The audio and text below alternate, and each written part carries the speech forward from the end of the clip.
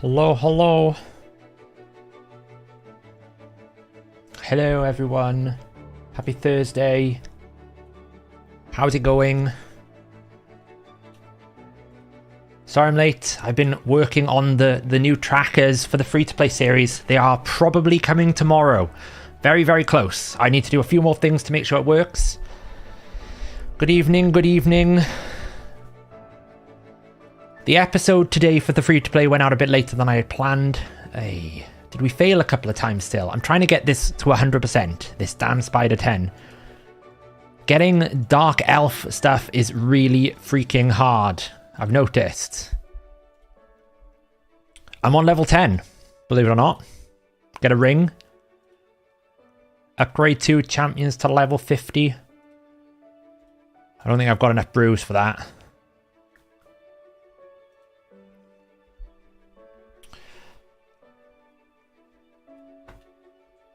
Pulled your third Void Lego. I finally pulled my third Void Lego in tomorrow 2 years. Nice. Pulled Venom Age. Well, believe it or not, zombies. Do you know what Dead with Jedi said about that? He was like, oh, I'm really disappointed. I'm not a fan of Venom Age. And we're all like, Venom Age is like a crazy hard carry. What are you talking about? But apparently he's not a big fan of the Poison Activator. Which I get, you know. But yeah, I would say his account is well on its way. It's one ally protector away from being clan boss ready. Pulled Dark Seer. Dark Seer's a great champion. Probably not that great in terms of like other Void legendaries, but really good. Do you mean Blind Seer, right? You mean this guy? Where is she? This one, Blind Seer. You know, you get an AoE revive with block damage, block debuffs on all allies, then a shield. 3 times at random. You know, she's probably, you know, the good thing about her is her base speed is really like one of the best, if not the best in the game. I think it's one of the highest, if not tied with the highest. You get a 5-turn AoE revive, and you also get a shield on a 3-turn. But the rest of her kit is probably a little bit like weaker compared to other like legendary champions these days, right? She's an older champion. Oh, sorry, yeah. Hang on, let me fix that. Whenever I'm in CVC, I have like a portrait monitor, and I use that portrait monitor to take screenshots of the clan versus clan tournament, so I can do it in one screen. There we go.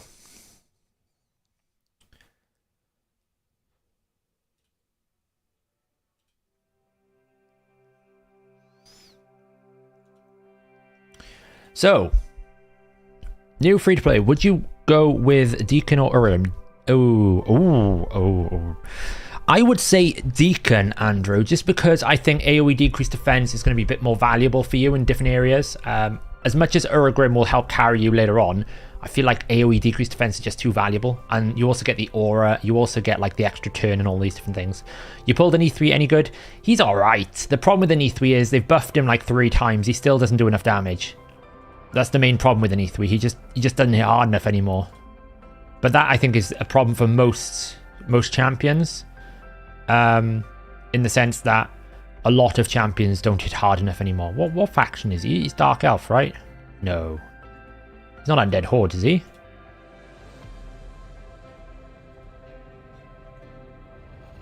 What faction's an E3 in? Is he? He's not an Orc, is he? No. Demon Spawn. That's what I thought. Am I being blind? There he is. Oh, he's right at the end. What am I talking about? Being blind, I am. So he's pretty cool, right? Because he blocks revive. So you think he's going to be really great. The problem is I feel like you pay up a heavy price for having every single ability block revive. They basically made it so that every single ability doesn't do enough damage. So yes, you can block revive, but on his own, he's not enough. Pulled Dark Seer, Blind Seer, Siffy after 560, and Krisk. Oh, wow. Siffy and Krisk afterwards. That's crazy. Is gem spending the main reason there was such a disparity in levels? Do you mean the free-to-play series, Mershed? Like, yeah, probably. Like, I know for a fact that Never, where is he? Down here. 39, he's ground a lot more training than I have. I've slowed down on my food at the moment because of various different strategies. Let's do some more arena farming.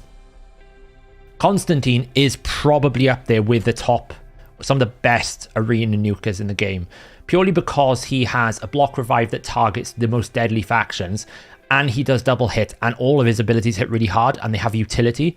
So you get like the A3 resets itself, but also throws away the debuffs. The A1 double hits like Phenax. So that's the advantage with Constantine over someone like an Anithwi. The rest of his kit has a lot more utility in it than just do damage, right? And he hits a lot harder. That A2 with a couple of debuffs hits very hard.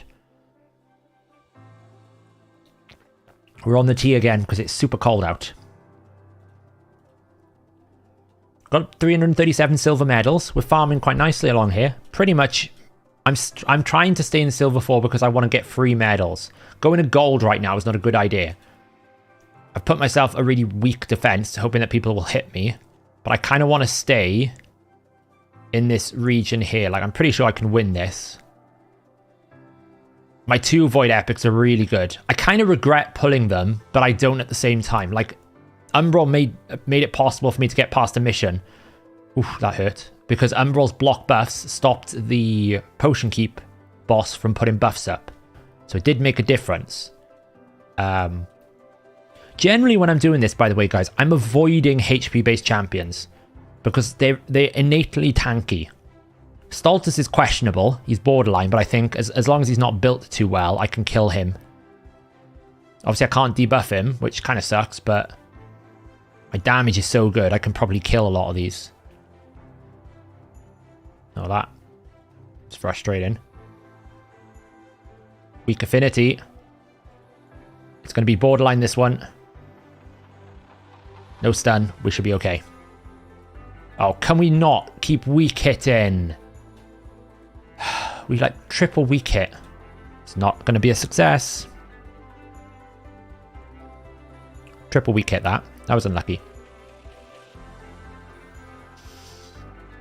So like, for example, this team here, I'm kind of nervous about it because of Masha being HP based, but we'll see how it goes. He is negative affinity to my Kale, so maybe it's okay, right?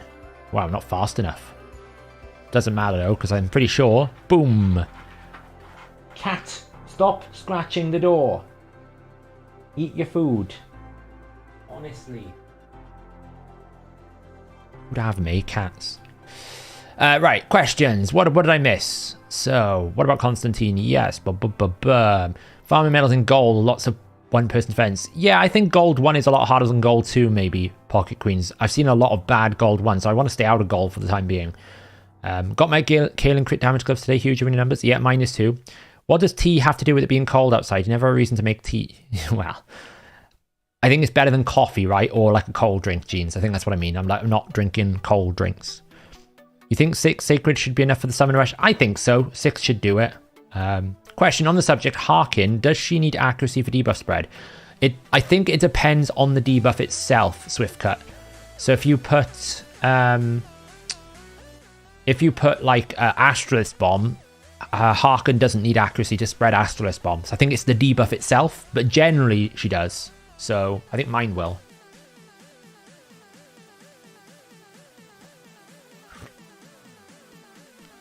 I think they fixed that, Nevin. It used to be you could cleanse it. You can't cleanse it anymore.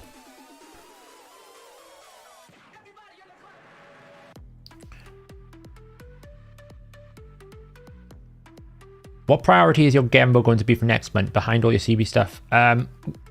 He might become my Arena Nuka. I don't know. He will be long-term become my Arena Nuka, but I don't know how much I'll invest initially. Depends on how it goes. Is Vizier still viable for Clan Boss? Absolutely. There's some unkillable teams that you can fit him into. He doesn't really bring anything like... The biggest problem you have with unkillable teams normally is trying to fit him into a team, because obviously he doesn't bring any priority debuffs like decreased defense, weaken, or anything like that. And you don't really need decreased attack in most scenarios. So he's still good though if you bring in, like, you need the poisons. Like Venomage and Vizier together is very strong.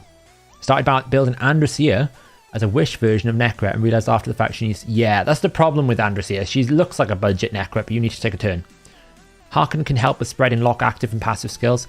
Yeah, I was actually a bit disappointed, but then people were saying, like, if you get a single target HP burn, you've now got an AoE HP burn champion, so she might be better than I thought.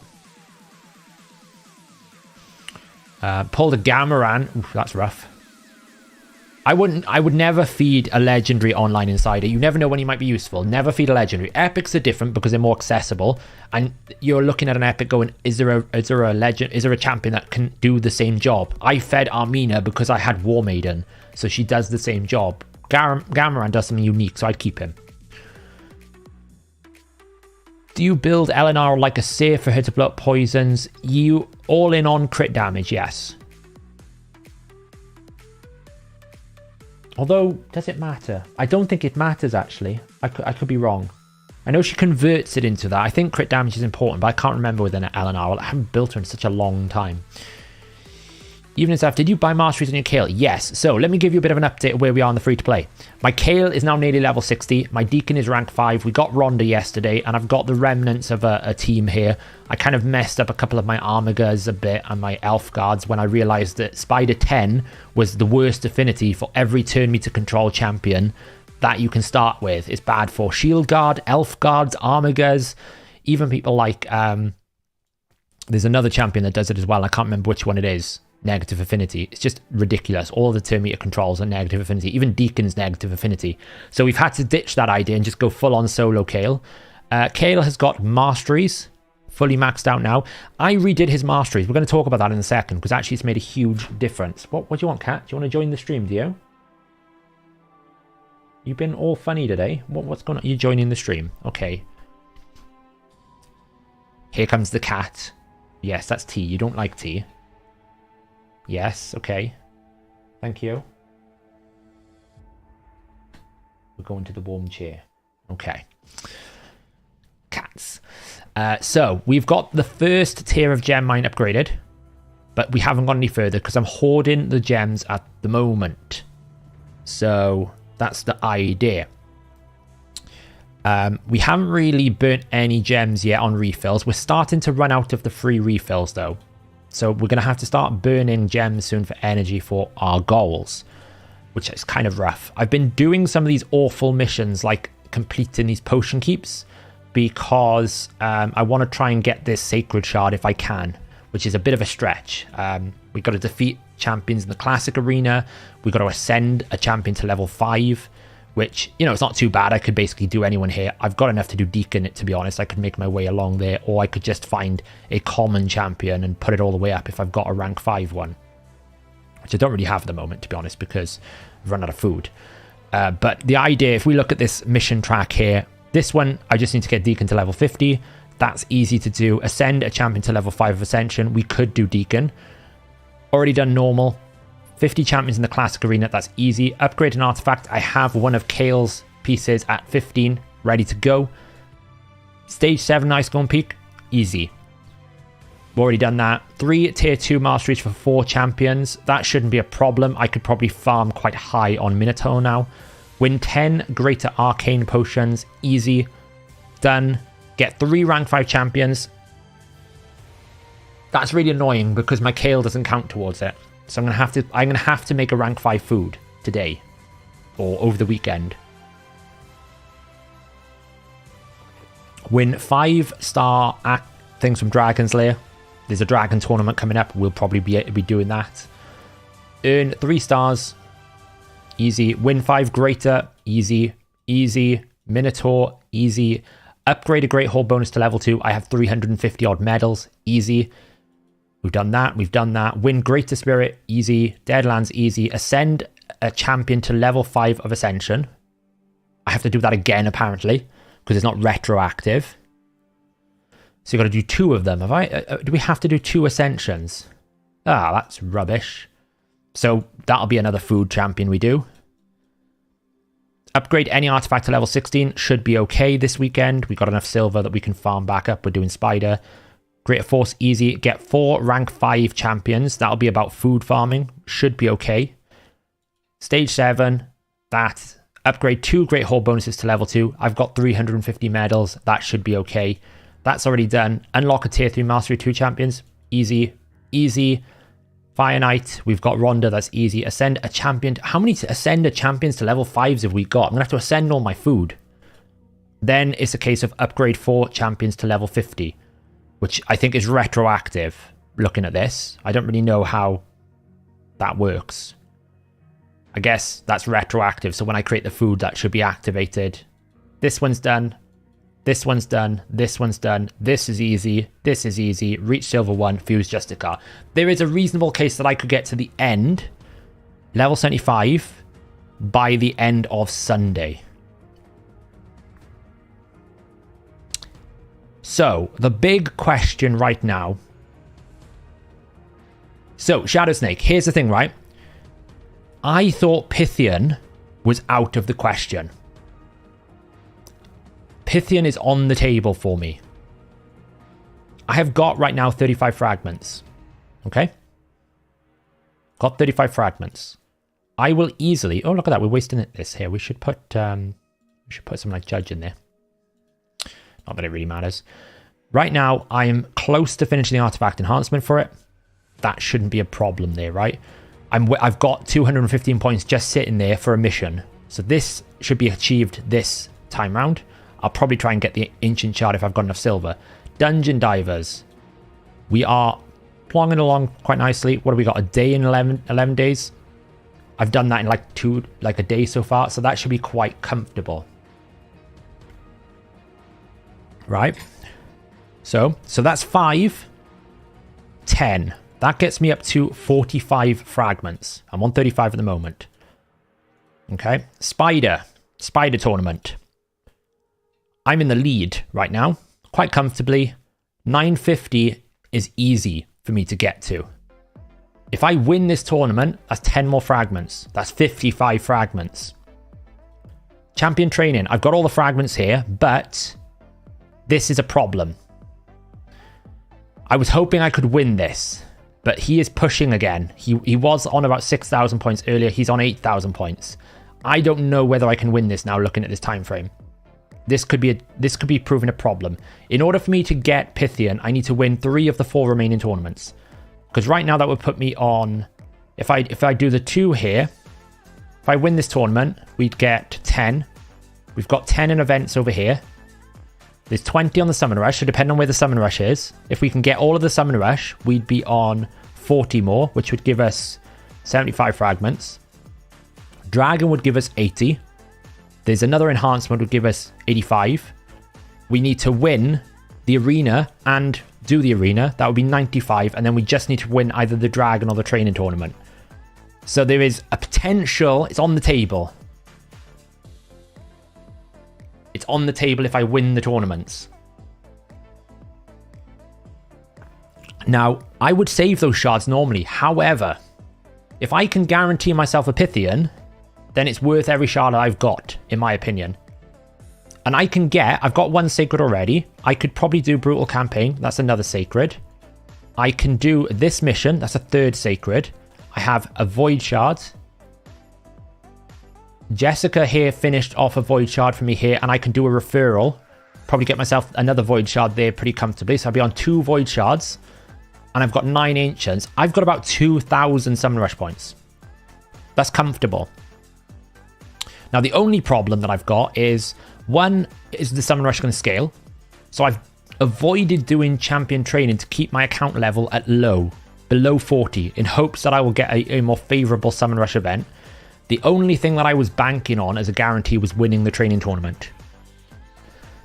Because I have to, if I can't win the training tournament, I have to win the Dragon tournament. And Dragon tournament's going to be a lot harder. Summon Rush will not scale. They want you to pay. I don't know. It might happen. I mean, tomorrow I'll know. There's no harm in me farming a bit of Spider right now anyway, because I could get a 4-star chicken. I could get some Ancient Shards, right? And I'll get some artifacts. There's no harm me doing the Spider right now. I'm getting some accessories as well. Spider 10 is a pretty good way to farm. I'm not wasting energy. Right, let's get him up. How far away is my Deacon? He's at 45, so we need a bit more experience on him.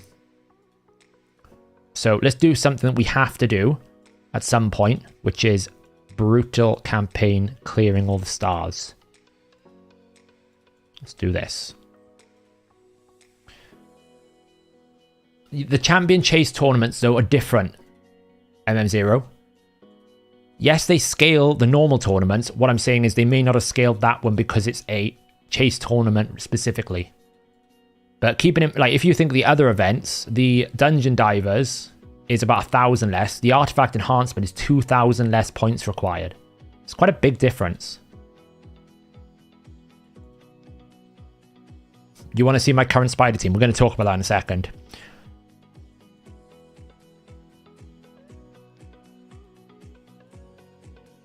I mean, as I said, all of this, which you're correct, MM0, if it pops tomorrow and the summon rush is like 3,000, 3,000 is beyond my capability. I've got about 2,000 that I can get. So as long as the summon rush for me is 2,000 points for all 20 fragments, and I win 3 of the 4 remaining tournaments, and I complete everything else, I can get Pythian. However, if the summon rush is like 3,000 and I can't get those 20 fragments, then there's no way I can do it even if I win every single tournament. I need all 20 from the summon rush. Yeah, Jessica McAllister is the true MVP. When I needed more that Void Shard, she was like, hold my beer, I'll go finish it off for you. I don't have enough, like, my account's not old enough to have generated enough green shards yet. It has like 100, 200. I'd need like 500, which is a hell of a lot. I mean, I could acquire some, but, you know, when I'm farming here, I'm going to need to farm food. So, what is my spider team right now? Oh, look, we got another Dungeon Divers completed. Anniversary tokens. What do we get? A rare book. Okay, nothing crazy. If we get enough anniversary tokens, there's another Void Shard there for me. That's 120 points. How am I enjoying the free-to-play challenge? I don't mind it. I'm a bit stressed managing 2 accounts and trying to build like the tracking website and everything else. So my sleep is pretty, you know, all over the place. I think I've slept about 5 hours last night, 4 hours the night before. I was leading the clan versus clan for our main clan cluster as well, which was stressing me out. So I'm enjoying it, but the early days of a free-to-play is always messy. And this Pythian, because I'm close but not sure, it's stressing me out because I don't want to burn resources I don't have, but at the same time, I would be I'd happily burn like 600 gems if at the end of it I get a Pythian. Even if that means I can't do another fusion for the rest of the year, Pythian, in my opinion, is worth it. It's whether or not I can win these things. The training I can probably catch up on as long as he doesn't go like another 10,000 or something silly. The spider I will probably win. The one that I'm concerned about is dragon, because a lot of early game accounts will farm dragon, and I don't know if I can actually win a dragon tournament if that's the case. The good thing about spider is you can abuse level 10, and not many people know that. Just to give you an example, by the way, of how I know that nobody knows that you can abuse it. We are building the trackers out. I'll give you a little preview here.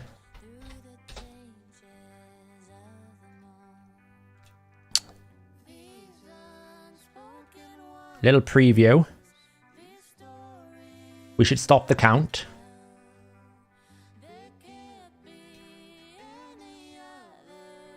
Look who is number 1 in the community. So this is like what the trackers are going to look like a little bit. My account and my build at the moment is currently the fastest spider and highest progression in the entire free-to-play community tournament right now. 2 minutes 29. That's how I know not many people know about the stage 10 abuse.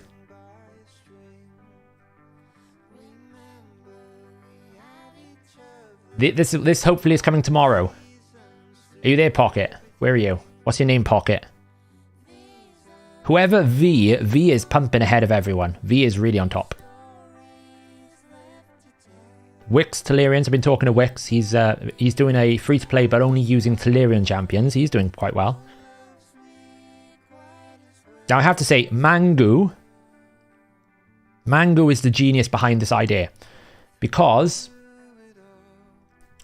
my current dragon team is a solo Kale. Solo Kale.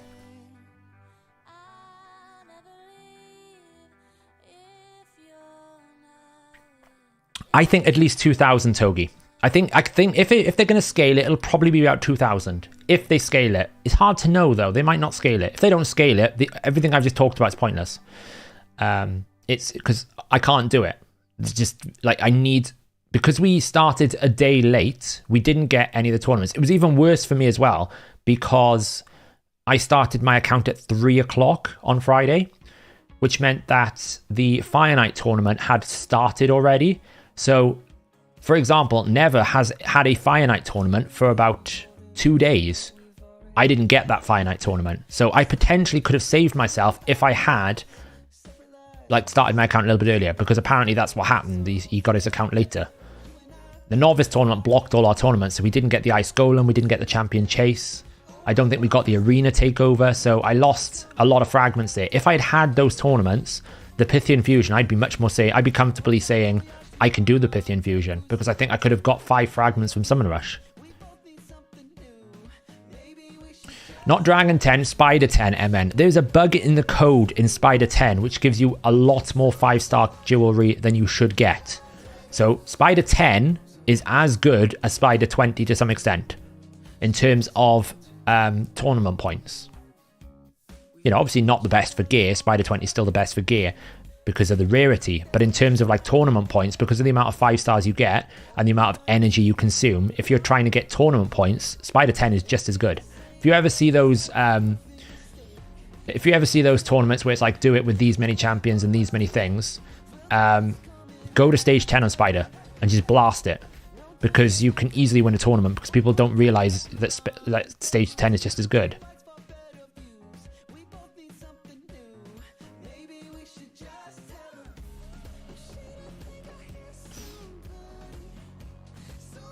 Shag Rush was almost at 5,000 points, so even scale back, there is a good chance it's going to be hard. Yeah, I mean, I don't know, Dutchy. As I said, it's all up in the air. It's depending what the Summon Rush is going to look like. If it's scaled to like 2,000 points, then I can do it. Keep in mind that 2,000 points, even for my level of account, is actually quite a big investment. So, I won my Classic Arena with 5,000 points. What, on a new player account? Don't be silly. New player account's surely not that high.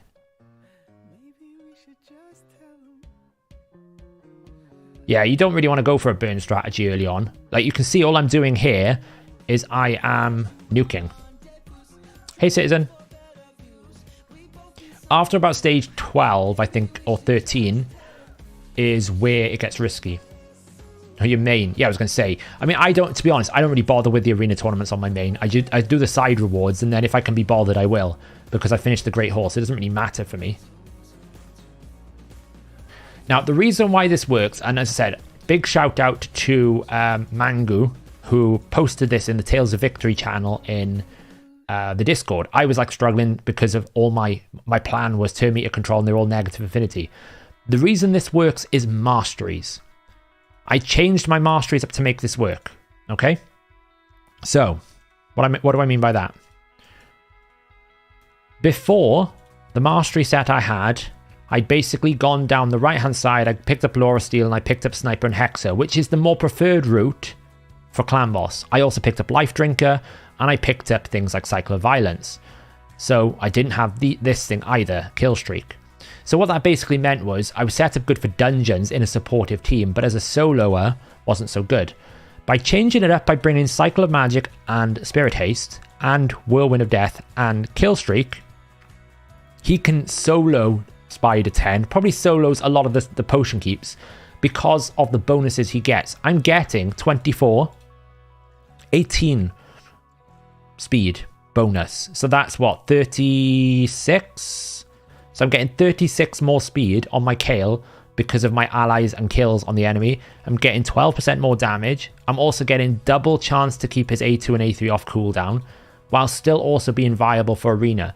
Changing up the masteries is what allowed this to happen. I didn't burn my gems because obviously we get one refill, but if I wanted to do it again, I'd have to burn gems. But I felt like it was worth it because it meant that I can actually do the Spider tournament, where before I couldn't do it because I didn't have enough AoE, because I've only just got Rhonda and I haven't got enough food for any of the champions, and my champions are like rank 3 and rank 4. But this is the importance of having the right mastery set and how it can make a big difference. Those masteries allow him to solo. Granted, he's got good stats, 157% crit damage, 72% crit rate, 174 speed. He's set up correctly. If I get an accuracy banner, he's rocking. A resistance banner would also be okay, because it'll stop the poisons and it'll make him more reliable. I haven't had a better ring. I did somehow manage to pick this up, which I'm not too unhappy with. It's pretty good, right? And really, what I'm also looking for is a better weapon which has crit rate and accuracy. Something like that would be good. Did I see what Hellhades pulls today? I haven't had a chance to look at anything other than my own account and the code that I've been doing. It's been a crazy day. That's why I'm late today. So, yeah, it's 36, right, Dutchy? Is my maths on? It's not bad. I don't know if it's worth it over that, though. I need a little bit more crit rate. I'll get 15% from the A2. So that gets me up to like 87%. I need like 13% more crit rate, which is awkward. Yeah, I mean, it's natural, right? It's what you get in the early game. I don't have any perception on him. I need lifesteal. I don't have any accuracy banner. There was no accuracy that rolled on here. So all the places where you'd get accuracy. It's not like I haven't got rolls on accuracy. I've got 23 there, 26 there. That doesn't have any accuracy. Neither does that. Neither does that. Neither does that. So I didn't get any accuracy on those pieces. So yeah, Hellhades shards and his free-to-play is going pretty bad. 18 plus 24. It's 42. Okay, so he's getting 42 more speed. I can't do math. My head is blown. Sorry, guys. But yeah, you see what I mean? 42 more speed on top of his 174. That's where you get your speed. There's a reason why I don't do math off the top of my head. Yeah. So I've kind of stopped buying. I've stopped. I could have upgraded my gem mine. I could have also...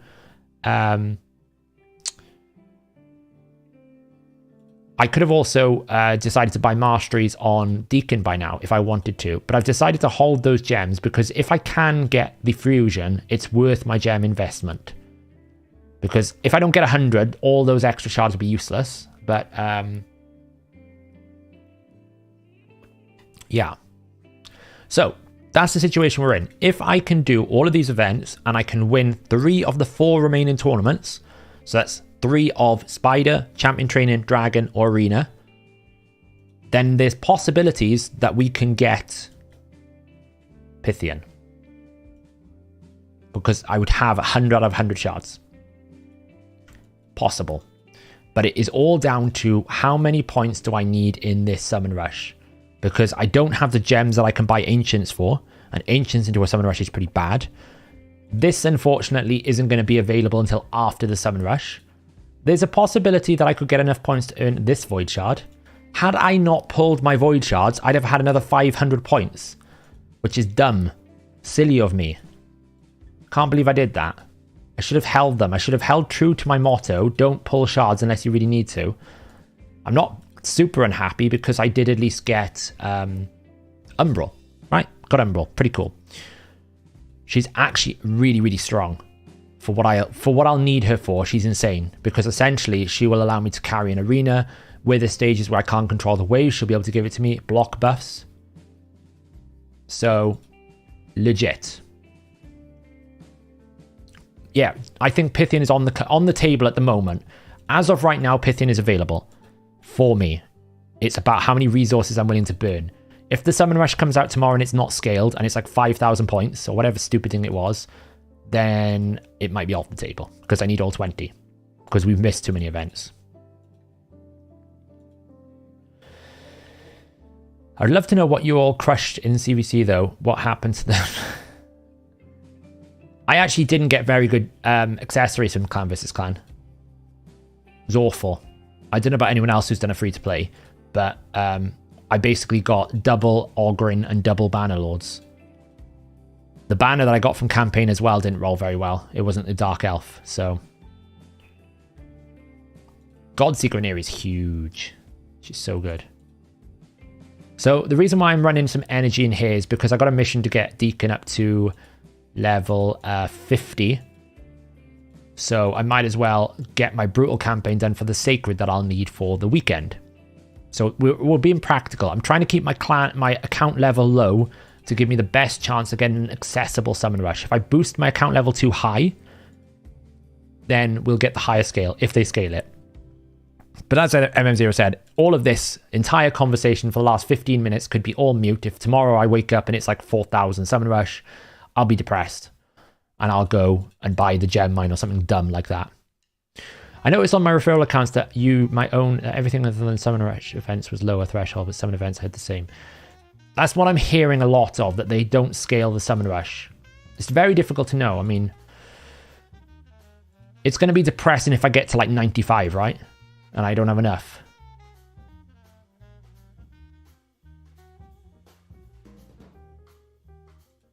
Yeah, so it's either, it's like, I basically in my head, I was like, I need to stay below level 40.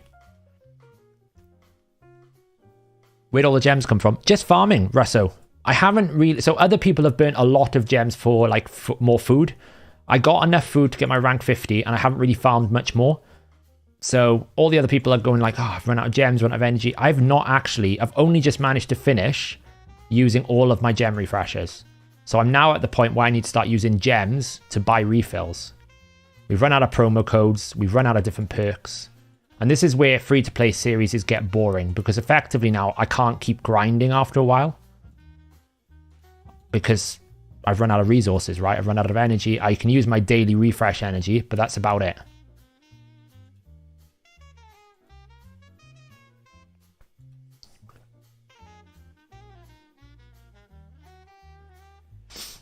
Yeah, so I'm... my spider's only 950 as well. I don't know what level they scale things at. It's just... I'm level 37, so I've got enough leeway. How is your progress on the main account for Pythian? He's it's on target. I don't think I won't miss him.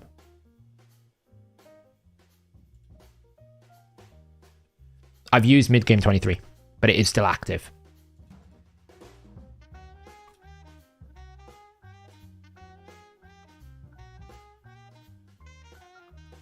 Hey Tony, can you hop clans with one void in the clan shop? I could, but isn't that like... I don't think I've got enough clan gold for it because I kind of burnt a bit to get some silver and some chickens.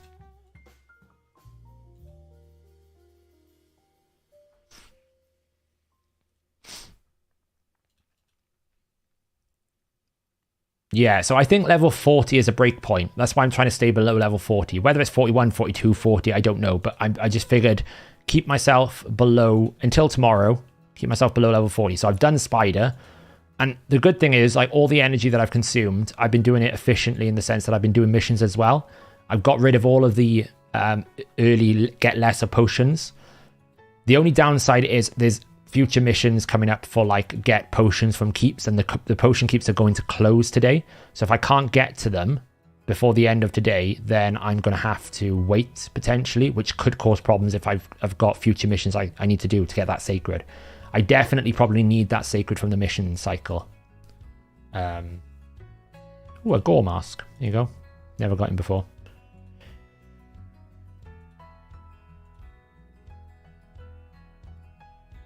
You tested Gnishak on Hydra and he did great, but at times the debuffs are full. The Theodore's fault, no provoke. Yeah, Theodore's going to extend those poisons, Dutchy, so you probably can't use it with Theodore.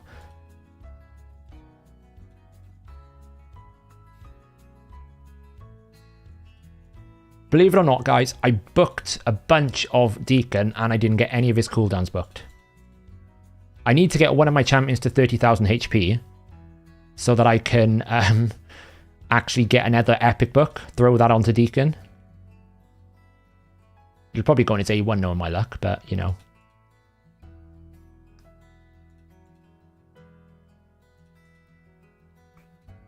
Yeah, but he does activate them, but he kind of also extends them, right? So 1,049 gems. Easy peasy, guys. Easy peasy. We got these two to do. What would be your main area for use for Pythian, guys? Everywhere. If you're in the super late game, probably arena. If you're in the early to mid game progression, he would go. If I got him, he would be in every single one of my teams. My clan boss team, probably my dragon team, my fire knight team, my arena team. He would go everywhere. He's so good. It's basically like pulling a duchess. Do you think A1 on Deacon is worth it just for the leech? I wouldn't book the A1 if I could get away with it. It's nice to have, but I wouldn't like prioritize any books if I was short of supply of books. 3v3 true, and Hydra, yeah. There is literally any way you could want to play in this game, you would use Pythian. And then I think I need to do stage here. So I'm sitting on around about 2,800 energy basically in gems that I can just do whatever I want with. I can either put that towards food, I can put it towards other things. The nice thing is I have unlocked at least one level of my gem mine, so I'm actually getting a little bit of passive currency. That does need 100 days to pay off. So I would say even more so Greffen, because the thing with Elva is she doesn't bring... Isn't he got an AoE A1, or is it a single target? Hey, Adam.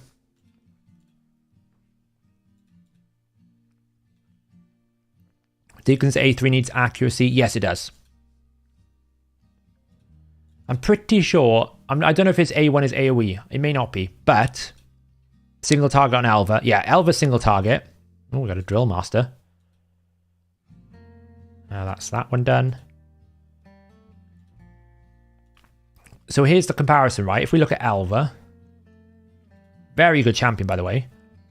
Single target with continuous heal. The passive is kind of what makes Elva really, really strong. Every time she takes a turn, she heals everyone, and she places a veil on your lowest HP. Single target revive, and then you get a cleanse, block debuffs, and increased speed. So the good thing about Elva is she gives you more buffs. The bad thing is she doesn't... the thing that she doesn't give you, which Pythian does, is the built-in protection. So with Pythian, you get an AoE revive and strengthen. You also get this passive, which is effectively a second strengthen. Then you get the same cleanse, but you also get the same quality of healing that Elva has on a passive. And then a single target double hit, which is good for Fire Knight. So it's kind of like you sit there and you go, well, double hit is perfect for Fire Knight.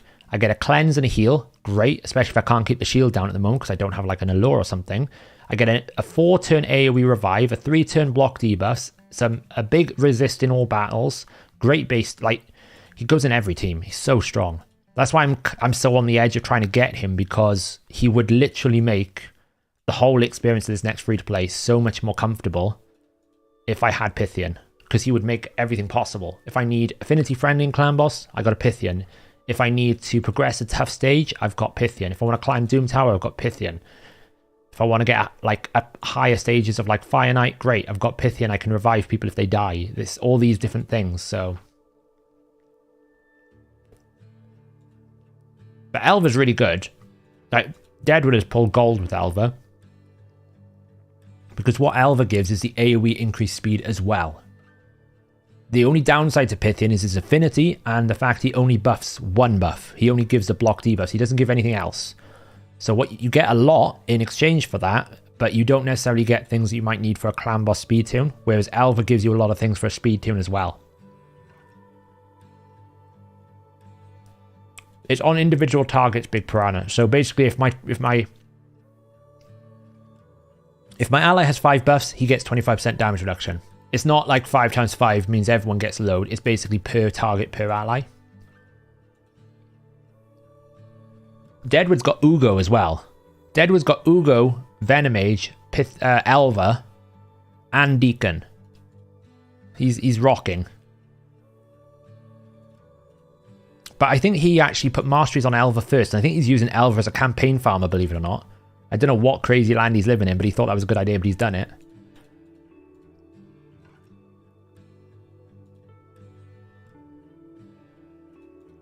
So if anyone in the challenge pulled their sacreds, they definitely can't go for Pythian. So I think Never can't go for it. Probably Lockers can't. I'm pretty sure Deadwood and Odd One can't. I don't know about YST. But me and Hellhades haven't pulled our sacreds yet, so we both could go for it. Potentially. I wish we'd know how many fragments we need for the Summon Rush, right? And what the points are going to be. Because I'll be honest, if I wake up tomorrow and it's 4,000, I'm going to be so... Like, I've been theory crafting this and grinding today, thinking I can do it. And I'm going to wake up and I'm like, no, I can't. The dream is gone.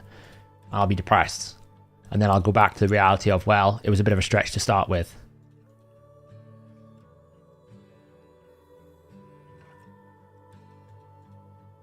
I would hope, though, in this spider tournament that I can actually get enough for a... like, get a Dark Elf banner at least. At least one banner. It doesn't have to be a good banner. I don't need speed on it or anything. But I'd hope that I can at least get a banner to put on my Kale. Would you feed Drake? He's the only epic I pulled. Probably. I don't think he gives you anything. Although he is good for faction wars, but is it going to delay your progress? Probably, so yeah.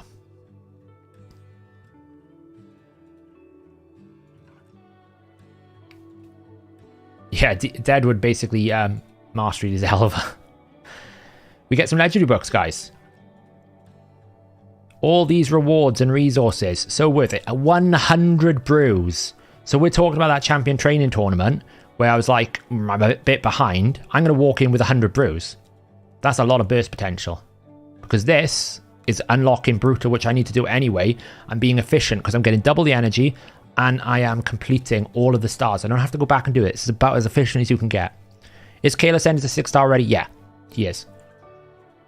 I'm so far away from the mission for like ascend a champion that I thought it's not worth it.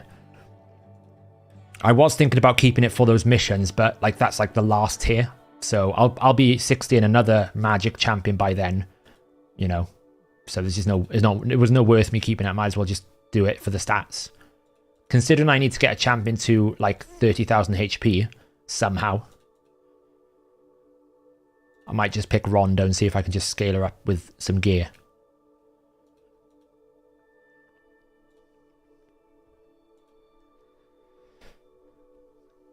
Someone asked that question, Big Piranha. How do they scale, or how do they distribute those brews? You'd think it would be like 25 of each or something, right? 25 of each affinity. That would make sense. It doesn't mean it will. Hey, YST. YST, have you pulled your sacred shards yet? Did you pull them?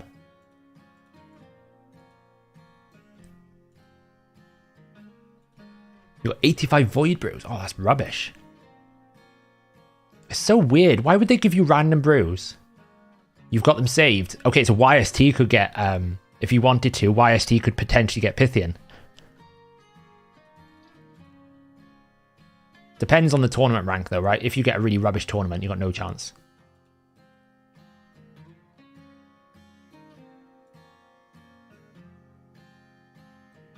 Uh-oh.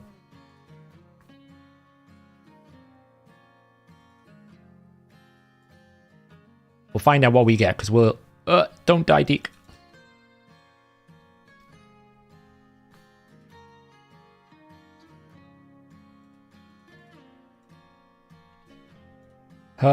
We're nearly getting Deacon to level 50, and then we complete another mission. Oops, I made a mistake. I probably shouldn't have done that, but it's okay, actually.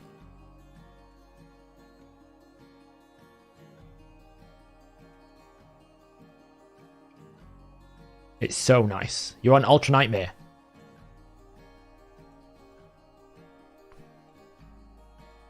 Is it? I wonder what rewards are in Ultra. I wonder how far I can get my Kale through Ultra Nightmare, actually. I wonder what rewards sit in Ultra Nightmare. I haven't really looked at that.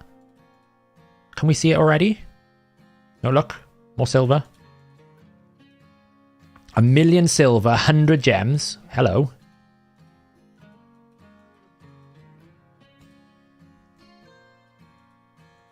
We're using gems for the first time. We've finally used up all our refills. All our promo codes are out. Rough. That's what I want to say. Rough going.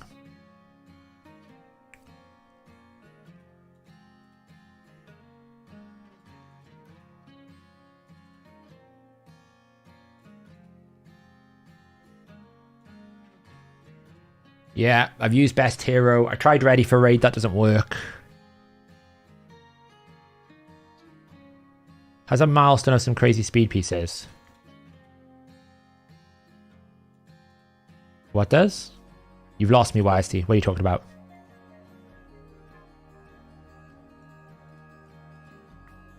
There we go. Deacon is level 50. Now we're not being very efficient because we're going to waste all this experience. We need to deal 1 million damage to the Demon Lord. Let's do that right away. Have I one keyed easy right now? Let's have a look. I'm sure I did it this morning. Or did I do this one? Where am I? There am I. 2.63 I did there. So I need to use one key over here.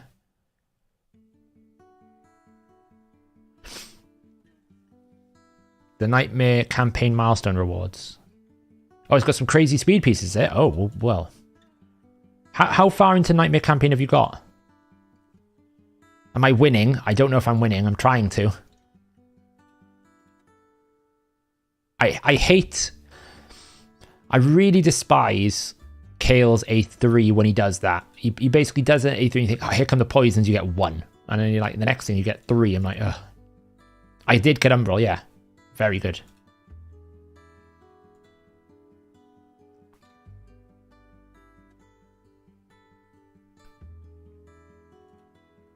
I wonder how difficult like the first 3 stages would be, just to get some silver and stuff. It does cost a lot of energy, I agree, yeah. It's a luxury. I don't know whether or not it's worth it. It's interesting.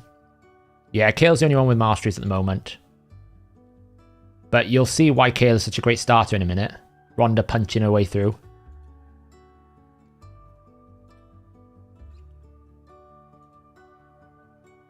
I shouldn't have used that, really. I didn't think I would have another turn.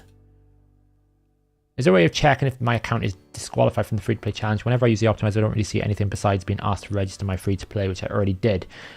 When the trackers go live, you'll be able to tell. Eventually. We're going to be adding like where you sit in the tournament. So if you show up when you do that, you'll be able to see that you're in there. We probably need to add more into the optimizer view to actually show what your current status is and things. But if you have registered and you didn't spend any money, then we wouldn't have disqualified you. If you're thinking you've been disqualified, it's probably you spent money. And if you've spent money, then yes, you're disqualified. But if you haven't paid anything, you should be fine.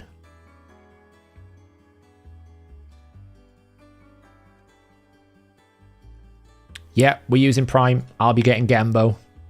That's why I'm not that worried about Rhonda. I barely used her. I put her in these things because she's a legendary, so she's just going to get some damage down.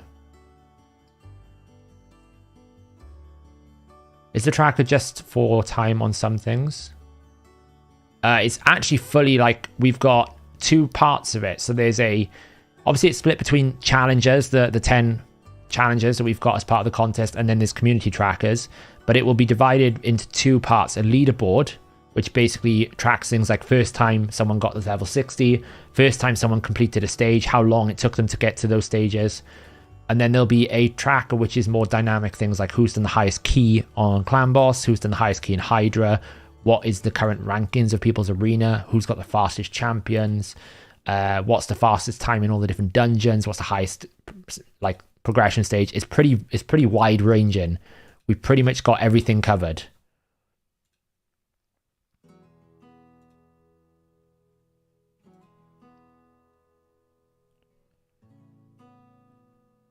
Is Spurs playing Man City, are they? Cool.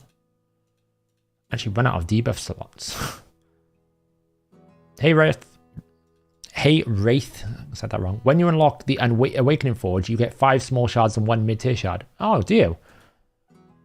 I haven't unlocked that yet. I haven't even unlocked my Doom Tower, which I probably want to do at some point, but I want to see if I can get that fusion done. Can I register anything? Yeah, if you still want to join, you can register now.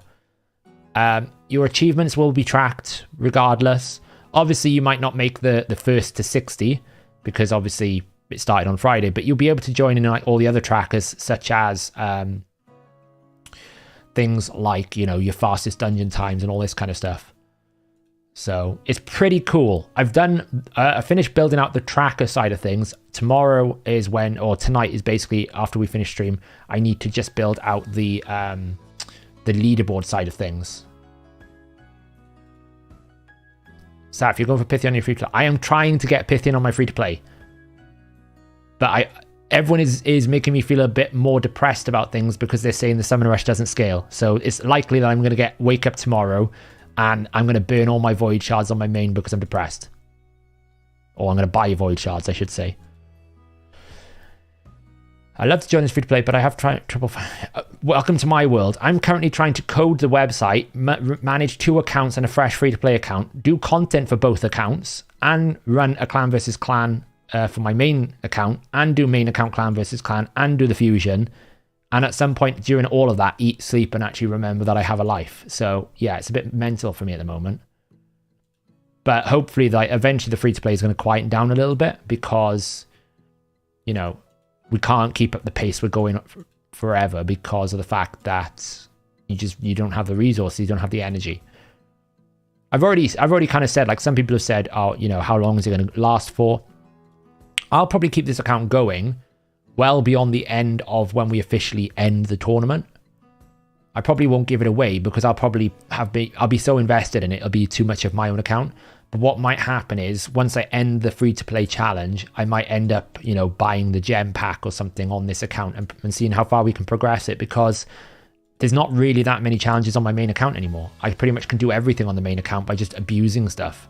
Whereas if there's been a free-to-play, it'll be a bit of a different challenge because I'll have to, you know, think outside the box again.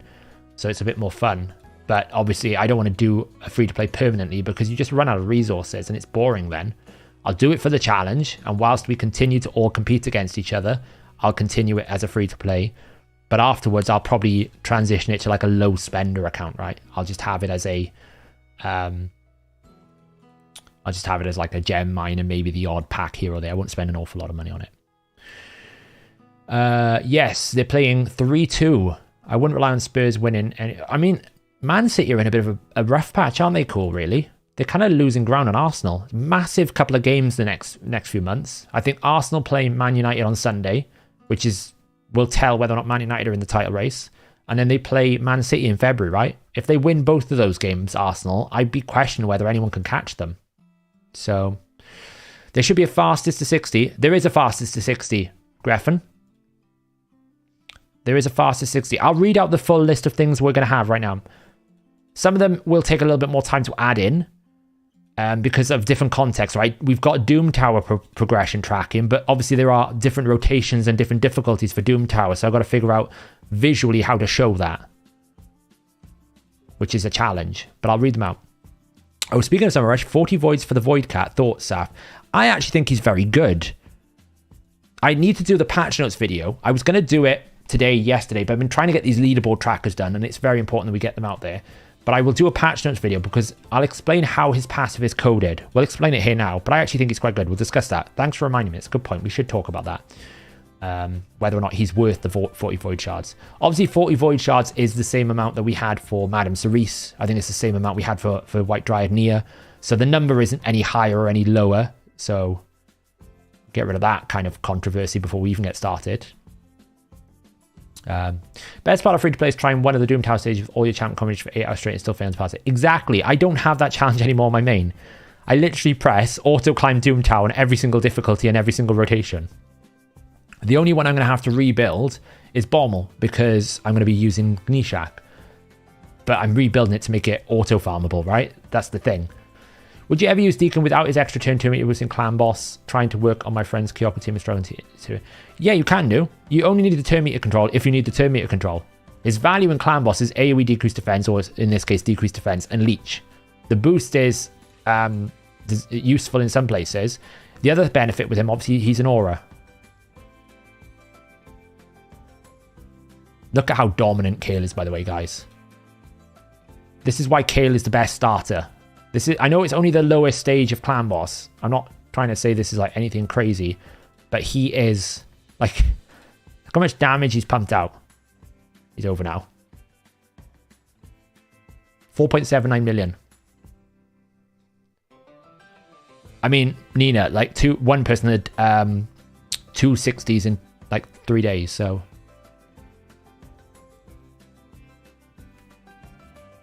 Do you plan on putting lifesteal gear on your boys, and even though you have leech on Deacon? When I build a proper clan boss team, no. At the moment, Kale's in lifesteal because he's doing lots of other things. So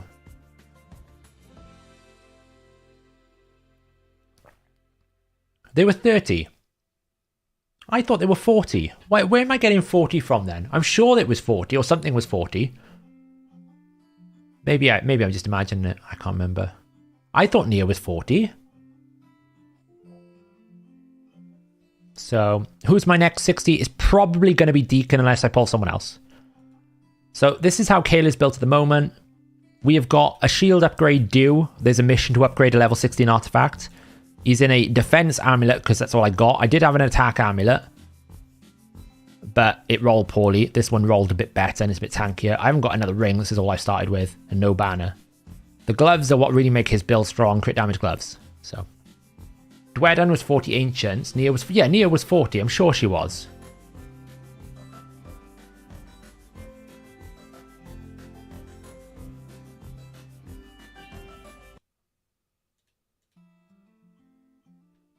Why is this messing up? The audio went a bit funky then on me. Wow, that's loud.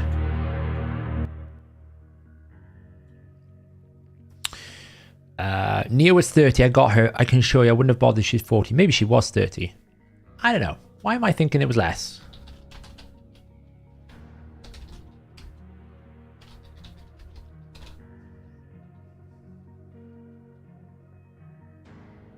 She was 30, yeah. What's the other ones that have been?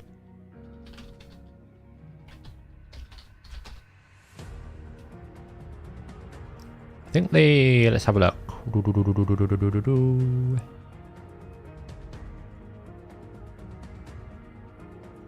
So we've had... So Geomancer was 40 Ancients. Ursala the Mourner was 15 Void Shards. Madame Cerise was 30. Inquisitor Shamael was 25 Void Shards. Godseeker Aniri was 25 Void Shards. Riho was 90. Turvold 80, Fortis 80, and White Dryneer was 30 Void Shards. So yeah, they've increased it. Sorry, I must have been thinking Ancient Shards were 40, which is where I've got the 40 from. So it wasn't like completely dumb. So, hey look, we got another progress mission. Ascend a champion to level 5 of Ascension.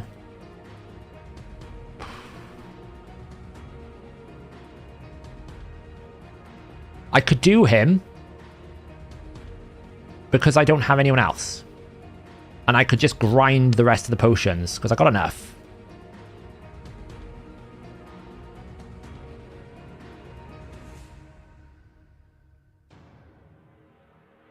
I don't know. The cheat way to do this one is you basically you ascend like an uncommon to rank 5, but I don't actually have an uncommon at rank 5 to do that with. So, or the other thing I could do is basically take Diabolist up to rank 5, but again, I don't think that's a good idea because she can do everything she needs to do at rank 4. You know, she's 105 base speed. I don't think does she get any higher? Well, she does get to 110, but I would imagine that's at rank 4. Let's just check. What is Diabolist?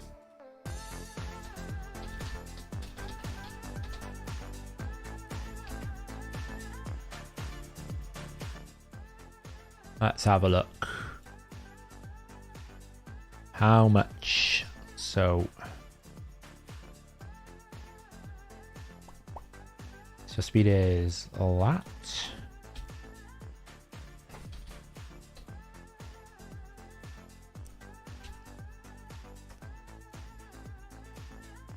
Yeah, so I have to get her to rank 6 to basically max out that speed base. So I'm waiting for Deacon at rank 5 to do the Ascension mission, but going to be costly. Yeah, that's what I'm thinking. Like YST, like the cheat way to do it is you basically, you know, you take a rank 2 because rank 2s only need like these lesser potions, but the problem is I don't have enough. I don't have a rank 5 yet, right? So I've got literally 0 rank 4s. I've got no food at the moment. I've burnt it all. So, you know, I could take an Elf Guard up to rank 4, but I kind of want to get. I want to make food to make a rank 5. So maybe I just get those brews and burn them all. But I should probably wait for the burst. I mean, I don't know what this other guy's doing in champion training over here. He needs to take a chill pill, this Abinabasi. He needs to take a chill pill. Stop training. Spider, though. I think I'm going to win this one. There's the Daddy Rickers come up and try to catch me. You can go away. So, yeah. I mean, I need to do it because these potion keep ones, the arcane's not so much of a problem. But like these magic ones, I kind of want to try and do them today. Like if I'm being honest. Like how much HP does this guy have now? He just doesn't have enough HP. I still need to find a way to get 60,000 HP on a champion. 30,000 HP. Like I think Deacon.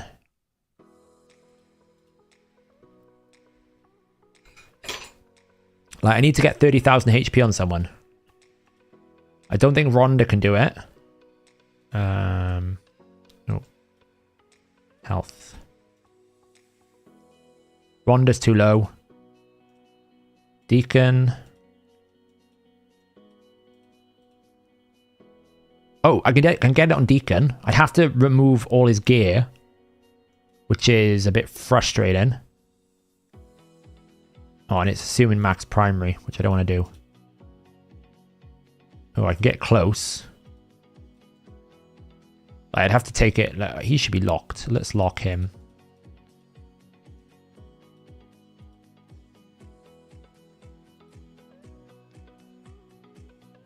I don't want to take it off you, but it might require me to do that. So he's borderline. Kale, like he's close, but he's not, like, I don't want to really blow him up to get to 30,000. I suppose I could blow the silver up just to do it and put it back on him. That's probably better, but that assumes, like, I think let's just do that right now. How much silver I got? 800,000. Let's just burn it.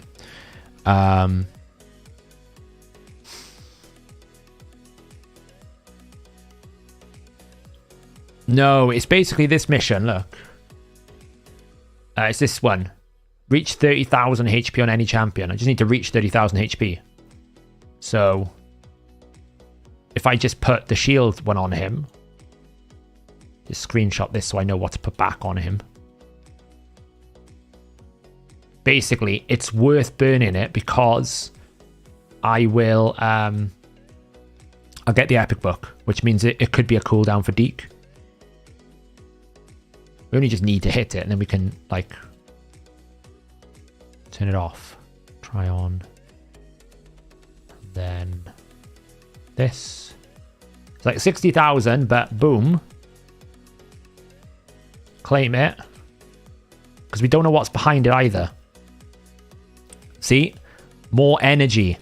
I should go and do this right now because look how much energy I can get. That's why that was worth it. Look at all this energy. Look at it all. That's silver. Yes. And there's another epic book there. So let's just check what those challenges were. Win 4-star or higher. Fine. 4-star or higher. Fine, fine. Equip an attack champion with 4-star or higher.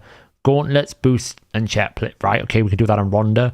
Equip 2 champions with 3 4-star or higher artifact sets. Equip 3 champions with that. Equip 4 champions with 4. We could probably do all of those. Right, let's put him back together before we forget. Equip. Waste silver.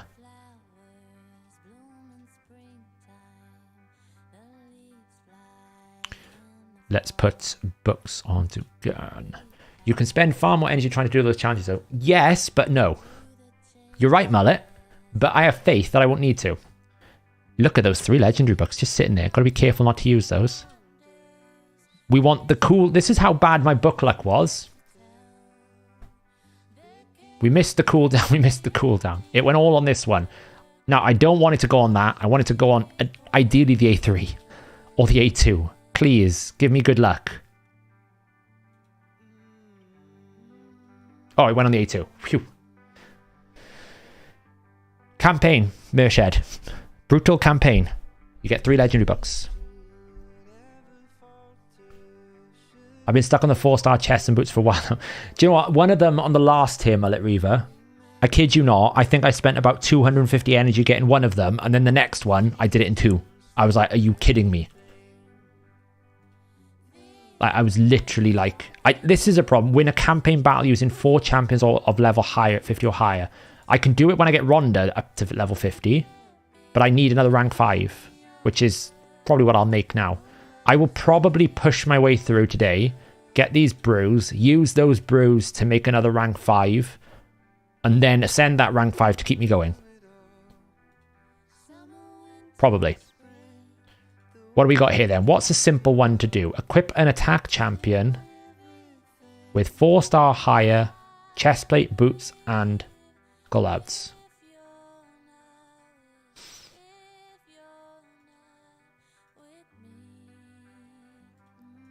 Filter.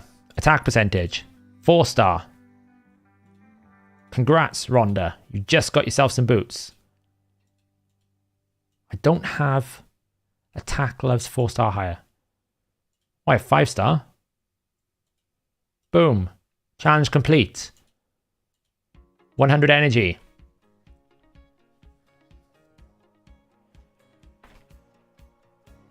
You needed 1,000 energy. Oh, please don't tell me that. Right, we need to equip 2 champions with 3 4-star higher. That's going to be brutal, isn't it? Not so important, though. We can do that after. I don't really want to go back to hard, but... Oh, I forgot I can do this as well. I forgot about this. I can get 4 sacreds.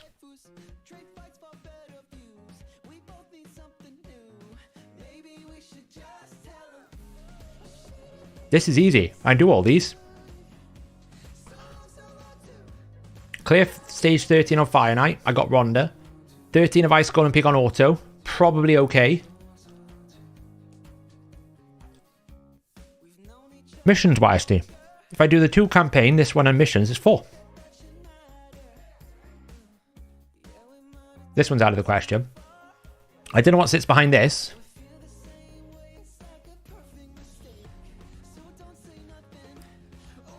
Right, so what are we doing? We are doing, I guess these maybe.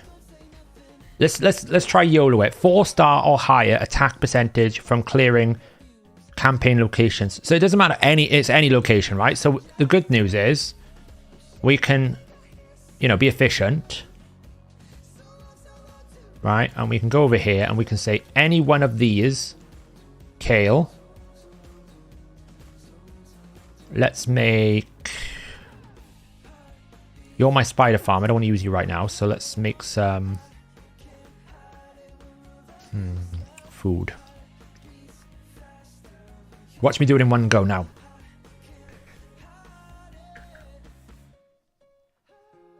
Yeah, we'll do it tonight, Daniel. I forgot about that.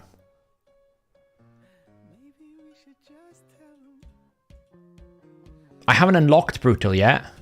Oh, does it need to be hard, or does it have to? It has to be hard, doesn't it?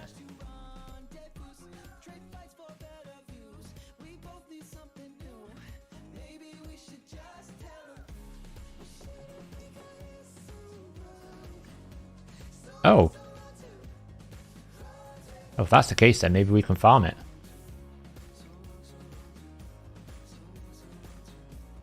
Oh, whip's close. Oh, well, if that's the case, then we might as well go through and finish Brutal. What were these challenges here? So we need to go and do all these stages, right?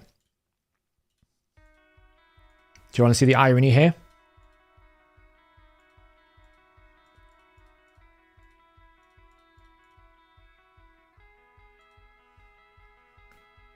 Watch this.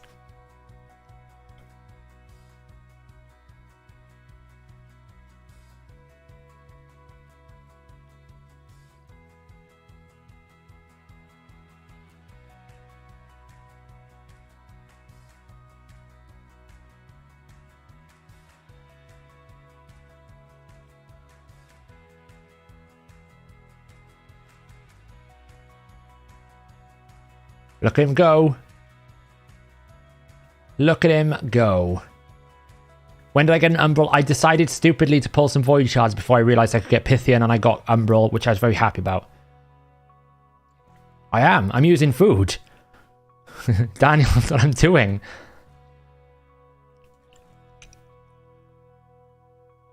That's why I'm doing these unknown. That's why I've been pushing missions very hard today, because the keeps are closing today. So I've been trying to do as many of those silly do potion keep missions as quickly as I can to try and clear it out. That's why I'm sitting here going, I probably need to make a rank 5 today so that I can get past that mission to carry on doing these missions. The more of those I can get out of the way, the less waiting I have to do.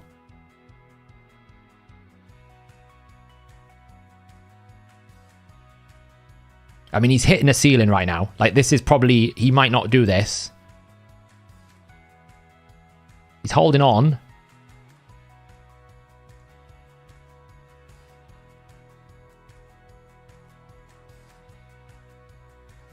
Need some War Master procs. There we go.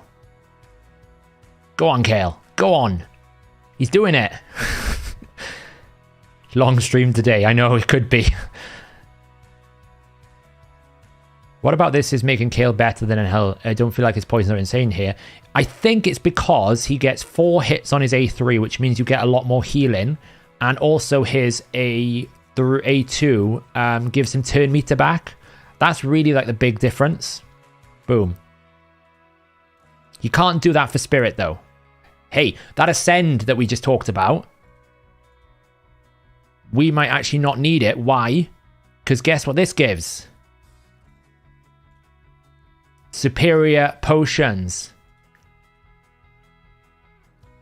This is the fun part about, like, this is what I'm having so much about fun with this free to play. I'm doing things and all of a sudden I realize, oh my god, I can actually do this better. So I think the difference here is with Elhain. Where is she? I actually pulled an Elhain, believe it or not. You get this ability where, sure, you get a lot of crit rate if you kill someone, and you get a double AoE. So from an arena setting, Elhain's a little bit better because you get a double AoE. But Kale is the only one that I think actually gets turn meter back. So he makes it possible because he gets 25% turn meter for every enemy he kills. And then he has a 4 hit, and he's a poisoner. He's just a crazy carry. Show his build. Oh, someone's overtaken me in Spider. While I've been distracted doing things. Someone snuck above me in Spider. Daddy Rick, he's pushing. I don't know if this guy's still pushing. He stopped pushing for a while. We'll see what happens there. What do you think of Shield Guard Assist? I mean, there's pros and cons. The pros are he's able to do some campaign brutal farming. I think he got to brutal faster than anyone else. The cons are he can't really do Spider 10 because he's the wrong affinity. This is Kale's build. No banner yet. 174 speed, 70% crit rate, 157% crit damage. I'd like that to be about 80% if I can get it up higher. 85% ideally. We're waiting on upgrading this for a mission. Right, so we did the first one. What's next? Stage 30 Magic Auto. Got it. Now, Magic is the buff guy, right? So we're not going to use a solo strat for that. We're going to use this. This is going to be like my standard, my standard dungeon team. This team we've got here.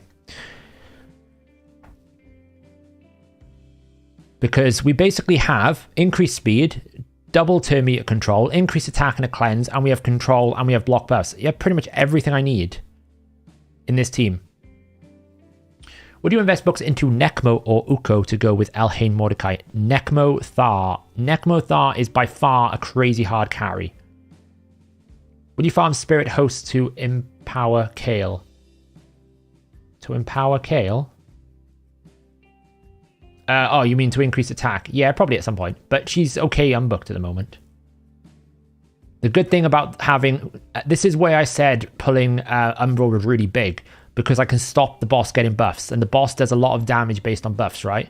Damage inflicted by each skill increases by 25% on each buff. So Umbral here is making this boss possible. Without Umbral, it's not possible. Alright, everyone else can die now because Deacon and Kale will finish this off.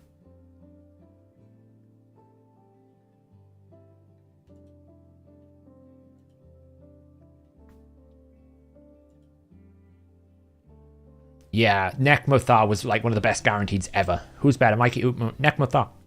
Nekmothar. Well, it depends. Like Mighty Uko is niche better in some situations, like Arena, but nobody competes with Nekmothar for Hydra. and for other content. He's a monstrous turn meter control. The only problem with Nekmothar is his passive kind of makes him really difficult to use in Clan Boss. But if you've got like a Vizier, or like I could use Nekmothar in my Mythwatchers team because I can permanently extend, so the debuffs never fall off. But trying to get it into tune with his passive is the biggest problem, because obviously he gains 5% for every debuff that expires, which is great if you've got a Head of Decay, right? You instantly get a turn. But problems. For some reason, she attacked before I got my block debuffs out. Problems. It's alright, we got turn meter control though.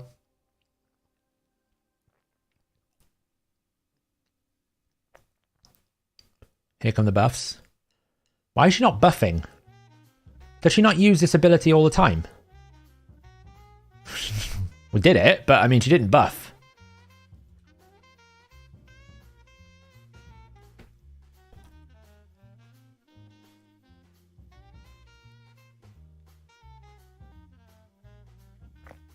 It's kind of bad. Oh, don't do that ability there. I haven't actually used my Uko yet, which is kind of bad. He's still at level like 24, not built. When did the guaranteed for Nekmo? Like ages ago. When I did the when you did it, I got 5 legendaries from 15. 5 legendaries from 15. Good lord. Oh, she's resisting, that's why. Okay, this is going to hurt a bit. I think we're okay though, generally. Because once we get like the next nuke off, Leech is out. We should be able to heal a little bit. Positive change.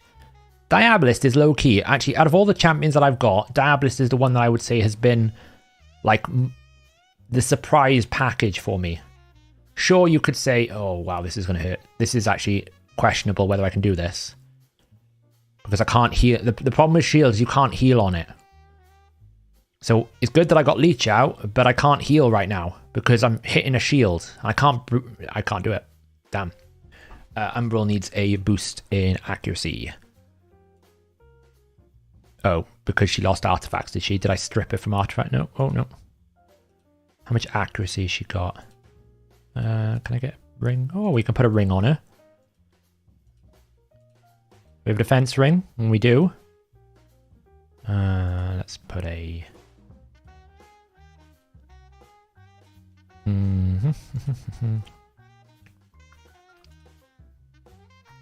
Yeah, Diabolist is crazy. I actually think Diabolist is better than High Katoon if you've got Deacon though, because you don't need the aura, and you get a 3 turn 30% increased speed with a double 15% boost.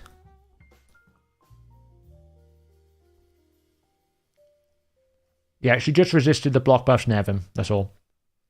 Oh, really? That's annoying. I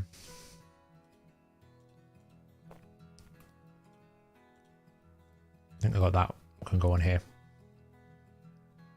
Lose 2 speed, but I gain 22 accuracy. How much accuracy do I need for these potion keeps? Let's have a look. Dungeons. Potion keep. Magic. Stage 13. I need 125 accuracy. We're a bit short at the moment.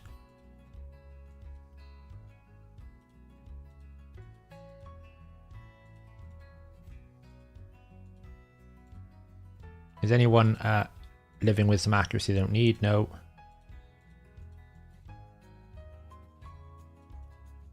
You could lose... I'd lose the perception. I can't do that.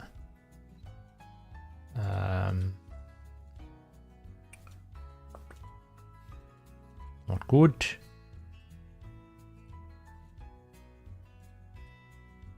Well, that would give us 14. I would lose... Wait, how would we lose accuracy? Oh, because we lose the perception set. We'd have to take off Diabolist. That's awkward. Or Deacon. Problems. Why have I got that? That shouldn't be sold.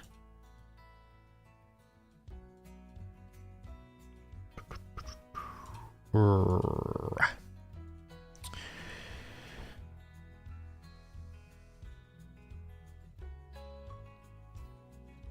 mean, that pays better to have that.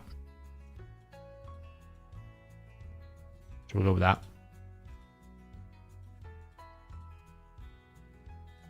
$92 might be enough.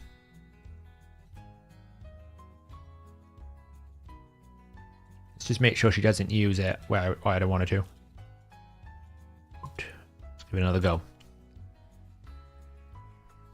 So one thing I've realized with perception set is to always keep one craft available each day, because there's an advanced quest that you often get to craft a resilience or perception, and if you get bad luck, you might miss out on a refill.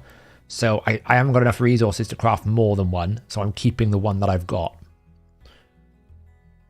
It's fine. I think this will be okay. As long as we can get rid of the shield, we're okay. If we can't get rid of the shield, there we go. We've landed this. Oh, it cleanses. Oh, that's a problem. Because now I don't have that for another two. I forgot that guy cleanses. The problem is we've got to do it on auto, so I might have to just mess with the AI a little bit here to get this done.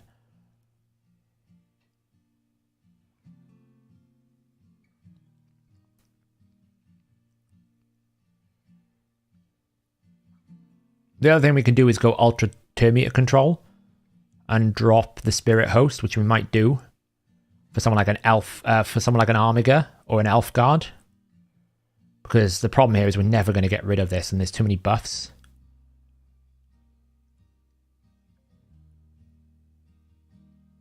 I really dislike the fact you can't heal from a shield.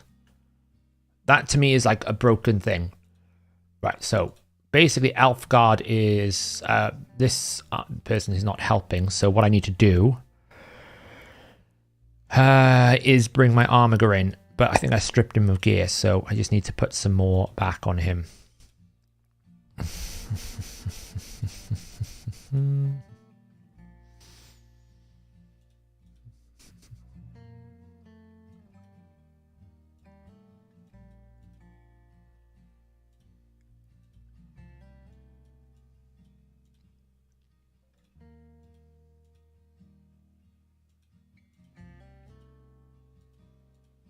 Yeah, or we go for that route. Yeah, we'll have a look. I don't know if I've got one of them, but we could go that route as well. Strip the elf guard. Oh, no, that's good. Oh, that's better. Now we're actually not a lot of crit rate, but we deal with that. Have I got a Skinner?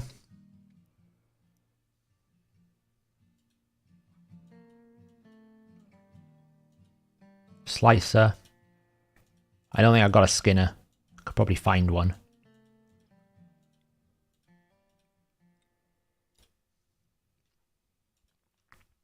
What I need to do is on wave 2, he shouldn't use that. Because the reason why it's failing is because the right hand mob is cleansing. So I need to make sure that when I get there, the right hand mob... Oh, I forgot to put in armiger. I'm an idiot. Might be okay.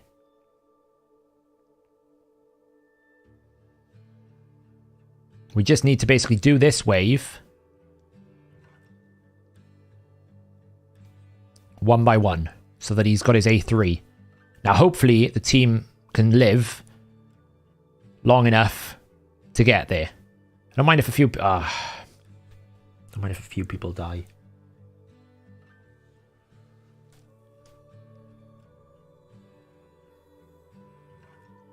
I probably should have used thingy's A2 here.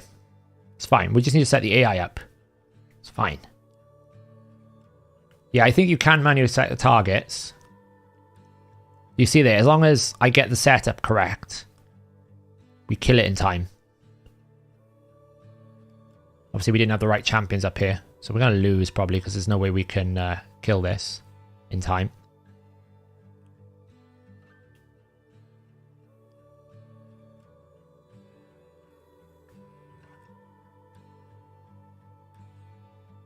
But yeah, the fact that you can't heal from a shield is dumb. I never understood why that's the case, to be honest. Like, I'm doing damage. Just because I'm doing damage to a shield doesn't mean I can't heal.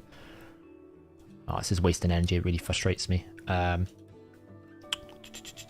I haven't got anyone else in here that can do anything, right? You can't remove a buff, you can't remove a buff, you can't remove a buff, you can't, you can't, you can't, you can't, you don't. You don't, or you don't. And you're going to do damage, but I don't really need damage. Kind of need the Skinner, right?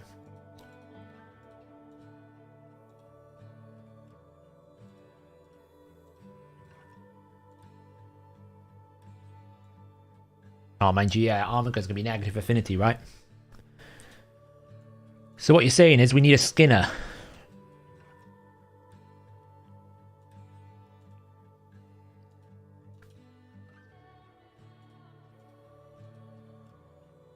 That one.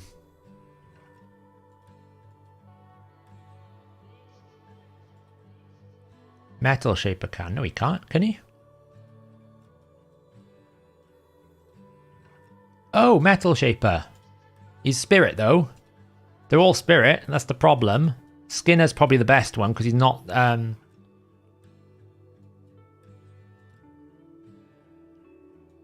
Yeah, that's true. Let's try that. Let's try it. Let's just try adjusting some of the settings here. I actually forgot to change up the team.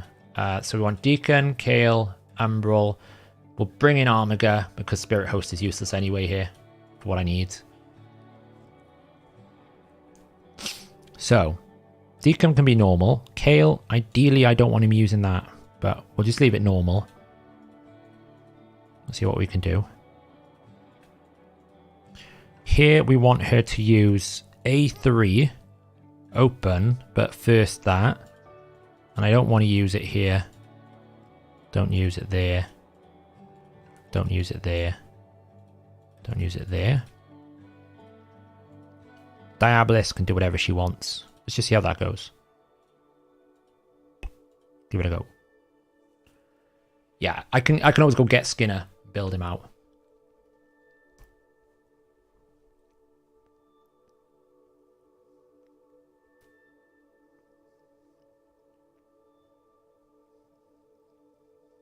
Oh, of course it will. What am I thinking? Sorry, you're right, Adam. I should have opened with A1. I'm an idiot.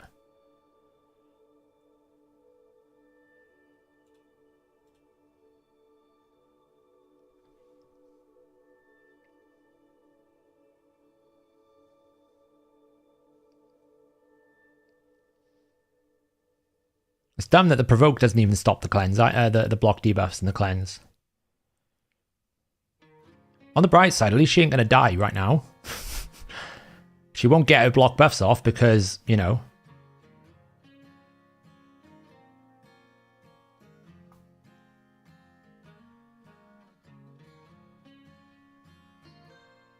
I'm surprised my Kale can't just blast through the shield. Right, we've got the shield down, but it's just going to put it back up. That's the problem. I don't think he's got it in him. It doesn't help that Deacon is resisting as well, I guess. They're all resisting because of lack of accuracy. Okay, let's just change that one more time. One more attempt. If not, we'll try a different dungeon. Yeah, go away. Stop.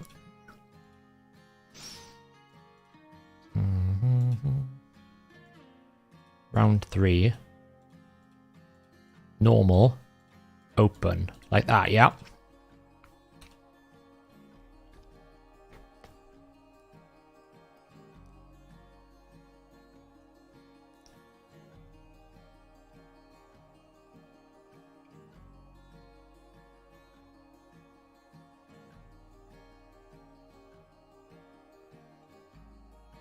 I can.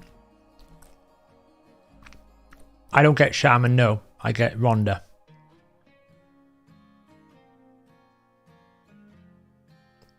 This is where you hope Kale is sensible and doesn't use his A2. Don't use your A2. Good boy. Yeah, manually target that. Right, we get some good damage there. Don't have any boost, unfortunately. He's not critting.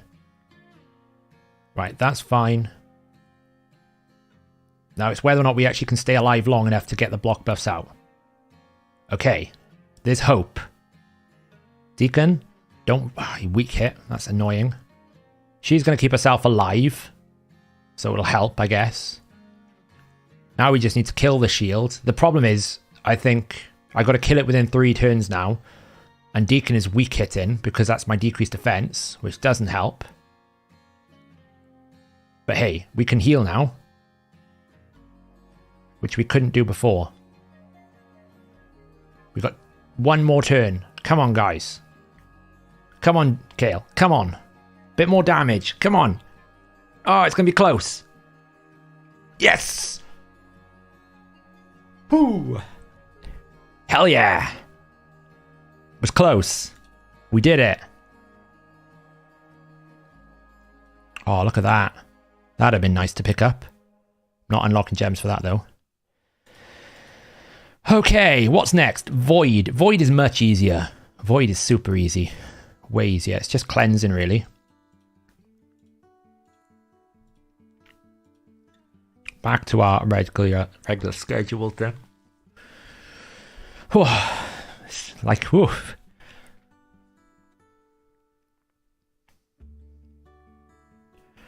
The one that I'm scared of is the spirit one. Because I don't have a heal reduction. I don't want to go farm another rock tooth.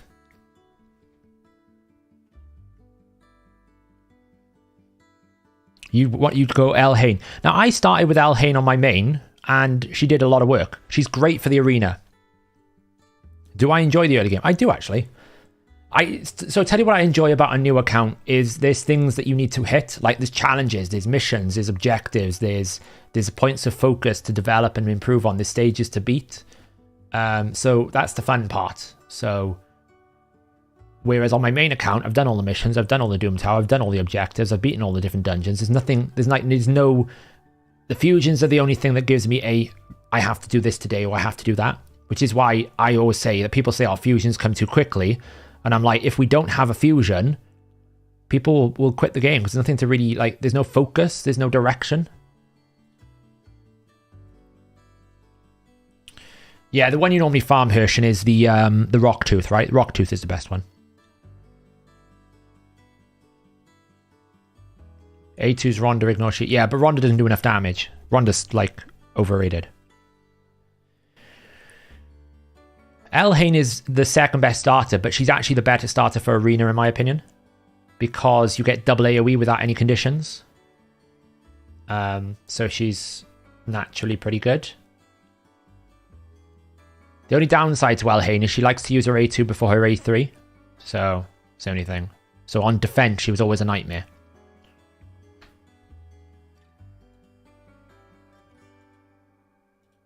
Yeah, Spirit Boss will be the hardest part because I have to try and stop the healing somehow. If I had a Morrigan, that would be easy.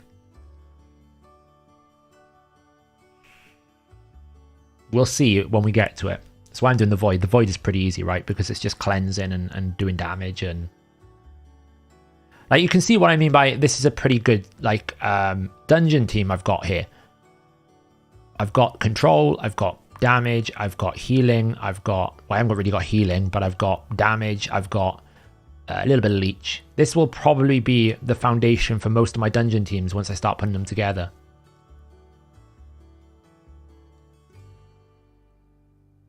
Yeah, I mean, Cold Heart is the best to counter a lot of things. That doesn't mean I actually have a Cold Heart that I can do anything with, because I don't. Although I did pull a Void Rate, and we're going to have a look at that Void Rate. She's actually better than most people give her credit for. Like, I didn't really realize how good she was.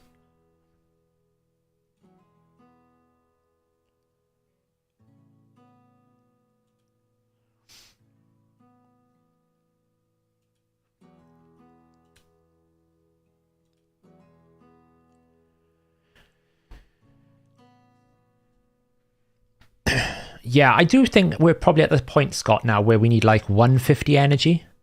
You know, it was always 130 when you hit level 60. Then they added 40 more levels, but they didn't scale the energy refill with it. So I think it's time. Or even 140, right? Give us 10 or 20 more a day. I think that's perfectly fine. I know a lot of people say, oh, that's a lot of currency to give away because effectively 40 gems just got a lot more efficient. But I think with everything that's going on in the game, if they want to start putting event points total higher, which is what they seem to have done with Pythian, then I think it's time that they increase that. because you're still, you're still gonna need to use the gems for a refill. So you're not like, oof. Don't you love Spirit Host stupidity? Not cleansing.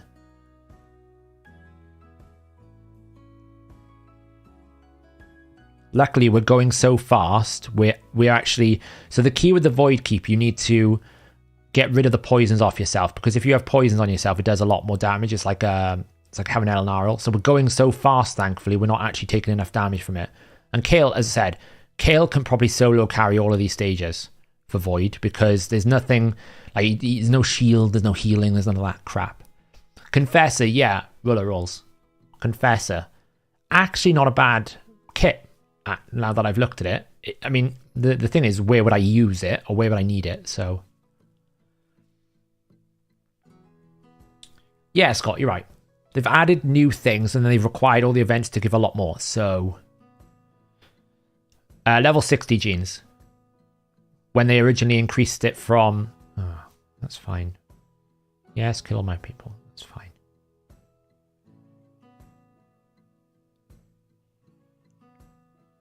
Can you kill the Faceless? He's the only one that's going to kill me.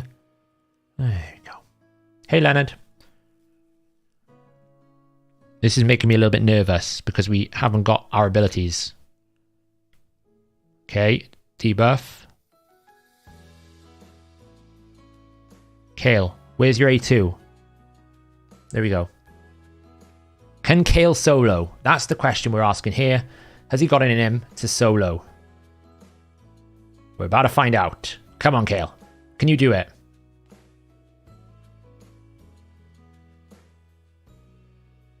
The answer, yeah. Ease. Ease. Right. So we've got to do Force on auto. That's going to be brutal because it's weak affinity. And we've got to do Spirit on auto. That's going to be brutal because we need heal reduction. These ones on auto. I'm not too worried about these ones right now because we can do them at any point. We have to do these before they reset. So we need to do 13 on auto. This one would be actually good for the Spirit Potions. So let's just have a look at this Confessor that I was talking about. So Confessor is a Bannerlord, right? Is she a Bannerlord or is she a Sacred Order? Sacred Order, I think. Secret Order. So she is basically an extra turn, potentially like 50% chance to extra turn, a 3-turn, 100% chance, 2-turn, 50% decrease accuracy, so a higher AoE. So if I need to drop the enemy's accuracy in anywhere, this is actually quite useful. On a 3-turn cooldown, I can either choose to have the A3 and risk the extra turn on a 4-turn, or I can put her in a reflex, and she also decreases turn meter on the A1. Crit rate and dungeons is not bad. Decent base stats. I'm just like, out of any rare, I mean, it's probably worth keeping hold of, just in case. Right. Spirit Keep is going to be difficult. I've got to stage 10. It started getting difficult at stage 10. We could look to go more turn meter. Like, Kale couldn't solo kill this at stage 10. So we need turn meter control. So we could go more like this. Right? Drop that out. And go for like an Elf Guard.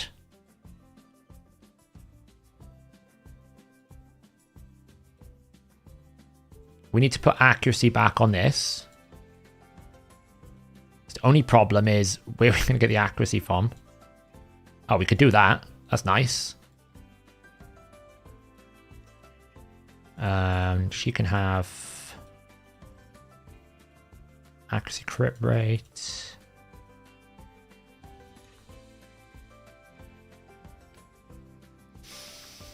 Yeah, I might have to go get a Rock Tooth. Hey Brandon, just hit gold 1 on free to play and nearly have my first 60. Been a good, nice, good progress. Satyr is not the best uncommon. Elf Guard's actually super OP if you get it booked. Right, we can use that. What do we got here? 48, nowhere near enough. You can see I'm kind of scraping together accuracy sets from somewhere. We can upgrade this.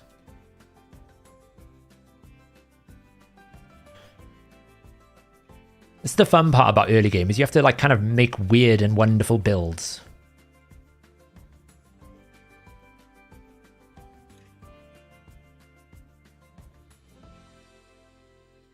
$74 might be okay. How fast? 35. Not super fast, not terrible. Let's just try this, but first off, let's make it so that Deacon does that, that's fine, does that, that's fine. I don't want you using this at all.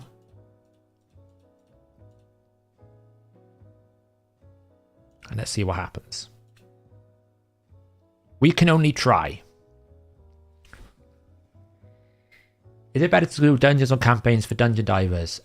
Dungeons at certain points. Like once you get to start doing dungeon 16s, definitely dungeons. But Spider 10 is probably good for it right now. Otherwise campaign. You could do a lot in campaign if you're doing a lot of campaign. So this part is fine. I wasn't worried about this. And these stages might be okay because it's still quite low. So the goal here is... don't use impale on that target. So I need to open. Oh, Lord above. Everyone died. I might have to bring Rocktooth and try and heal Reductionist. But then again, I might be able to just do it with a trio because I am abusing it and he is strong affinity, so he's going to do a lot more damage. As long as we can keep these two alive, the Diabolist and the Deacon, we probably can just, like, get through it on turn meter control. That was okay, but obviously that was only stage 11. It's going to get worse. Maybe it's just better to bring more and more turn meter control. And just basically try and take as many turns as possible to kill it.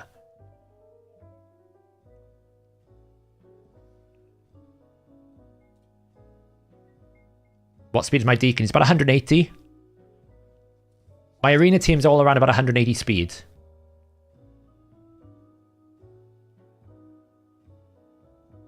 She's going to use that on there. I need to open with her A1.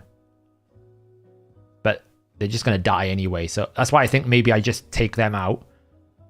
Maybe bring in Rhonda and just try and out-damage it. Because I'm doing a fair chunk of damage with turn meter control here. You know, potentially I could just outburst it with these three in a Rhonda.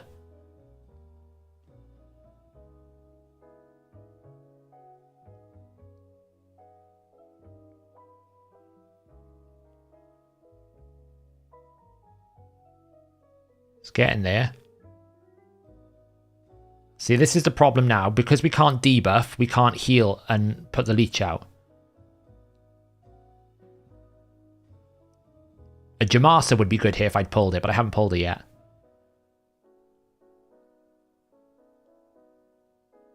Right, now we're okay, because we can probably Deacon A2. We get debuffs out now. Now we've got 4 turns to actually do a lot of damage here. Get the leech out.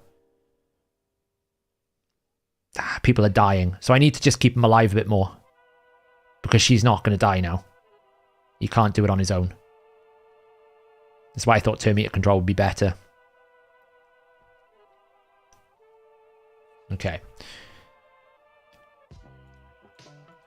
So, let's try the concept we did with the other one. Does the boss cleanse? Removes. So I can't even block it. So we have to either remove the buff. These two aren't going to do good. We could do Rhonda and we could just do this and we could just try to abuse it for damage. So if we make sure...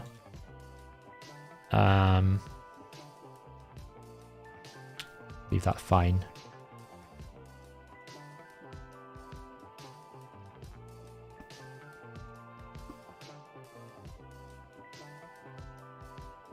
It's fine. I just don't want to use that at all. So I want to use it for there. See how it goes.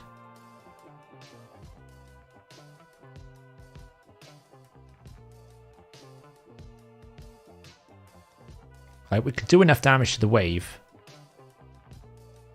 Waves are not a problem. They haven't fixed the Spider 10 drop rates, no. To kill you. Oh, oh come on. I'm going to lose my Spirit Host. So I'm going to lose the increased attack, probably. Let's just waste all of our abilities on a block damage. Oh my god. Stop it. Right, okay. We wasted the increased speed.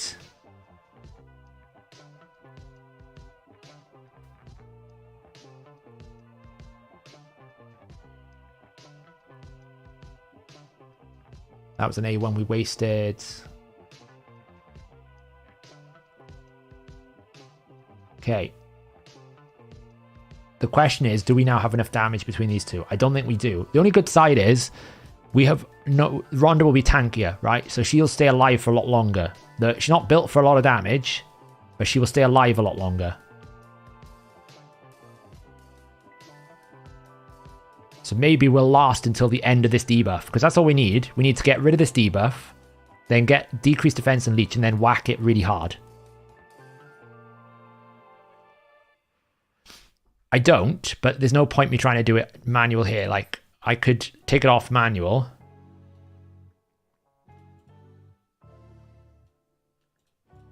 But it's not going to solve the problem if I can't do it in the next stage.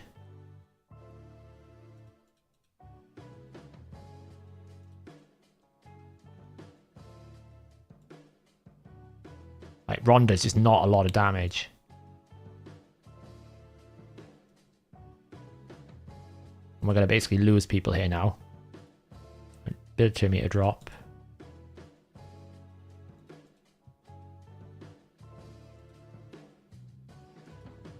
The Novice tournament ends like 2 days after.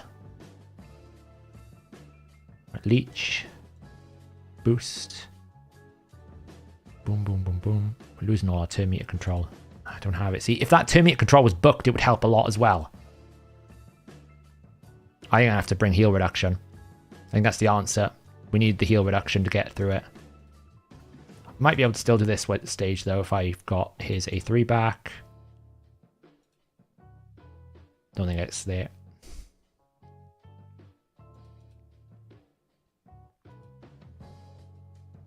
Oh, so close. But it's not enough now.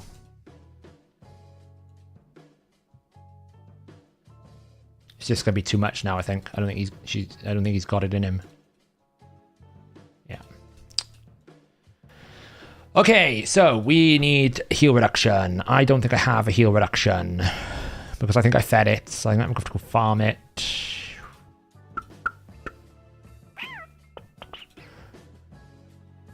I don't think any of these do it.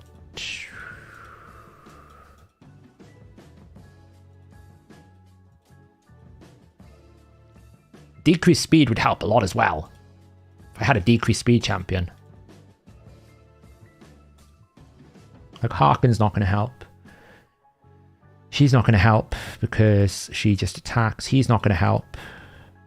Not going to help. Not going to help. Metal Shaper could help remove the buff.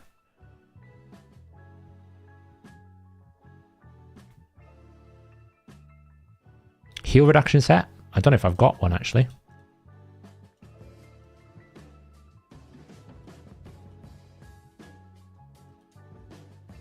Is it cursed, right?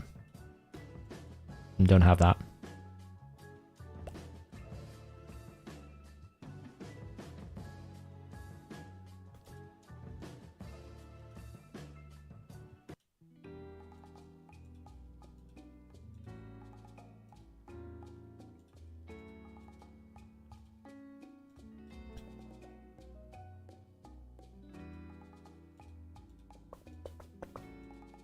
I mean, that does decrease speed, but not good.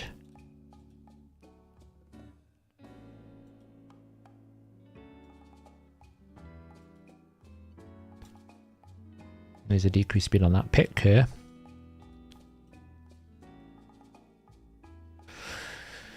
I mean, we could do a SATA, right? It decreases the turn meter if the attack is critical. And that's a decreased speed with that as well. We just need a way to brute force it with a heal reduction. We might have to just go get ourselves a rock tooth, to be honest. Hey, anniversary points. Ancient shard. Another shard.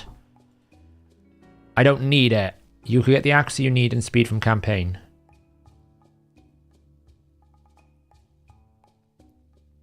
The other barb has that. I probably just have to go get a rock tooth, right? This dude.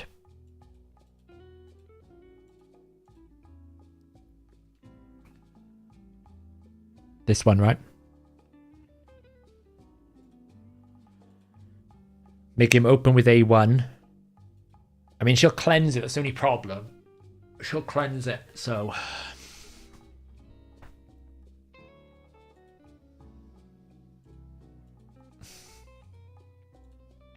That one was always going to be difficult. What about the other one?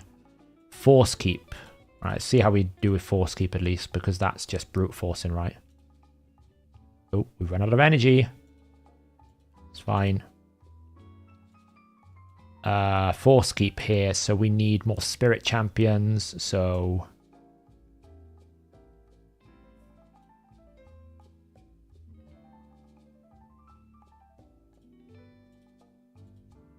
Probably Elf Guard Armiger.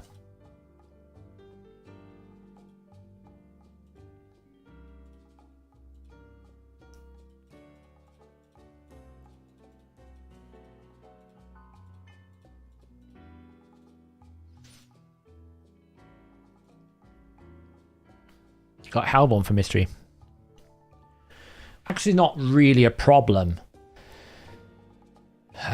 The issue is I need heal reduction. Yeah, I need like a Venom Mage, right? I need basically someone who can stop the healing. The problem though is not just get a heal reduction champion, because she's going to cleanse. So I need a buff removal and a heal reduction. I can't even use block buffs. So I could do like a Metal Shaper Rock Tooth combo with my 3 main, if I can keep them alive, which seems unlikely. And I've also got to go farm that Rock Tooth, which would be really difficult.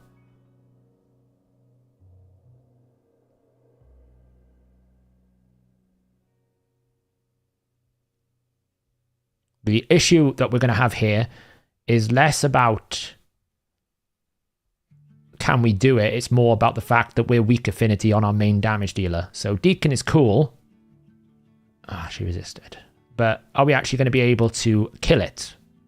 We should be able to, because with Leech and with Deacon being strong affinity, and also like War Master will go through eventually, we should be okay. It's just a bit sketchy. At least we haven't got any mechanics we actually have to beat, right? He's just going to do damage. And throwing in a few extra turn meter controls here. This is the power of just having like a little bit more turn meter control with Armiger and stuff. He doesn't heal, he doesn't do anything, he's going to die eventually. So I think force is easy enough.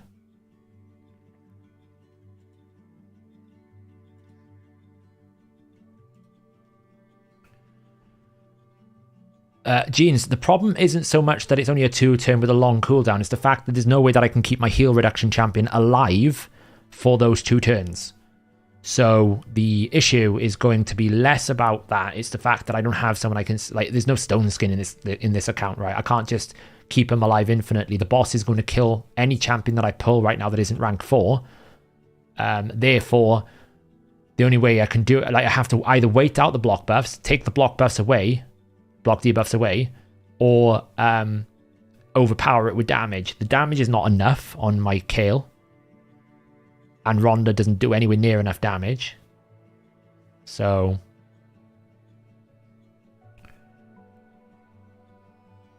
like, yeah, I could do the turn meter thing. The gear is not a problem with the turn meter. It's the fact that they're not fast enough and they don't, like, stay alive. So yeah, I could go farm some speed boots, right, and get them a bit faster. That's a possibility. What potion keep is it tomorrow, by the way, guys? I could get Jamasa. I haven't summoned her yet because I thought I'd chase it, wait for the chase. I could just bring Jamasa in and put her in some decent gear, I guess.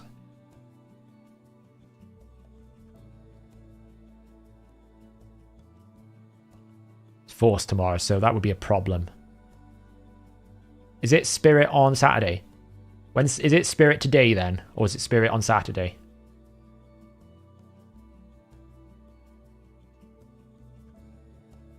No, I need to beat Spirit Keep on stage 13 on full auto goat. Spirit today. That's the problem. I have to do this Spirit thing today, really. Because Spirit Saturday is going to be Magic then, which means it'll be Void Sunday, which means Monday is going to be the next Spirit Keep. So I have to do Spirit today.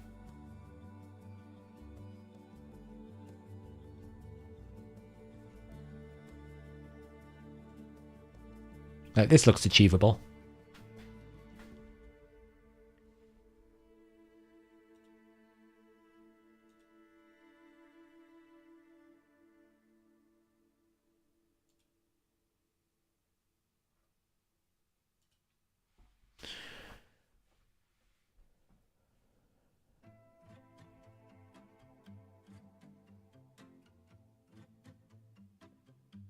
You pull Warlord.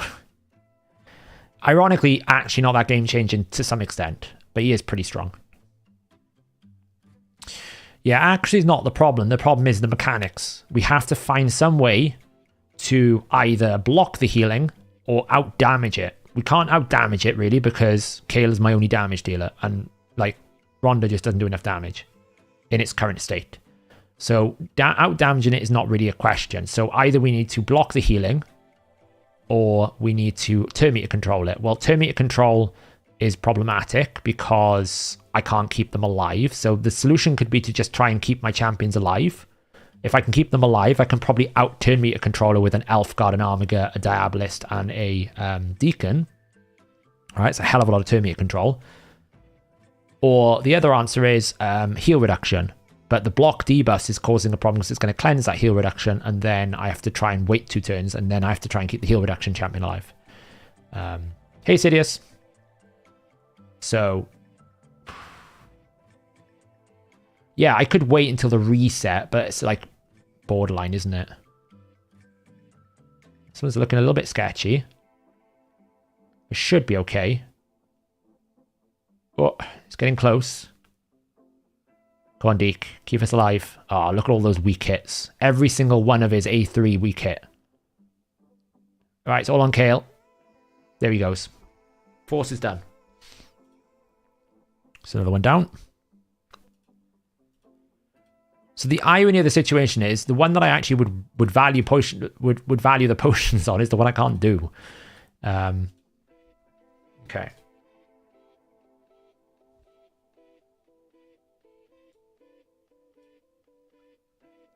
We'll come back to it. Let's just finish Brutal Campaign. We'll come back to it. We're going to waste energy here. Yeah, that's fine. I don't care. All my champions are going at 180 to 200 speed. Well, except for my 2 turn meter controls, I guess. But 3 of them are. More again, if only, right?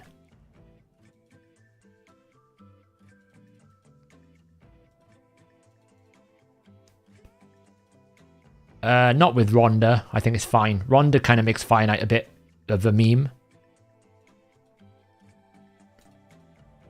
Like, I can run Rhonda with Kayle, and that's like 8 hits at low HP, or 7 hits at higher HP, so, you know. And the good thing about Finite is it doesn't need to be done full auto. Finite can be done manually, at least. So... like, the answer to that keep is basically pull a Rock Tooth, make him tanky enough to survive the 2-turn hit somehow, and then put heal reduction on it and let Kayle go to town. Because in the 2 win turns that the heal reduction is on, Kayle probably has enough damage to do it. It's just that she keeps healing. Because he's strong affinity. If she didn't cleanse with that block debuffs, we'd be fine, but he does, so it's a bit annoying, really. Oh, I hate this boss. I forgot about this. Should be okay, though. Poison it up. I hate Kayle's A3. Sometimes you walk away with 4, and then other times you get 1. And you're like, great.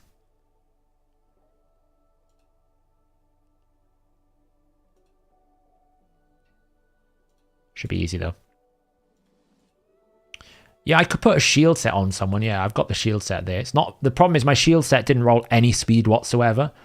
So, like, whoever wears it can't go fast. So, what about weaken? I don't, maybe I have it, yeah. Maybe I have a weaken. Maybe a 25% more damage would do it. We're going to get another 100 gems to replace the gem cost we've already got. We're getting close to unlocking this. You know, you might be wondering, why the hell am I not putting food in here? I want to hit 3 stars here. So I'm just, unfortunately, wasting a little bit of energy because I'd have to do this anyway. And I'm pretty sure Kale might be able to do it solo. I mean, maybe I don't. Maybe I should just take him out and put Rhonda in. Might try that. Because he, like, Deacon is built well, but Rhonda is pretty good as well. It's the fact he's weak affinity that scares me if I was to do it.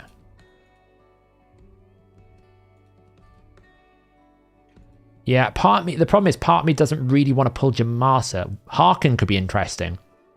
Harkin could be interesting. Oh, look at that, 5-star. Let's try this without you. Let's pull you in and let's bring in Harkin then.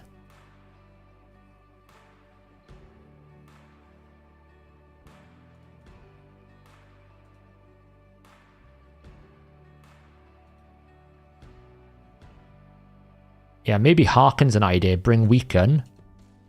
She doesn't bring anything else, but she does bring a Weaken, and she does bring a fair amount of damage. Not that I would be able to build her with any sort of damage. Not your dad, whatever.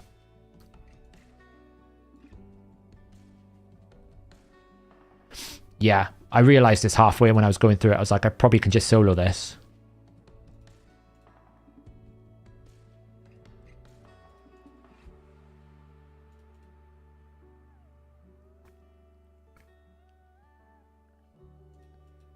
This stage is just the awkward one because he's weak affinity. So you never know if you're going to get like badly crit.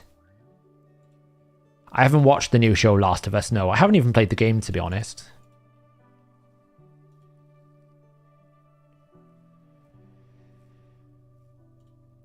Oh, they need to stay alive.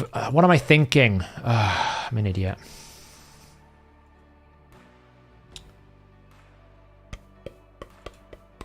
I'm an idiot. Can you tell it's been a long day?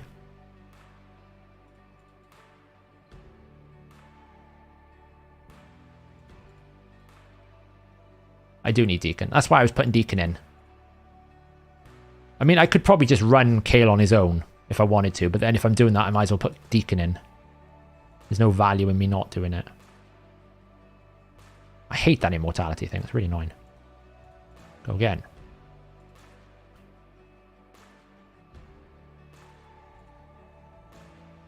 Well, we just wasted energy there. Don't worry about it. Okay, try again. Try again. You out. Deacon in.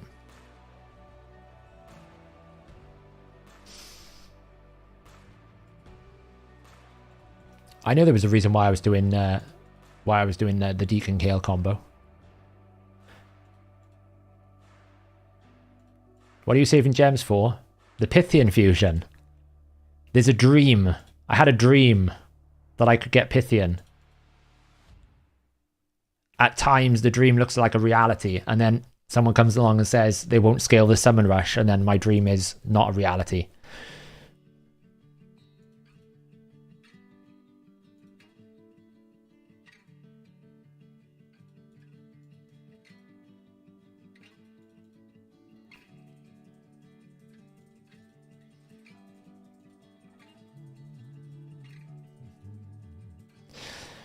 Ha ha ha. I hope you're wrong, MM0. Because, like, part of me is sitting here going, I don't really want to blow a load of gems on something like Spider or anything like that right now. If tomorrow I'm going to wake up and I can't do it because I haven't got the shards, right? So part of me is like, I want to go for it. Part of me is like, don't go for it now. I mean, I could basically not burn any gems until tomorrow, right? I could do that. But in my head, I was thinking, I'm not actually wasting anything right now by doing a bit of Spider because to be honest, I could use some accessories, right? I need a banner for my Kale. I need a ring for my Kale. I need stuff for my Deacon. I don't have any of those things, so I might as well farm a bit of Spider. And it's not like stage 10 is terrible, because actually stage 10 is as good as stage 20, pretty much. It's only 20 that it gets better. Hey Sav, if Pythian made your CB team affinity friendly, would you wait for CBC or Champ Chase to pull him, or would you pull him immediately? Champion Chase is going to be a week away, so if you're not hitting Ultra Nightmare, you're going to miss out on a week's worth, and that's quite a lot to miss out on. I would only do it if it would, if pulling him now means you can go to Ultra Nightmare Clan Boss and you're not already doing Ultra Nightmare Clan Boss, then you pull him. If you're already doing Ultra Nightmare Clan Boss, it's just a bit fiddly, I wouldn't pull him necessarily. I'd wait for the 500 points more optimally. So, hey Saf, just put that Acrizia in work at 70 million. Acrizia is a cheat code. It's gross, right? It is shocking though, right? When you optimize properly for a max HP damage dealer in Hydra, and you look at it and you go, what? It's only asking me to do 100 and something crit damage, and you're thinking that can't be right. But actually, when you work out how much damage you need to actually hit the 10%, it is always right.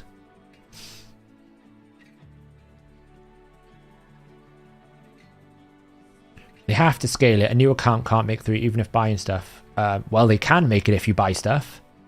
They can offer you as many sacred shards as you want if you're going to buy stuff. There's loads of starter packs, there's progression packs, there's everything. I could get 10,000 summon rush points if I spent the money. It's not allowed to. If you have 150 frags, would you still get the cleanup offer? That's what some of the end game players have been doing. They've been wanting to win the tournaments harder because they think if they get to like 150 plus or 155, they will get a pack price offer for like 45 more fragments, and they'll pay the pack price offer to basically get a second version of that champion. That's my understanding. Now, whether or not it'll actually happen is another question. But, you know, I mean, I've had pack offers for like Nogorio, but I didn't fuse him. I pulled him. I had a pack offer for...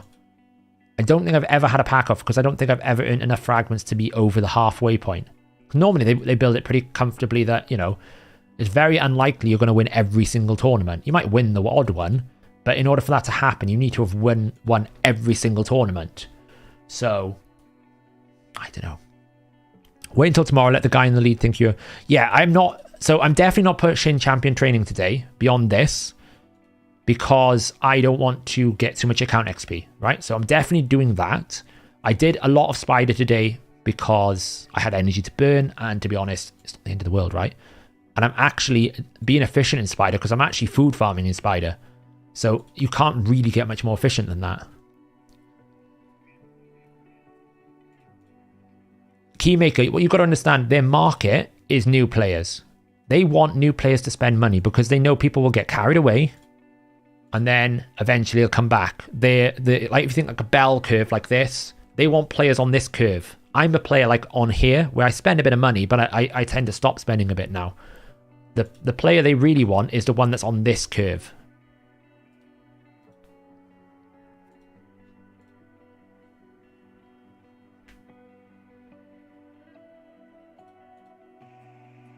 Just to back you up there, did you just say that you can only hit for 10% max damage in Hydra Husk? I built him.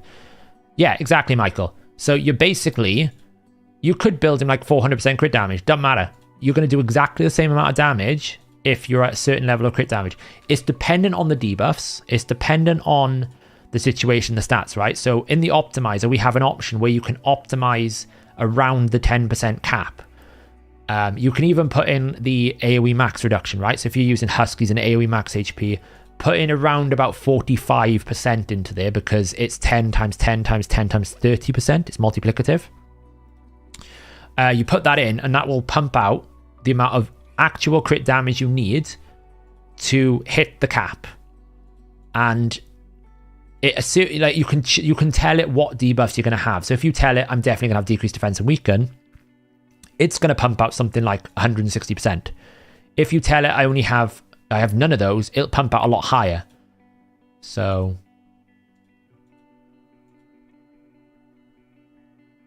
Are there any build presets in the optimizer for Hydra Max HP Nuka? Pick the hardest head difficulty, Adam. And I'll show you a build now, actually, in a minute. Let me just... Right, let's have a look what the brew situation is going to be, okay? So I've got 10, 20, 1, and 1. Let's just take a screenshot of this.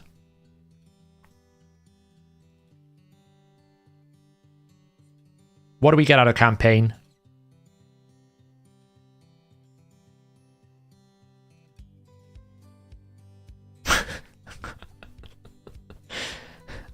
It gave me... So it gave me 8 magic brews, 1 spirit brew, 48 void, and 48 force. What the hell is that? Like, what the hell is...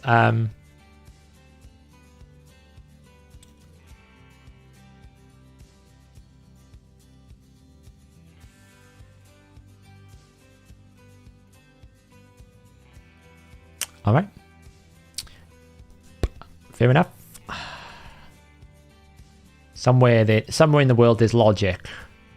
Right, fun part. Can we do 12-7 without dying? I don't know who my next 50 is. I actually don't know what my leveling strategy is going to be right now.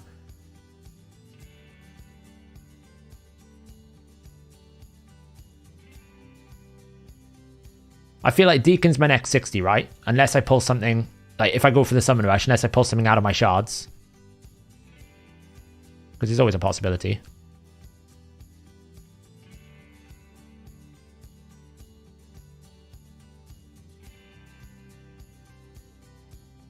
Yeah, I might have to. But I could always use... does he ignore Unkillable? Or he doesn't ignore Unkillable, does he? So I could use Umbral. If I need to cheese it.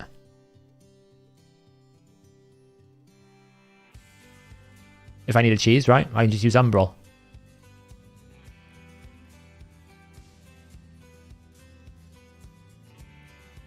Yeah, so...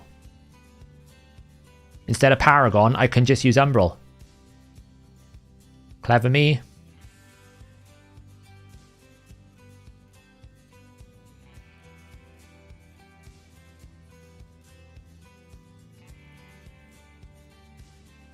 And the good thing is I'm finally unlocking 12-3. I've not bothered pushing so far because I haven't been food farming today, but I can food farm now. It's not worth it. Save it.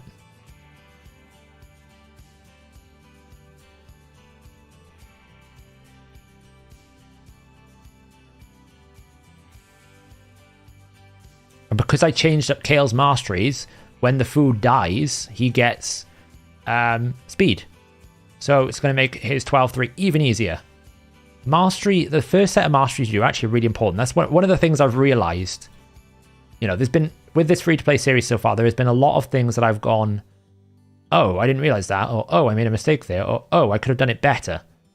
And the food farm and the like advanced missions, and actually the mastery setup that I chose for my Kale was too end game focused, right? I was like, oh, well, I need Master Hexer so I can make those poisons last longer, and I need Sniper because his A3 isn't 100%, and I need Laura Steel so I can get more stats, right? Well, actually, that was a mistake because Spirit, the speed you get from dead allies seems to be much more better. Whirlwind of Death seems to be much more valuable. You know, Cycle of Magic, much more valuable. I kind of need you to die. And I want you to die. That's going to be awkward. The bombs are awkward. That's why. There's borderline.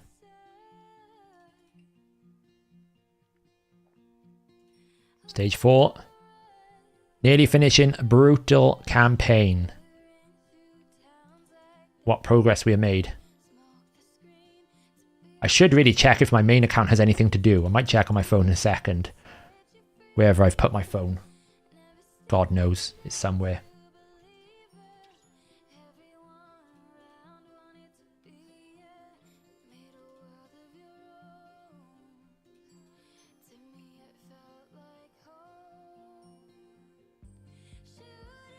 Will that lead to change of the website?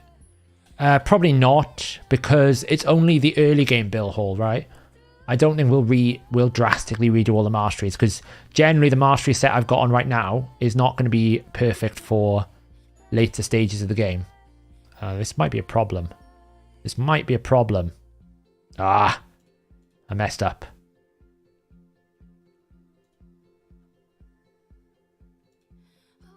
Let's be a bit more sensible here.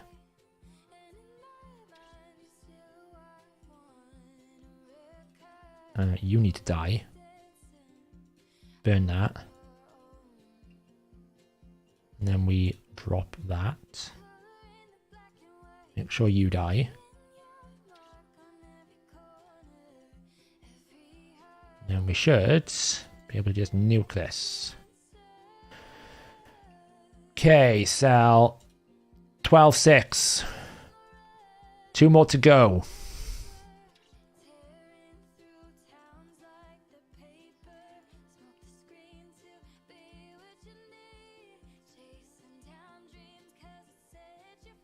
Yeah, exactly. So if I was, you know, building him more with a team in mind, I wouldn't use these mastery sets. But as a solo farmer right now, he's like the only option I've got. Oh, this is awkward. It's fine. Got there in time.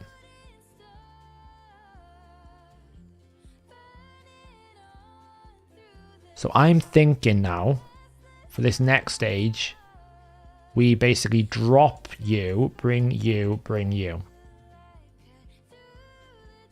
I think. We'll try it. Because we can nuke this in one go.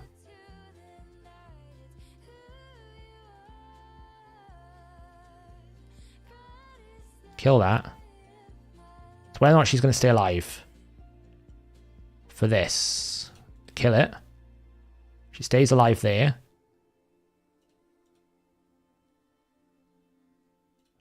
Buy myself 2 turns. She's super slow. She's now a target. Just need one more. Smash. Oh, come on.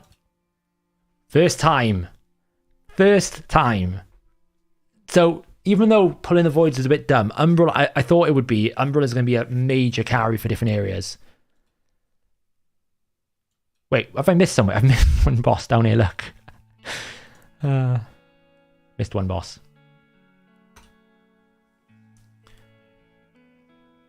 Ease. First time.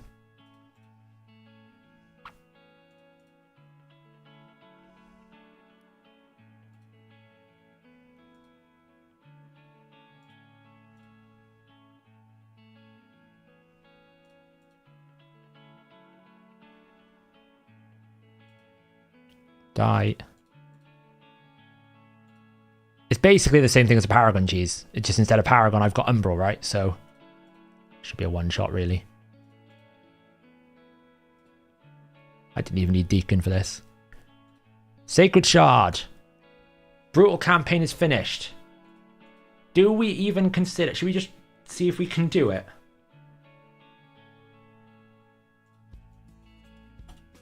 It's a bad waste of energy, this. I'm just curious to see how hard it would be to do.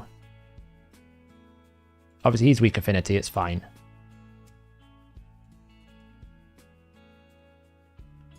Looks pretty tough. Looks very tough. Oh.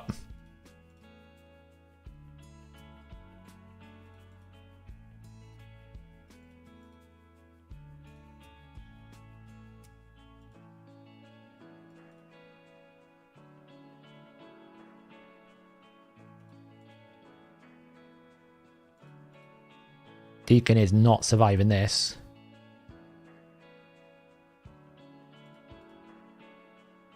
Okay, so we can do... we can do some things. I'm not burning energy on that, though. That's just brutal. The 1 million silver would be nice for the enhancement, though. Like, we could burn some to get down here. What's that? 3, 6, 9, 12, 50. Like, if we just did stage 1, we would get 1 million silver. I don't really care for these. I can't complete Nightmare. We know that. That's out of the question. But the question is it worth burning some silver? Like, is it worth burning some gems to get the silver, 1 million silver here for this event? It feels pretty free. I don't really feel like I need the million silver. I don't really think it's worth it. I think I'd rather keep the energy for something else. Anyway, Sacred number 2 acquired. So, Sacred number 2 acquired. So, win a campaign battle using 4 champions of level 50 or higher. We'll have 3. We got 3 out of these right now. Let's go do this, shall we?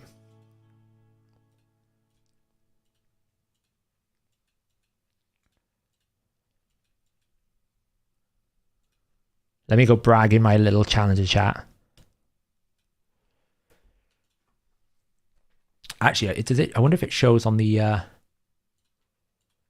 trackers that I've built.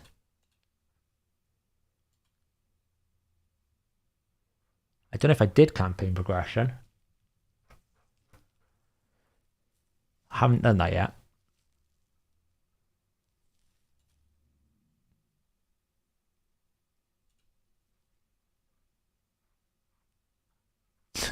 I'm now number 1 apart from Spirit Keep in every single keep. Number 1. It's quite funny.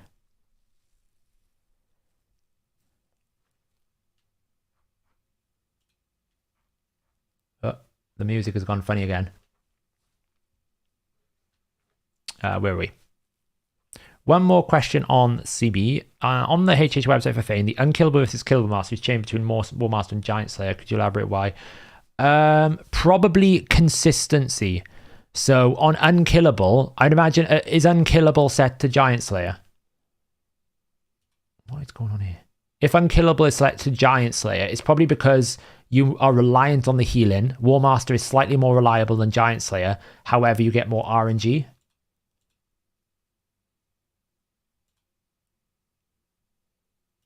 What's going on here?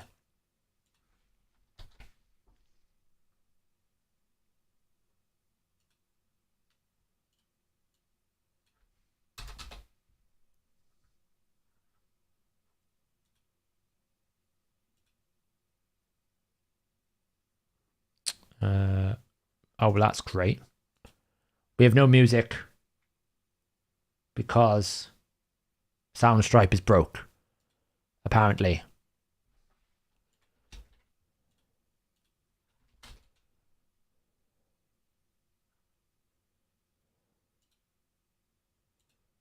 Just see if I can sign in.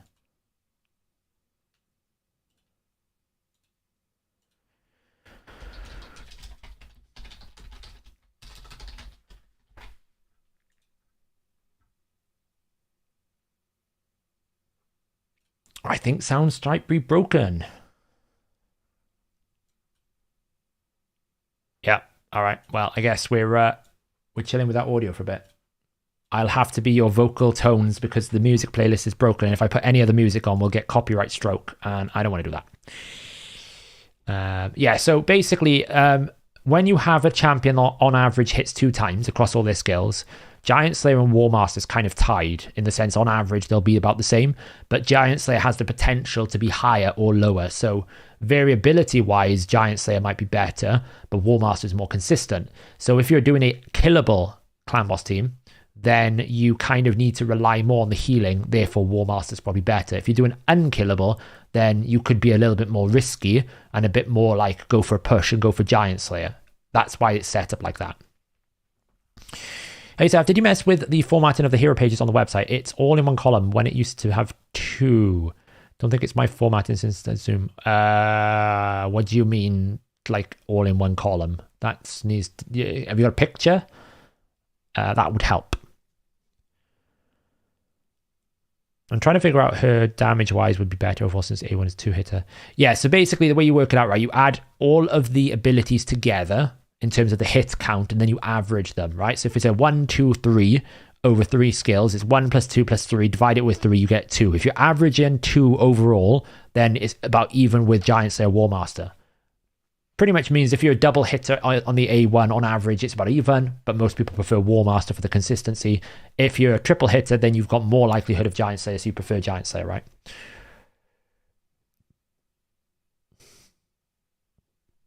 I'm not really into anime, no.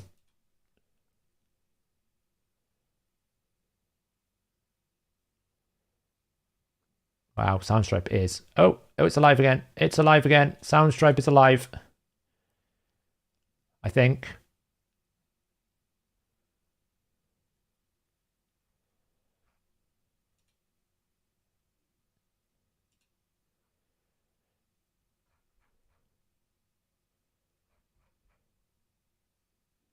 I don't know. Is it?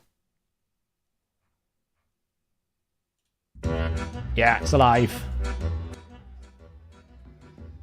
We're good. Where's the picture? Have you DM'd it to me or something? If you're in the Discord, you can tell me.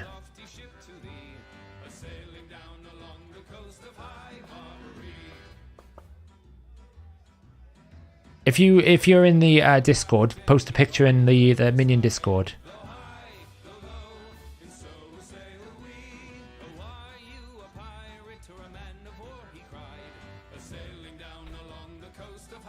I want this to be never.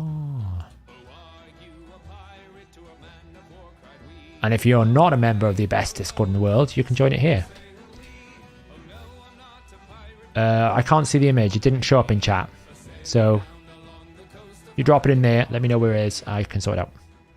Sometimes Cloudflare caches a bad copy and I have to go clear it out. It's really frustrating.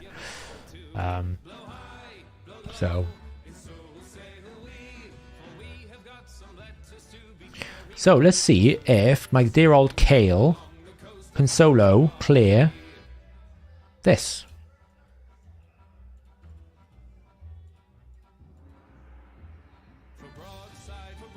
I'm curious.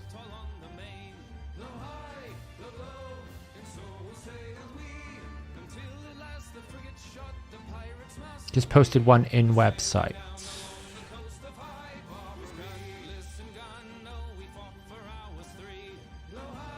Oh. Which champion are you on?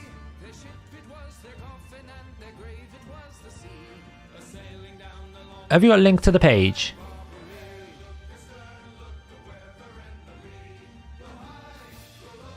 Yeah, 12-4 because I need to do the silly get attack percentage 4-star.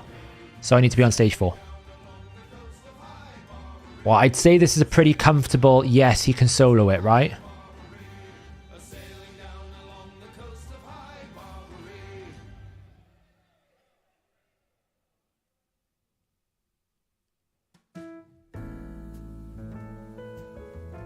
I got it the same for all the other heroes. It could be the viewpoint you're on. Let's have I'll have a look now. So you were on Drexar. Okay, I'll have a look now.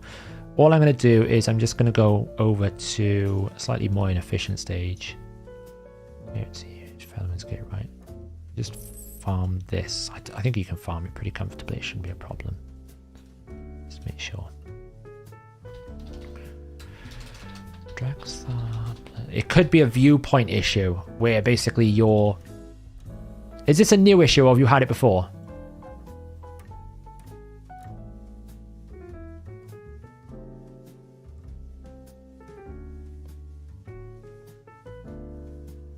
Yeah, how big is your screen?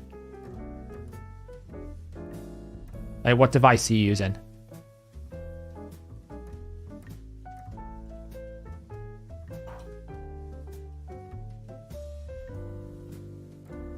Because like if I show you here, right, if I'm using an iPhone, it should centralize it because obviously the screen's not wide enough. So it should be looking like that. But if you're using like a responsive layout where it's like a weird layout,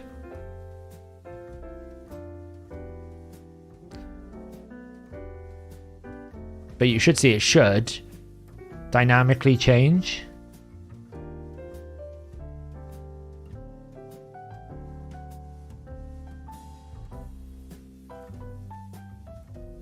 And then once it gets too tight, it should change to this. So that's what you're seeing, right?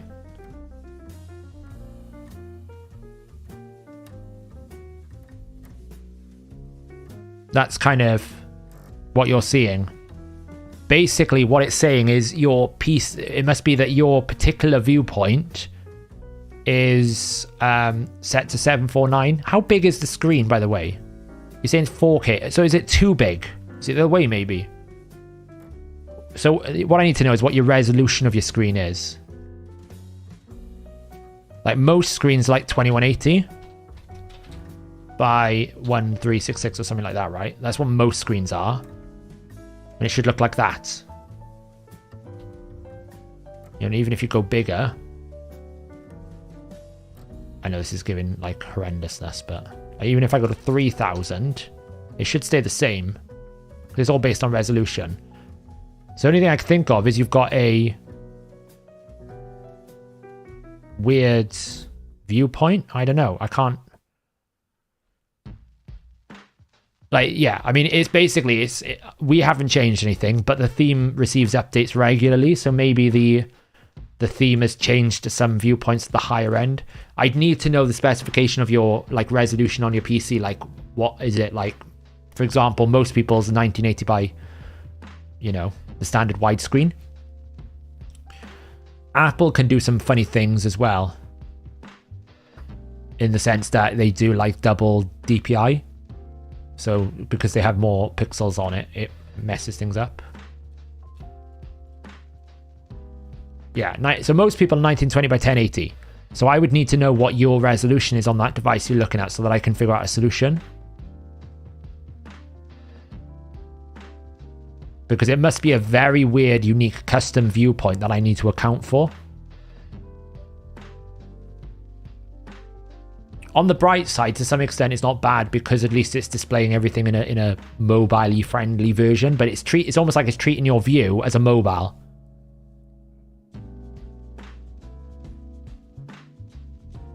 So, but no, the answer to the question is we haven't changed anything. No, we haven't.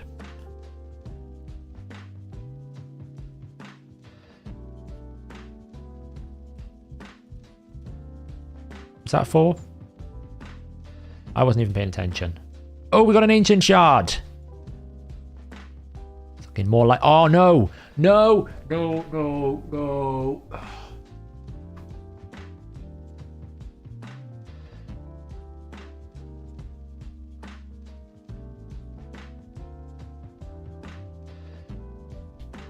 I don't want to get that. I don't want to spend the 50 gems.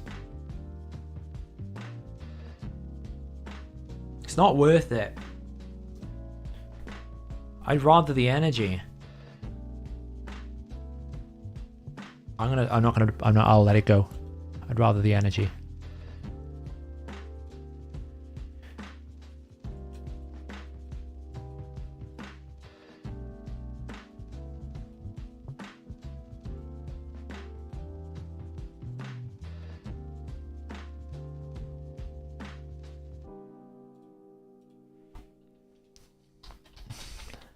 The thing is, one ancient shard isn't going to be the end of the world, but it's only like 20 points in a summon rush as well, so it's not like it's crazy points.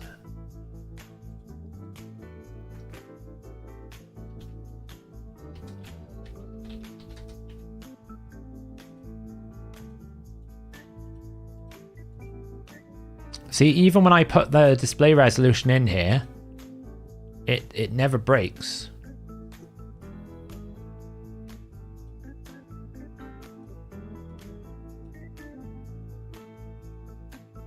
I don't like. I'm on right now. If I put your display resolution in, which you said was 2560 by 1440, it won't actually let me zoom it, which is a pain. What do you say it was? 25 by 1440. It's coming out fine, but it's probably because it's not... Oh, we got a rock tooth. We got the rock tooth. Okay.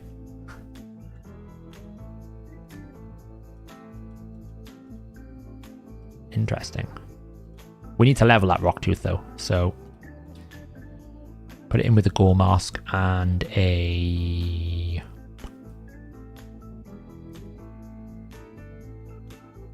that. Hey Cool Breeze, even. I can't read. Been a day. What you did with the voids had more impact than this would. Yeah.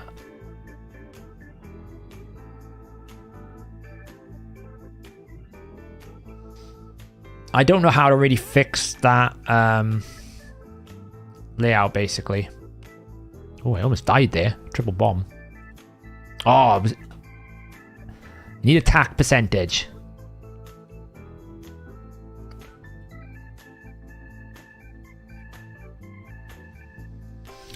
I need to get attack percentage gloves 4-star. So I might as well do 12-4. You know. Hey, Russian Tuber, glad to assist. I need to get back on the main account, more content when I have more time, but time has been a brutal thing.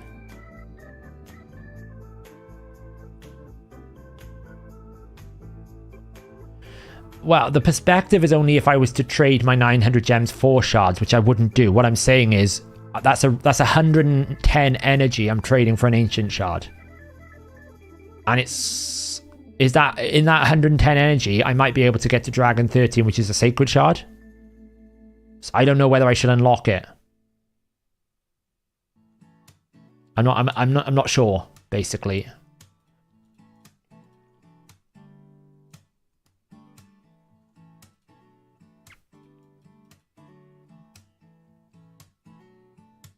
If you're not on the right settings, I think you just have to change the quality. If you go to the bottom right there of the YouTube video, you can change the quality of your YouTube video. If you change that to like the higher, it sometimes auto puts you at 360 for some reason. I don't know why. That'll put you up to like I'm streaming at the highest possible quality I can, so it should be pretty clear. Is this some kind of new free-to-play something? Yeah, so last week on last Friday, it's been about 7 days, we started a competition or a challenge in the HH Gaming crew where bunch of creators, Deadwood, Odd One, YST, Earbad, and all of the HH Gaming crew started a new free-to-play account because Hellhades is going to start an account anyway.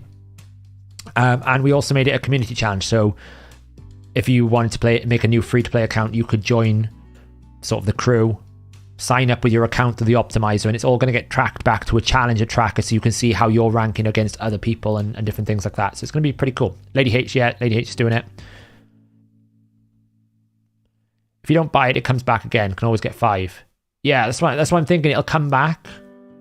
I just don't know right now if I want to commit 50 gems to an ancient shard.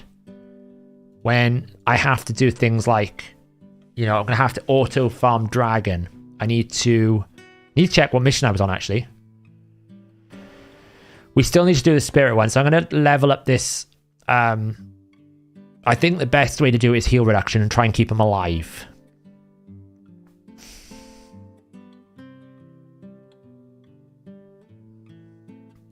Attack percentage, come on. If we can get attack percentage, we'll save some energy here. Doesn't it go gems, silver, gem, silver, gem, silver? I thought when you upgrade the market. It's not 50 gems all the way now. Isn't it like alternative? Yeah, it goes gem, silver, gem, silver, gem, silver. Or at least it used to.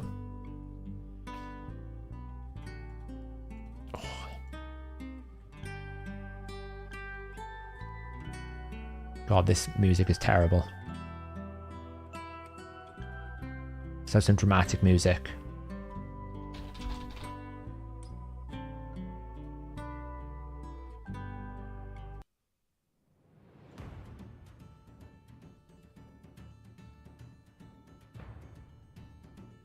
Oh, so I'm definitely not burning 100. 100 gems is not worth it. We are at the burn gems for campaign and energy stage now, which is painful, but I think it's what we need to do. Yeah, it was terrible music, sorry.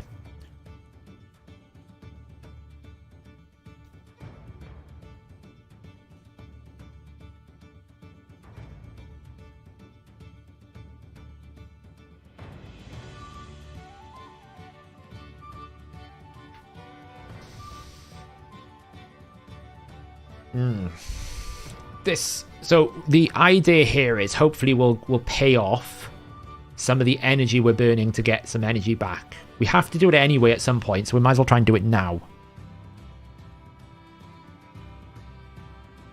And then once Rocktooth here is at 30, the thing is, I don't need to keep the Rocktooth. I can make the Rocktooth a 4-star, gearing, and then feed him. So it's not a problem if I make him a 4-star right now. He just needs to be tanky enough to survive at 2 turns so that we can get that heal reduction out. The only challenge is trying to stop him. He needs to be tanky but slow, because we don't want him to use his A3 instantly. We need to let her take 2 turns, him survive those 2 turns, then heal reduction, then we kill. So it's a very careful balance we have to do. Should be possible, though. Bit of speed tuning. Attack percentage. Yes! Boom. Nailed it. Only took like 70 energy. 8 energy back. Ease peas gameplay.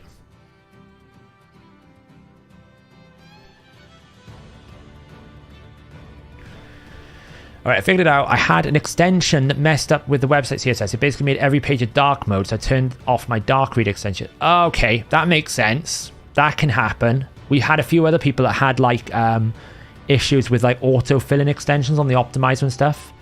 It's one of those things, like, we try to support everything, right? But sometimes it's just, unless someone until you told me that, I wouldn't even have known that you were having a problem, because I rely on people kind of going, something isn't quite right, because if there's no noise, then I'm going to assume it's okay. Obviously, we have monitoring to make sure the servers are performing okay and everything else like that, so we kind of know when the servers are dying before people tell us. But even then, like, it's helpful to have people go, hey, did you know the website's not working? And also the nature of the localization and the caching of the website. Sometimes one Cloudflare cache is having nearly. Sometimes the Cloudflare server has cached one page pretty badly in one node in one part of the world, but another part of the world isn't. So when I look at it, it's fine. And then when they look at it, it's not. Team presets are unlocked. Yeah, so I can do a team preset. What I meant is I need to figure out how slow he needs to go so that she takes her turn to cleanse and another turn, then he goes. Or at least he goes once in between those. So he opens with an ability, then uses A3. Because if he goes too fast, then she's going to wake up and cleanse it. So we can do it with him, we just have to time it right.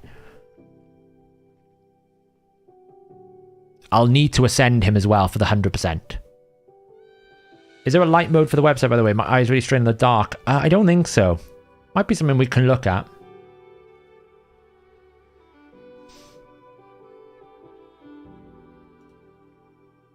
Let's make this food. Again, we're using gems here, but it's not the end of the world, right? Because we're getting points for things. Core hammers. We still need to get some dungeon divers here. We're getting training points, right? How far behind are we on the spider? Oh, he's pushing. He's gone beyond that. He might stop at the ancient shard. The interesting thing will be, does he stop at the 1500? I can catch this up, though. I'm not too worried about that. This is the most thing I need to be careful of.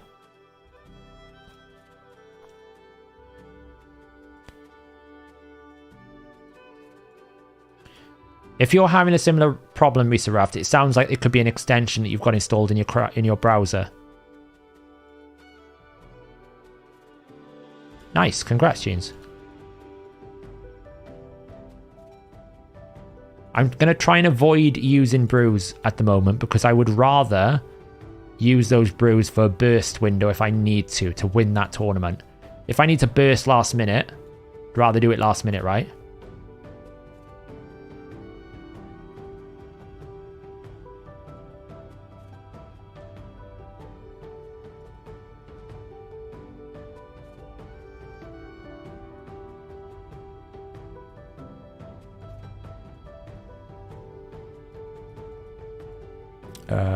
Stage 4.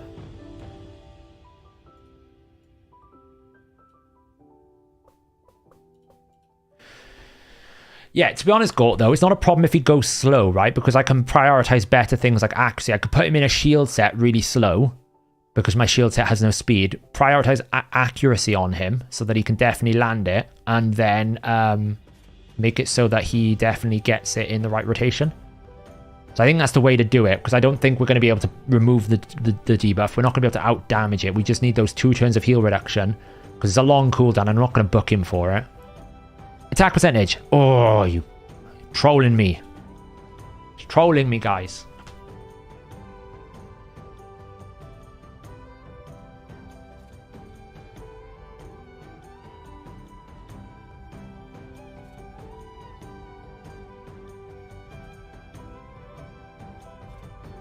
There you go. It must be an extension. I've no idea what the extension does. I'll have to have a look and see if there's a way we can allow that without breaking the site. Attack percentage. Oh, it's trolling me. It's trolling me. You have to send him. Yes, but I don't mind that Swift Cut, right? Because I'll probably make him a 5-star. Because I need to fully ascend a 5-star and save my Deacon one. Because I'll use him for food afterwards then, right? I don't need to book him or anything. I just gear him for a bit. Book him, get him up to rank 5, ascend him, and then bin him. You can't make him slow enough. I can. Because I can... Attack percentage. Oh! It's trolling me. I was close. Yeah, so if I make it... So I can speed tune it in the sense that the boss will go once to fully cleanse 2-turn debuff. The boss will go again. He then does an A1, opens, and then the boss goes again. Then he comes in with his A3. That's what I need to speed tune it as. So fast enough that he's going to be able to go right after she loses her block debuffs, but not so fast that he doesn't follow the AI. Or the other option is I can speed him up and then basically make it so that he goes A1, A2, and A3. But that's the other way to do it, right? So there's 2 ways we can do it.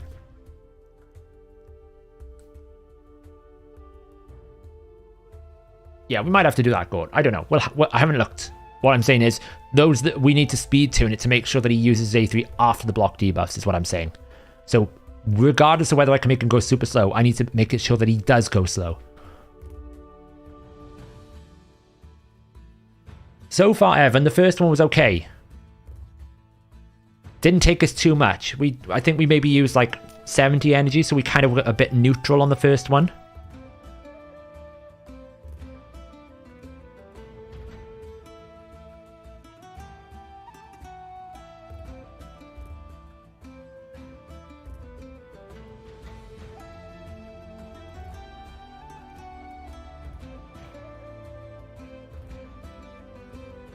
Yeah, so we basically we need to build him with no speed though, right? Because we don't want him going faster than her. For 3-star, it's close. So we want him to basically be at her speed a little bit, and we go A1, A2, A3. So, I mean, the only thing is obviously, even that's not going to work.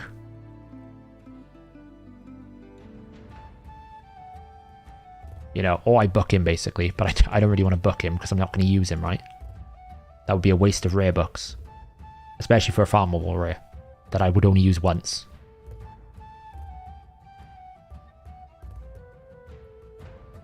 It's not like I got any refresh gear. We haven't got reflex, we haven't got relentless. I suppose I could put him in relentless and try and troll it, but that's a lot of energy to be trolling with. Oof.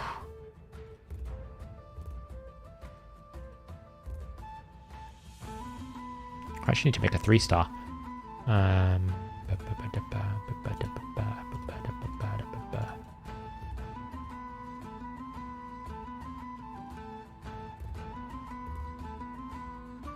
Anywhere below 1 through 3 is fine, since he won't lap her.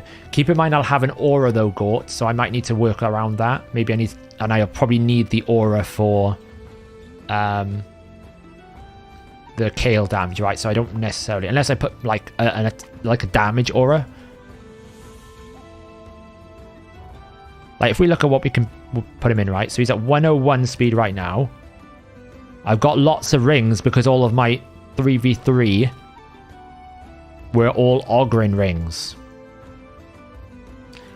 Look at all the Ogryn rings I'm getting that I have no use for. Probably put him on that. So I need accuracy first off. So accuracy chest. I can probably take that.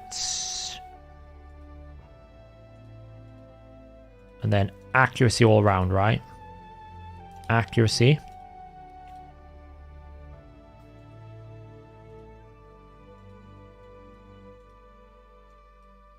Accuracy. Accuracy.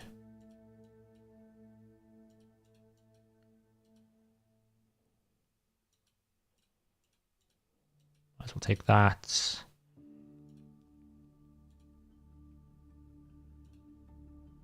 Right, so it's got enough accuracy now.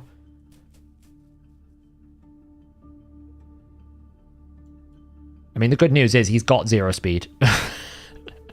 I haven't got any more accuracy, unfortunately. Unless I pick that, which I could do. He's squishy as hell. He's going to die instantly, probably. Like, I can upgrade this.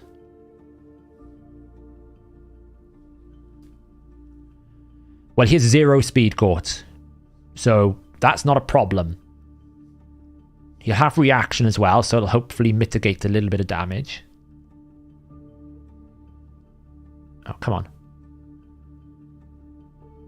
Great. Please love it, those rolls. So he's got 111 accuracy, so he's probably fine on the accuracy front. We need to ascend him. So let's do that anyway.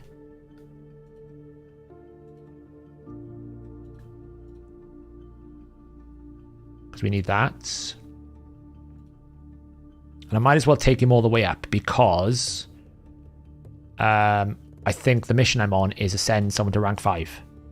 So we might as well ascend him to rank 5 once we've got him, right? I mean, I could just...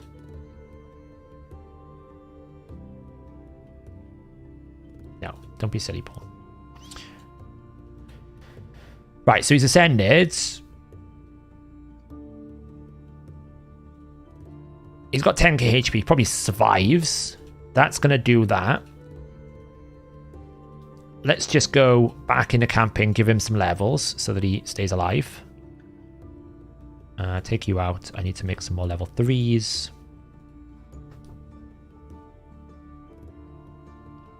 Yeah, you don't need that. Like 111 will do it, probably.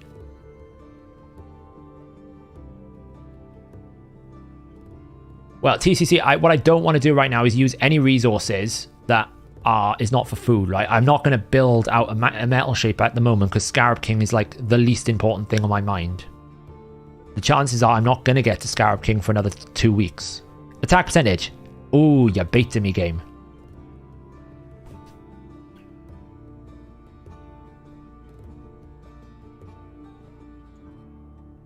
Yeah, but I've got enough accuracy there. What I'm saying is, you'll probably live now that he's rank 4. You've got to remember, like, the last time they were dying because they were, like, level 12 at rank 3 and weren't ascended. Now he's fully ascended, rank 4. You can see he's surviving even against these. He only needs to take a couple of hits. So... And I want to try and maximize my energy usage as much as I can because I don't want to burn gems and energy for things to do this mission unless I'm being efficient. I just did that mission with Twin Core Disciple, no Ascension, just gear at level 8-12. What, the level 13 Auto Spirit? Oh, this is awkward.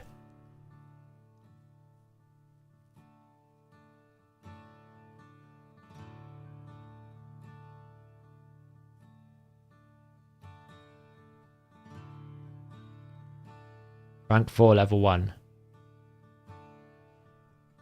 Oh, level 38. Yay, free refill. But I don't want to go I don't want to go too much higher. Oh, yay, thanks.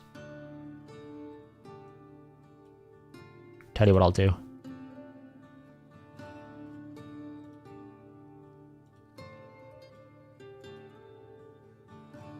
Crit damage. Oh, attack percentage is not bad. Take that.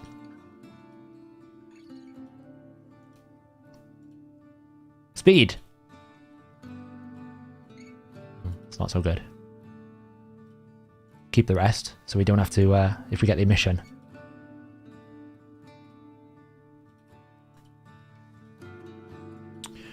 Where were we? Before we got sidetracked.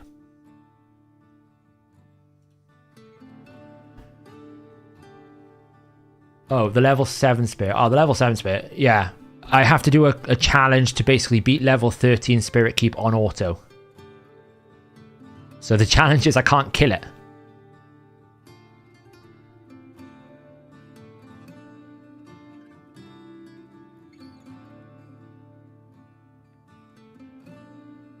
It's fine, Jeans. Attack percentage. Oh, I get that, Jeans. If you notice, I only did 2, and I did my 2 best pieces on my account. So I understand what you were saying, but it's fine. And to be honest, if I miss one reset, I miss one reset. It's not the end of the world. The issue is I have to beat it on auto. If I didn't have to beat it on auto, it'd be much easier. Good night, Reese. So we just want attack percentage here while we level up our new Savior of the Spirit Keep. I mean, the only reason why I'm pressuring to do it as well is because it's a blocker for me if I want to get that Sacred this weekend. So I have to. Yeah, I have 6-star crit damage close on kill. Yeah, of course I do. Attack percentage. Oh, it's baiting me. We're getting closer every time. We're getting closer.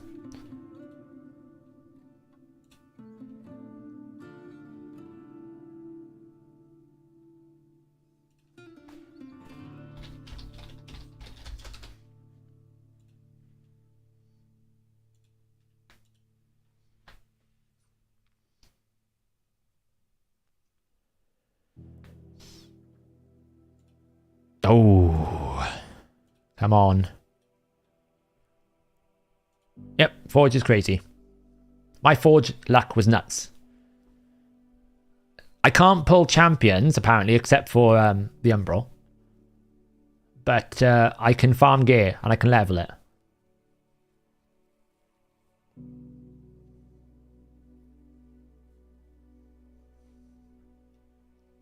Thing is, what I don't want to do is I don't want to farm too much here because, again, I'm okay because I'm below level 40 and I probably won't get level 40 by tomorrow. But I don't want to go too nuts too early.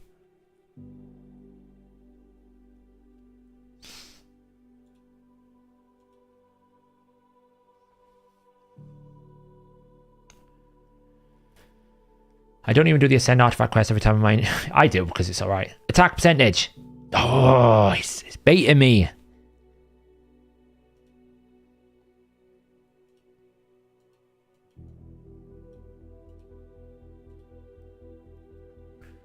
Did anyone pull any crazy ancients the other day? I think Odd One got something out of his ancients. I think he got a Ruach or something out of his ancient. Odd One basically has Tomb Lord and Ruach. Deadwood has Elva. I think Fiction pulled a Royal Guard out of an ancient. He's doing pretty well.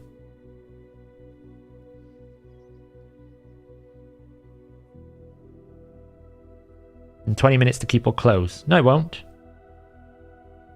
It doesn't close me for another 13 hours, guys. I don't know what you're on about. I'll show you.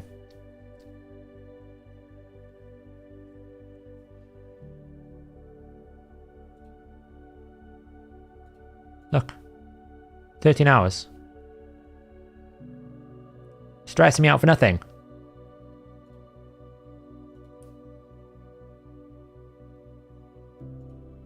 Yeah, someone in the clan's got Duchess. So what are we saying? We're dropping the Armiger. So that's our heal reduction. Who else do we bring?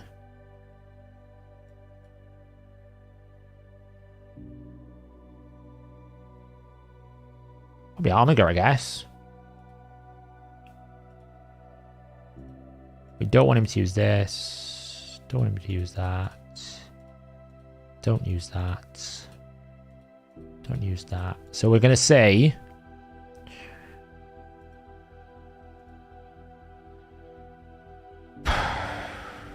What do we need to do? Go, you seem to be switched on with this. We probably need to open A1, prioritize A2, and then do A3 after. Kale will one-shot the wave at the moment. I am pretty sure I need to open... 1... 1, 2. Let's see what happens.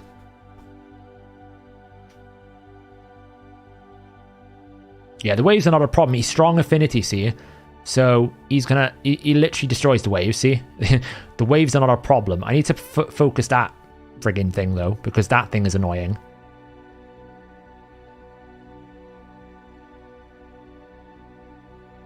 But the waves, he pretty much one-shots, so... Oh, well, you... Oh, actually.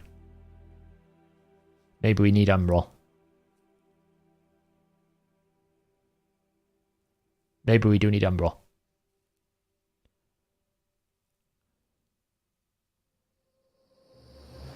So there's the A1. Acid Rain.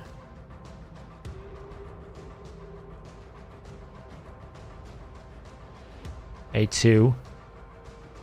The problem is he's going to use his A3 because I get speed buff. So maybe I need to take up the Diabolist because he's going to use his A3 now and it's blocked. And that's the problem with auto here. She cleanses, so either I need to book him and get him to cycle quicker.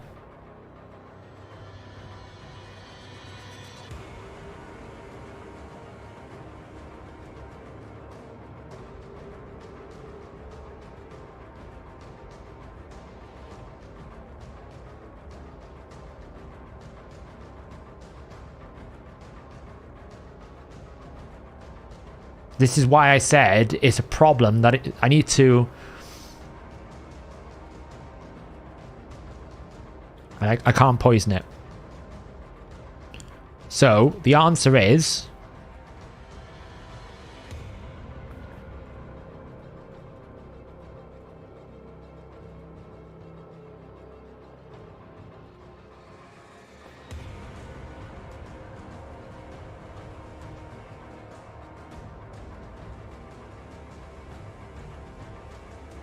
I think the answer is maybe bring Metal Shaper for this.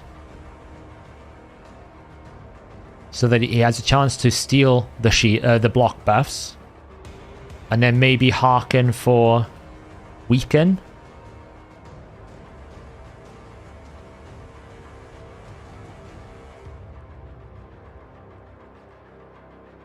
Yeah, I can target the boss. The problem isn't killing...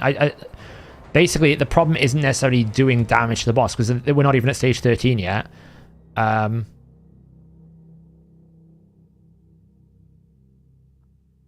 Because she's going to cleanse that heal reduction. You know, if we try a different angle, if we basically say he opens with this,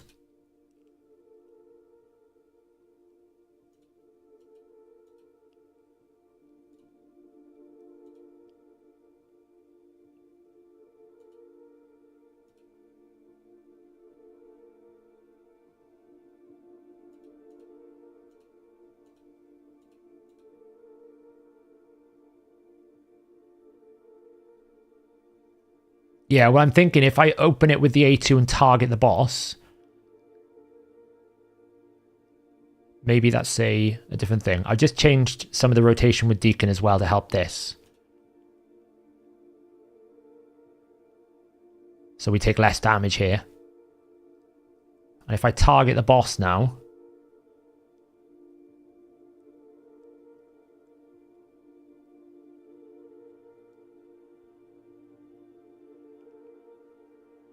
So there's the cleanse. Obviously, we're not worried about the ads because we'll eventually AoE the ads down. Turn meter control.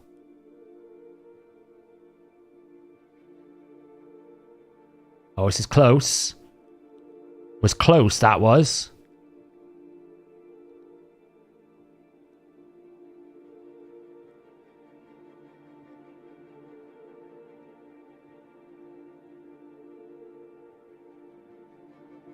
Decrease accuracy is a bit annoying. I'm wondering if I can just target it with turn meter control. We're very close to killing it. If I get one more turn with Kale, if he gets more crit... Oh, we were so close there.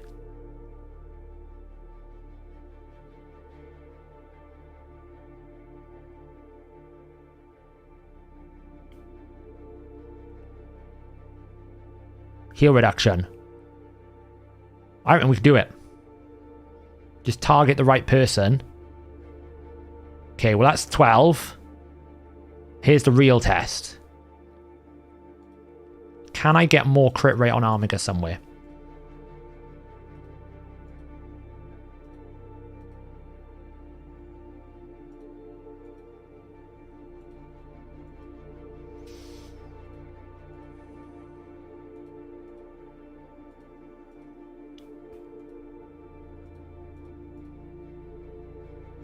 Put him in a crit set.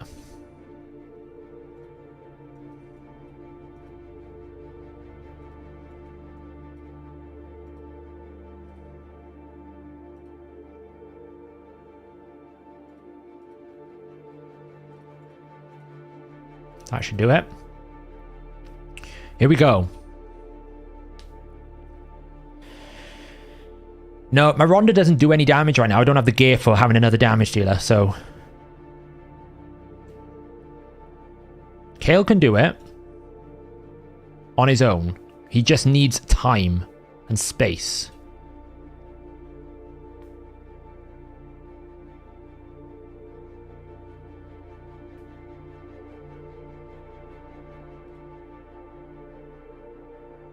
We got a better start this time.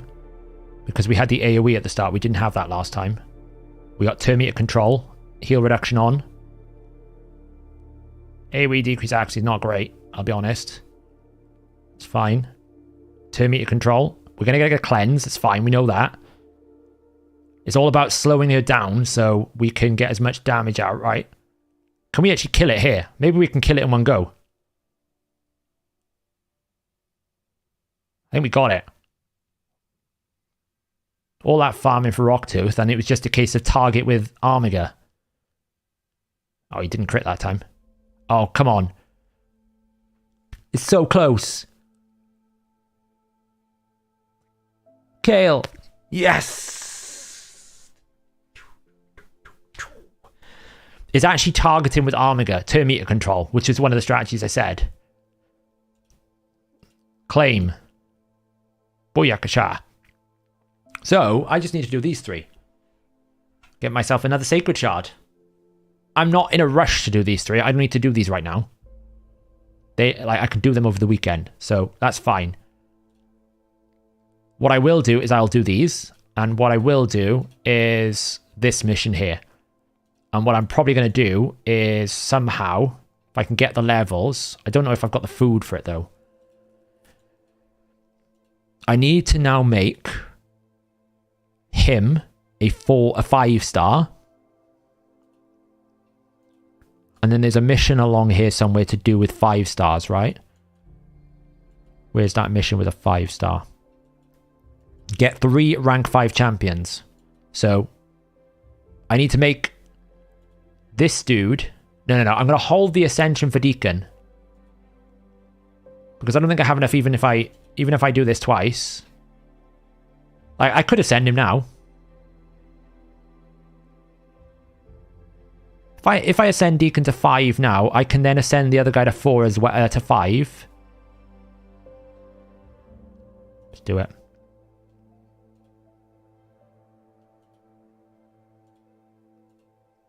Ancient Shards. Defeat 50 champions in the classic arena. You got it. I don't think I can do that today. I think I've run out of refills, but it's pretty easily done.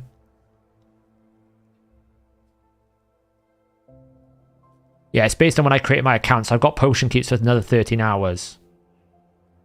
The only problem is I think this is going to bottleneck me because I need to basically do more than 10 battles, and I don't think I've got a refill. I think I've used them all. So there's a challenge for 4 at level 5. Wow, we're not fast enough here.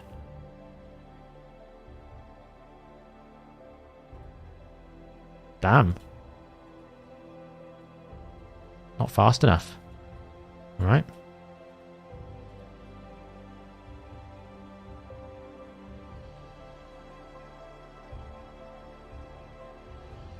I have reset in 10 minutes, yeah, so that'll give me more. Maybe that'll clear the bottleneck. If I'm very efficient, I make sure.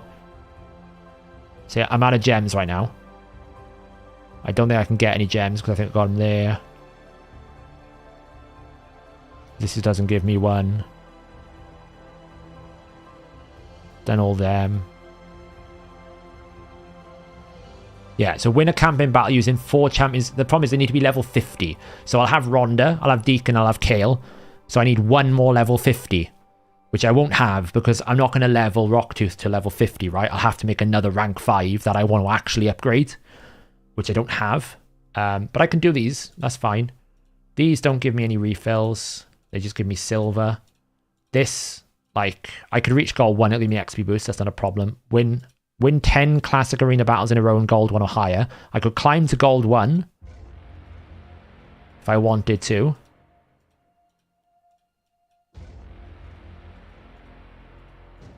That would give me a refill. But I've already done like 9, right? So I'll get reset. That gives me 15. 15 times 4 is 60. So reset, I'll give it. Yeah, I could take Umbrella up, I suppose. The only problem is if I make a 50 right now, it's like delaying the next 60. So, but that'll give me a refill there as well. I got an upgrade that's ready to go. We're at 35 out of 75. We're progressing well. Let's get these challenges out of the way. So we'll do that. I'm just going to go check my main account on my phone. Because, you know. We're going to keep taking him up. Because we might as well make him a rank 5. And then we'll ascend him in the mission further down for another ascension to a rank 5. Save ourselves some potions. We do need to get back to spider farming as well at some point. Because we need to win that spider tournament. And we also need to do it for the fragments anyway. And we also need to win the champion training tournament. So I'm doing this because I can get energy in challenges. If I can get an epic book, that epic book can be used for burst in the actual champion training tournament. It says how you play the free-to-play account. Attack percentage.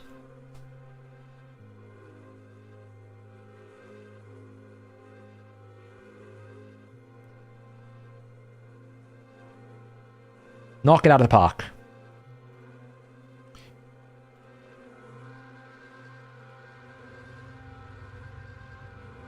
So, boots now.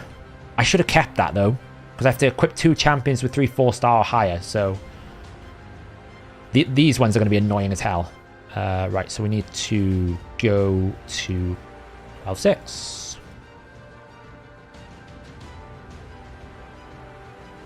Did I don't know if I bragged. I think I forgot to brag about...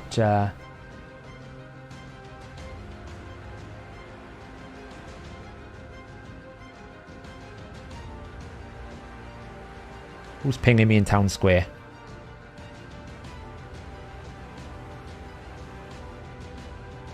Don't you hate it when you get a notification you can't find what the notification actually was for? There we go. Anyone know what's up the challenge tracker? Not functioned yet. I think these things are going to be done overnight.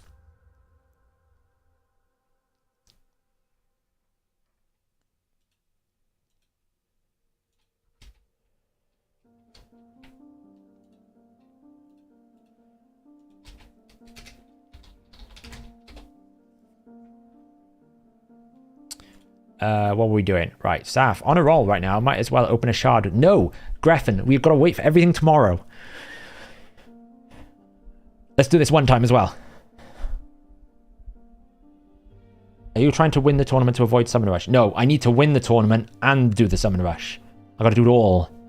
I need to win 3 of the 4, and I don't think I can win a Dragon tournament. If I'm being honest, because I think everyone's going to go for a Dragon tournament. So the Spider tournament is more winnable in my opinion because people will struggle to do Spider this early on. At least that's what my thinking is. Oh, this one's a bit slower. I think it's weak affinity, is it? Oh.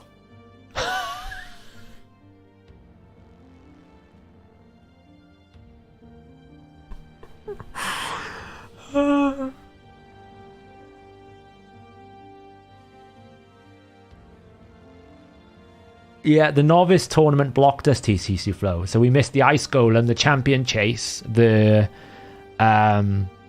arena, like the first tournaments, we didn't get it.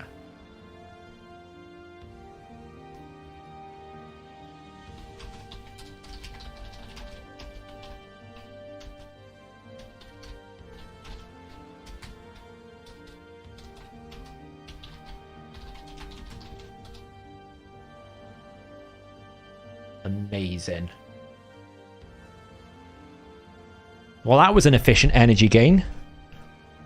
We just netted ourselves 160 energy for what? 16? So, can we equip 2 champions with 3 4-star or higher artifact sets? Probably. Now that he doesn't need gear. 4-star or higher.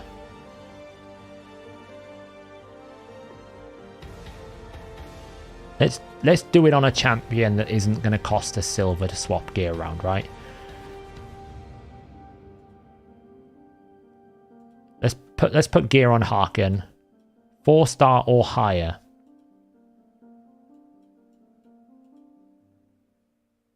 Well, pretty good start.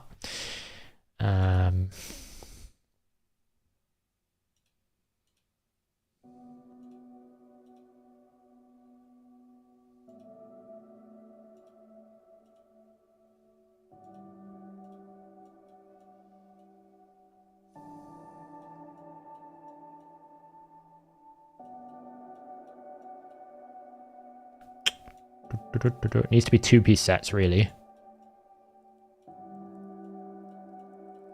They give you an awful lot of weapons and shields. Right, well, we can give you that, and you can have, I guess.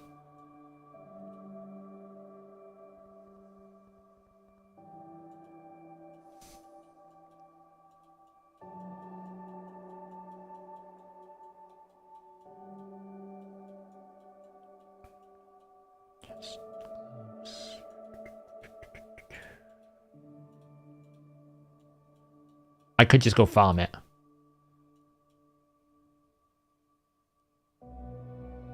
I feel like I need to go... Well, if I just do this, and I go that...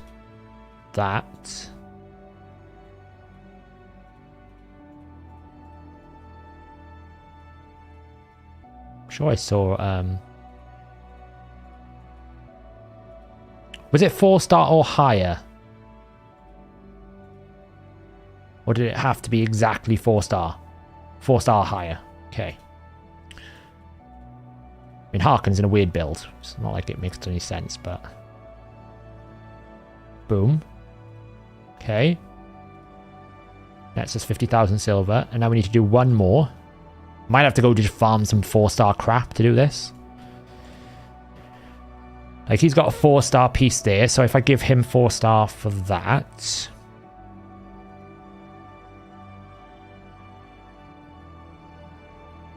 He can have that. We hit reset. And then we need accuracy. And we need 4-star, 5-star, or 6-star.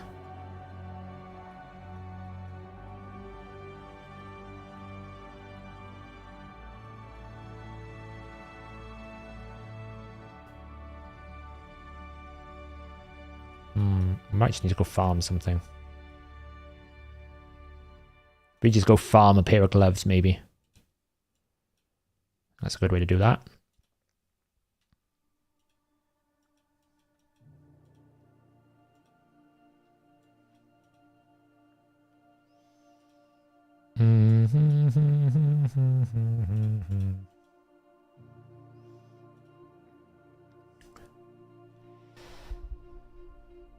I mean, if you could go Nightmare for some stars as the gems, you could just do K-Rock Castle and put the gear from there on someone. If you're lucky, you get 6 pieces. Yeah, I could do, but I don't know whether it's worth doing the energy, because it's like 16 energy, and all I'd be getting is like some silver.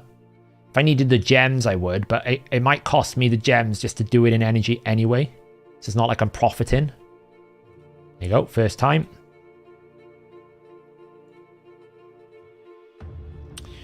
Who was that on? Him, right?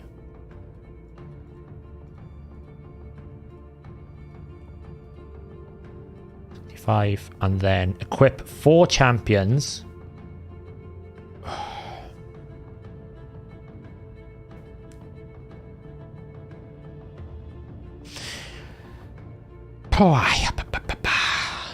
So I have to equip 4 champions with 3 4-star or higher artifact sets that are at least level 12. And all I get is 80,000 for that. Okay.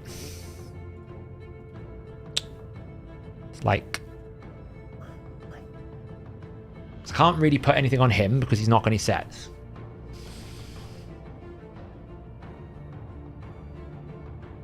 Okay, so if I just take this up to 12, that's 1. It's not a problem that we're upgrading artifacts, remember, there's an artifact enhancement on, so we're benefiting, we're doubly down, we're not wasting any silver by doing this. Unless it costs us a lot of silver to get the upgrade, of course.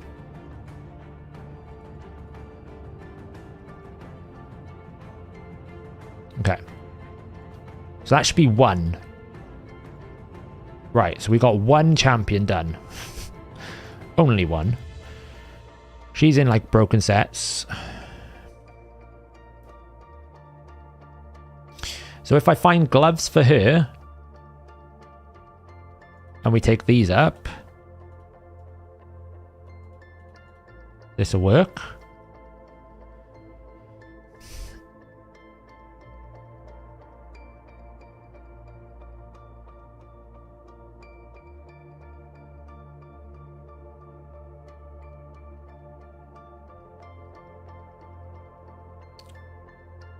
Do they count?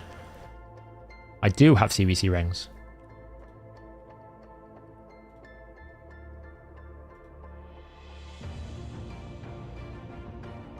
So what, you get 4 if you have them all. So I could basically just upgrade this to 12 now.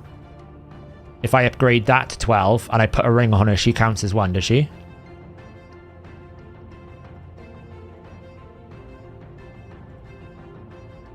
Granted, ring upgrades are expensive.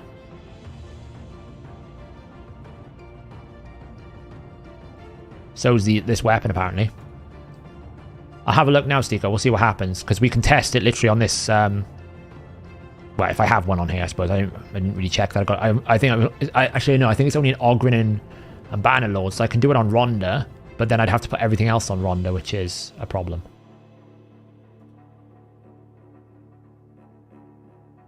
Because I don't have sets. I only have set on Bannerlords and I have sets on Ogrins. So she could work, but I'd have to re-gear her, which is a lot of silver, which I'm trying to avoid. Whereas, what's her face? She could just get some, like, I could just go farm her some gloves now and upgrade them.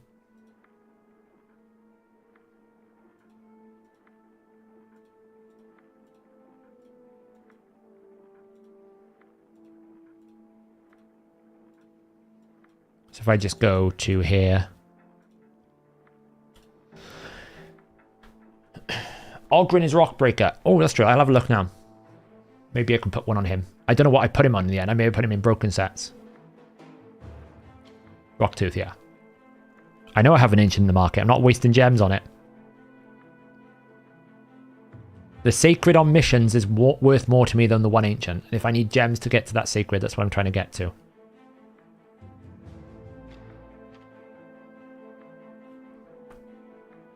Elf Guard is not what I wanted, even though I could book the Elf Guard.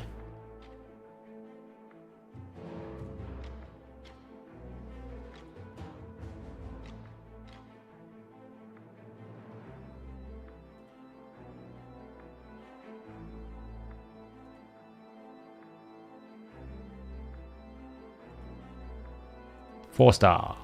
Defense, we'll take it. I don't mind wasting some silver on that. It is what it is. To be honest, the speed set benefits her anyway. She gets so much speed.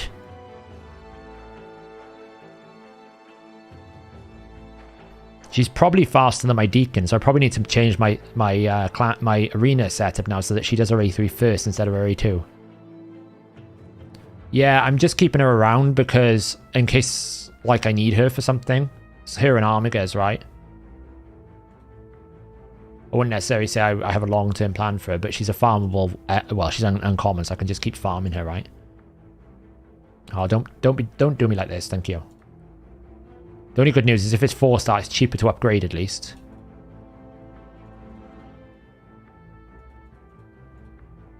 She's really good, actually. A lot of the uncommons are, when you get into this level of an account, are actually so valuable. Right. Right, so that should be 2. There's 2. What we got on Rocktooth? So he's got 0 sets.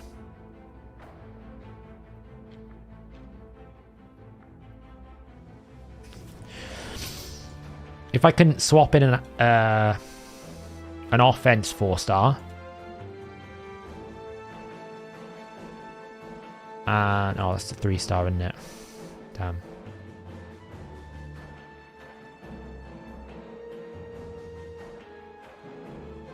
Well, I can swap in that.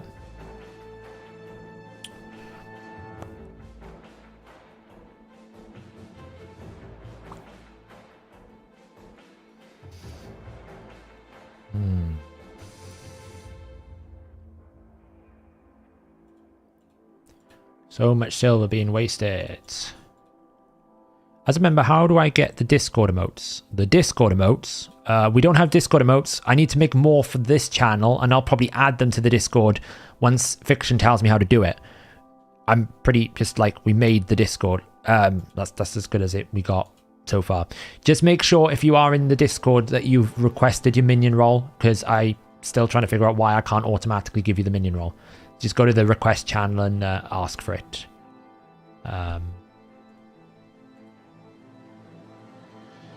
Yeah.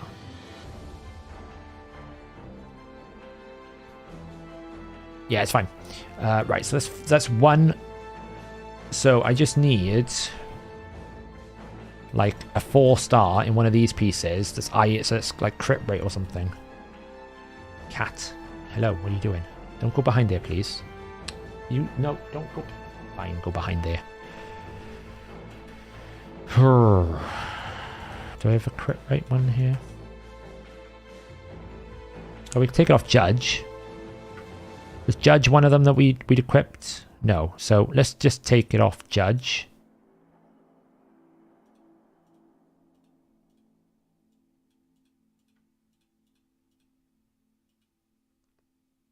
So we need to get that to level 12. Yes, if you've joined as a member on this channel here, then just let me know and I will check the membership and give you the role. There's meant to be an integration that whenever you join the membership on YouTube, automatically it gives you the role in Discord, but apparently the goodwill and graces of the Discord world doesn't want to give me it, so I know, right? I'm going to have to upgrade it. I'm probably going to have to go back to Spider Farm before I can do this because I'm running out of silver. Or go and farm that camp. I might just go and do Nightmare Stage 1 just for the 1 million silver. So it saves me time. Is the camera moving? It's probably the cat. She has wiggled the cable because she's got this obsession at the moment with going behind the screen and like looking at me from behind the screen. It's a little bit unnerving. I don't know why she's got a habit of it lately. So she's probably moved behind it and wiggled the camera. Oh, she practically wants to sometimes. She's been asleep all evening. Come on. Here we go.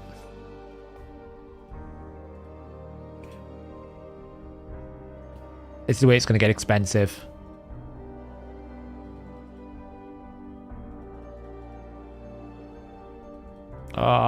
Come on, ring. There we go.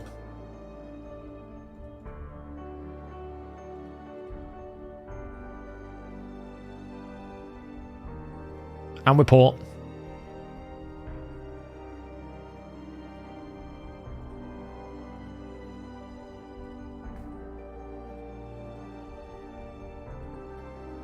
All these are useless, to be honest. Might as well sell them.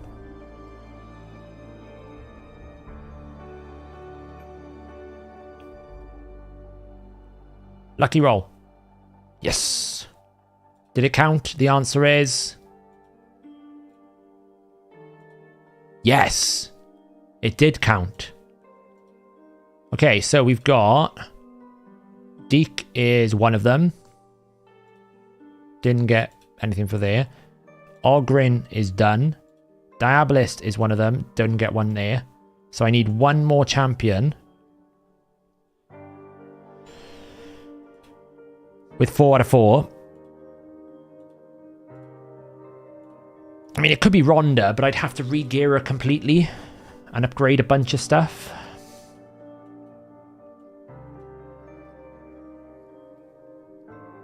Yeah, they do.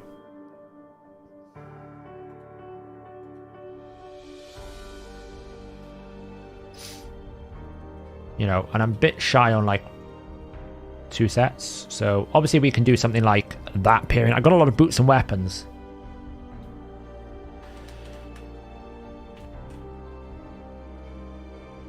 Because we have got a ring here, right? So that's 1 set. So I just need 2 sets on her here. So I could go and put... I could swap this weapon out for that. Give her... You're curiously wandering across the animal. You know, level up one of these. Because I don't think I have one spare. Oh, I could give her Armiger's one for the time being. And swap it back after.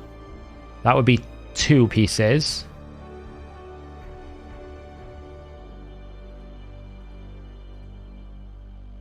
So that upgraded, so I just need 2 more pieces. I got a Pathfinder kit worth keeping around. I think so. Pathfinder kit's not too bad, actually. I think it's alright.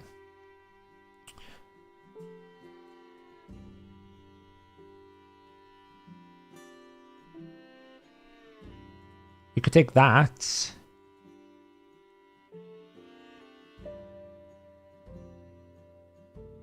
And then borrow like that. All we'd have to do is upgrade the helmet and upgrade the ring. I mean, I haven't got the silver, but that could work.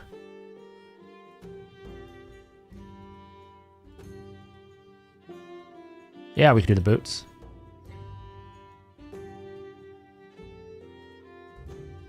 Let's just go do... Nightmare campaign quickly. Because we'll get 1,000,000 silver. Now it's worth doing because I need the silver.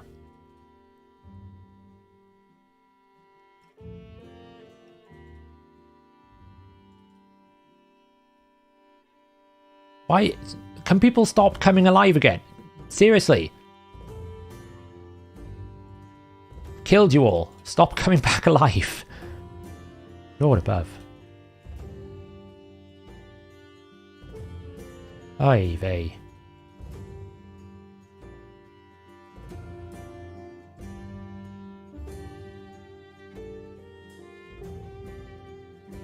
He'll revive someone, that's fine. Take out the grumblers.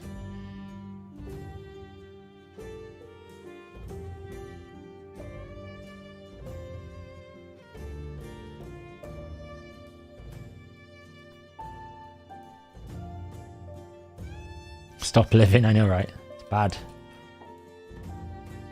Deacon's actually quite useless here because he's negative affinity. I should have boosted. Uh-oh. It's alright. Take you out. Oh, what? Okay. Try again. Got there in the end. Let's just do that.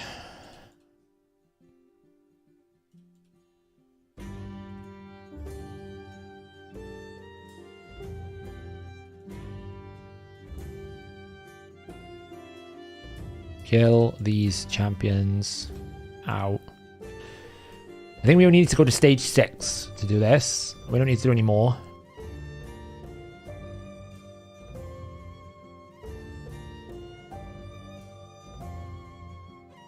Stage 3. Thanks for giving me a pointless champion.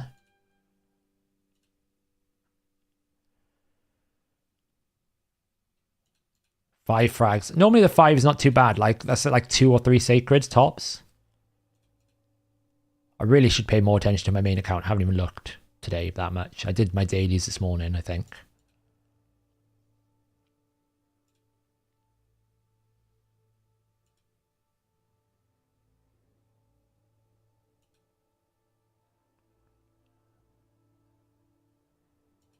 $15 stars is 5. Oh, so it's only space. Jeans, it's been a long day. All the things that I've coded for you guys coming out tomorrow, hopefully. My head is boggled.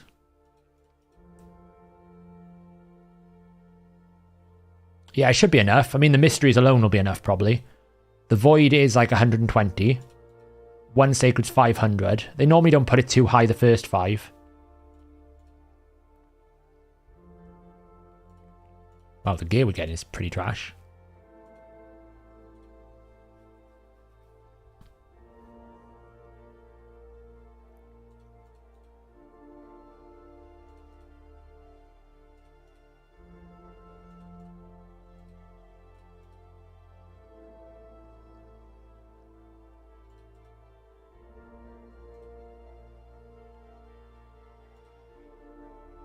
I know. I mean, I'm actually struggling a little bit with the time management of work, CVC to a main account, you know, starting a free-to-play video content creation. It's, I'm losing my mind a little bit. I need a weekend off. But hopefully the idea is tomorrow we want to kind of get the trackers out in a kind of like version 1. It's not the final version that we're planning, but it's good enough that we've got something out there, because we know that we don't want you to like have signed up for something and then go, well, why did I sign up, right? What did I sign up for? In silver.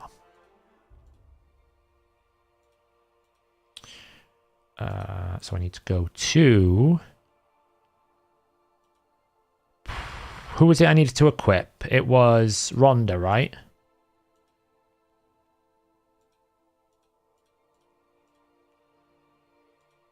So I basically said we'd put that on him.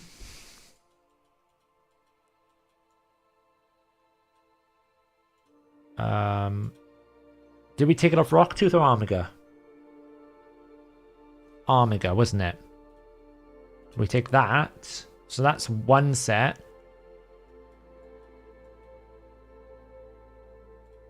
Two sets. And then upgrade the ring, right? That's right, isn't it? We got 1 set, 2 set, upgrade the boots to 12, upgrade the ring to 1. There, go. I'll rebuild the champions after. I'm not interested in...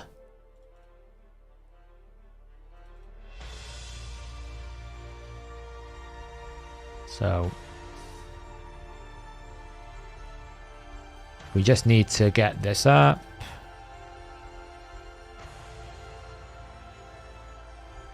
Come on.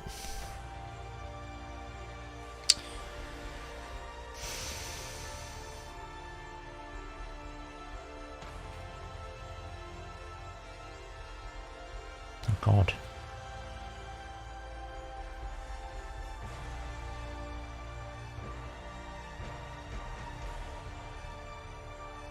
There goes that 1,000,000 silver we just earned.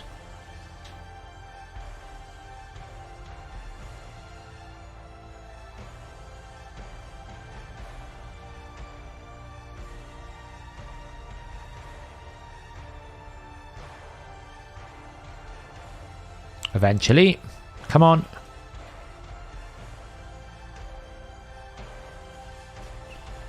Get 80,000 back.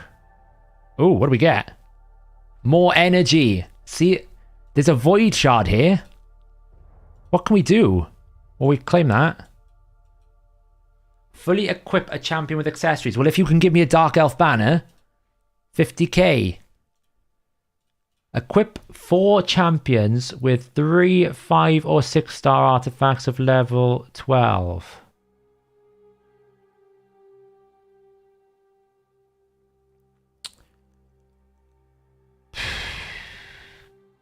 Okay. It's going to be rough.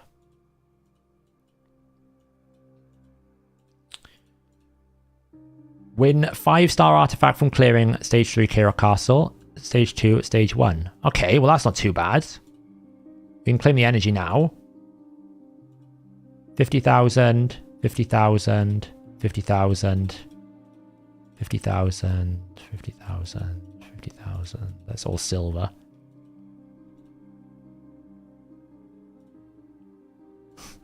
Does anyone want to tell them they need to upgrade the text here? However, accessories have a couple of key differences. Accessories don't have sets or set bonuses. Each accessory belongs to a certain faction and only can be equipped by champions belonging to that faction. We have set bonuses now.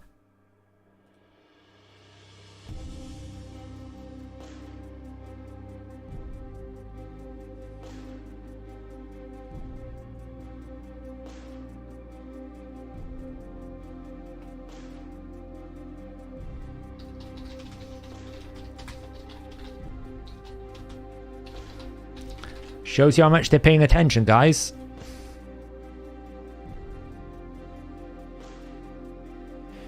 Any tips, Mythfu Ninja on Force?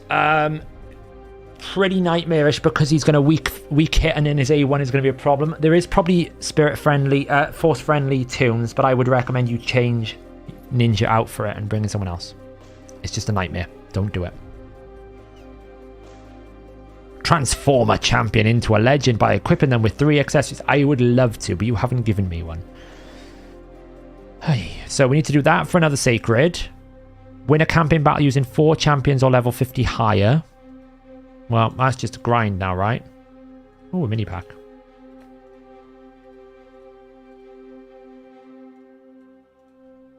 We've got the Pythian fragments. Artifact enhancement's done. What mission are we on here? Kill arena champions. Got it.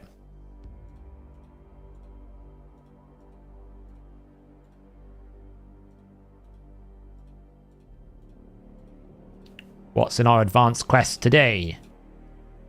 Win classic arena material battles. Beat 3. Awesome. Unlock a mastery for any champion. That's annoying. Win a classic arena battle against a higher. That's fine. That's fine. That's fine. That's fine. That's fine. That's fine. Easy peasy. Daily. Summon 3 champions. Oh, I'm actually full up at the moment.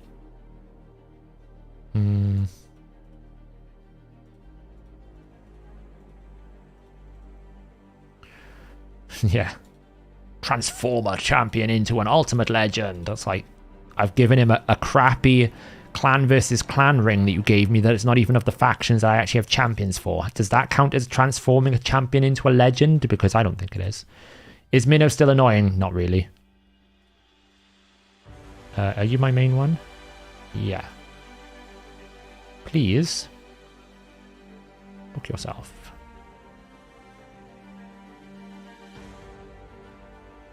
I should probably be saving this food for a burst. I'll probably save the 3 stars for a burst on this training tournament if I need to win it. I mean, in an ideal world, I would actually try and get enough food to make Deacon a 6-star during this weekend window so that I could barrel him for burst. In an ideal world. Whether that's viable or not is a whole nother thing. I have no idea. Oh, we got a Gore Mask here. Oh, we need to put Metal Shaper back in the vault because we might need him. You go in there. Just make sure all the champions that I use. Judge. You need to be locked. Lock. I don't need you anymore. You should be locked. So I just need a Dark Elf banner and we can get the accessories. Yeah, I mean, it's a lot, right? Because it's basically... oh, damn. Oh, he's pumping. Oof. This looks worrying. He's pumping really hard. He's slowed down. So, for example, how to upgrade a champion. So it would be 300 and then 8 times 60. So 480. So 780 points. Give or take.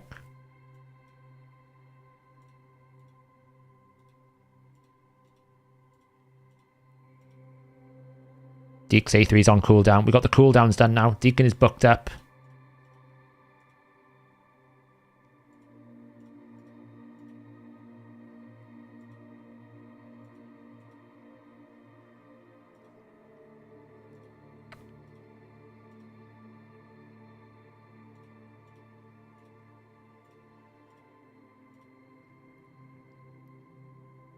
Yeah, it's about what I mean. It's about 800 points, right?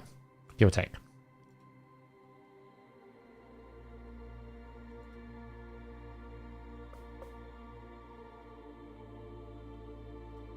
How many use you have I? No. You're part of my little group of people. Might as well upgrade you. Get that done. Fight in the arena. Okay. We're nearing gold, which is not ideal, gotta say. I'd rather not be in gold right now.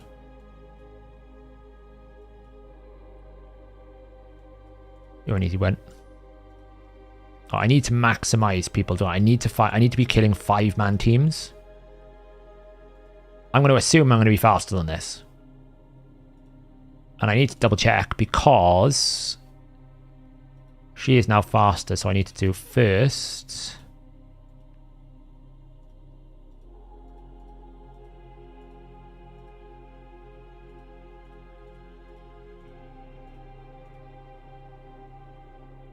As long as I'm fast enough, I win this battle.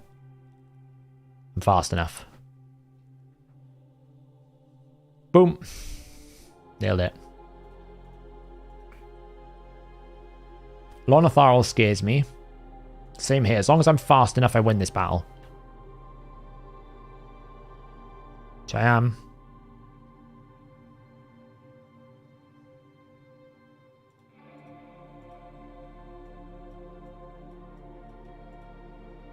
It's probably fine. Deliana can be a bit problematic, but they're probably not fast at all, so I can outspeed them. Oh, it's going to be death. Apart from Deliana, but she's dead now. Like, nobody's attacking me. People need to attack me, so I stay in silver. I don't want to go to gold just yet. I don't mind jumping up to gold and dropping back down. Do we reckon we can kill that one? It's 5 stars. Try it. They might be too fast, but we should outspeed them. Oh, they got a shield set, which doesn't help. What can we do? Not even close.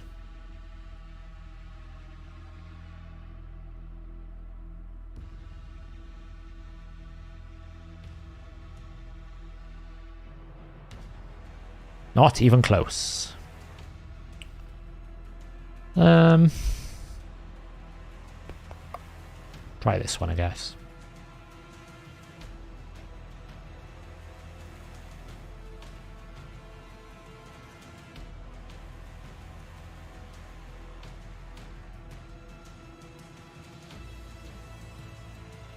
Okay. Nice try. Still won. Do you have to win while killing champs? I don't think so, no. I think I just have to kill them. Obviously, I'd like to win as well, because missions. Missions. I don't mind taking the energy refill now because I'm close enough. Beat 3 campaign bosses.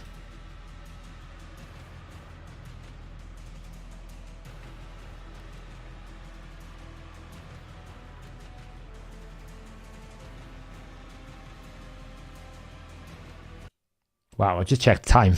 That's the thing with new accounts. You just lose track of time. It's like midnight midnight here. It's crazy. We've been streaming for 4 hours.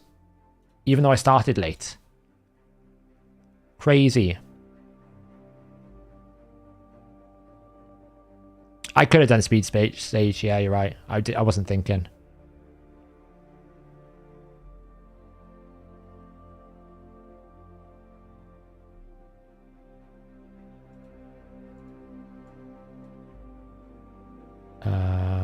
It's fine. We'll just do it here. What type of fragment or fusion champion would you like to see after Pythian? An ally protector. For the love of all that is real, give me an ally protector. Let's get Arbiter tonight. No, Swift Cut. I don't think I can do that.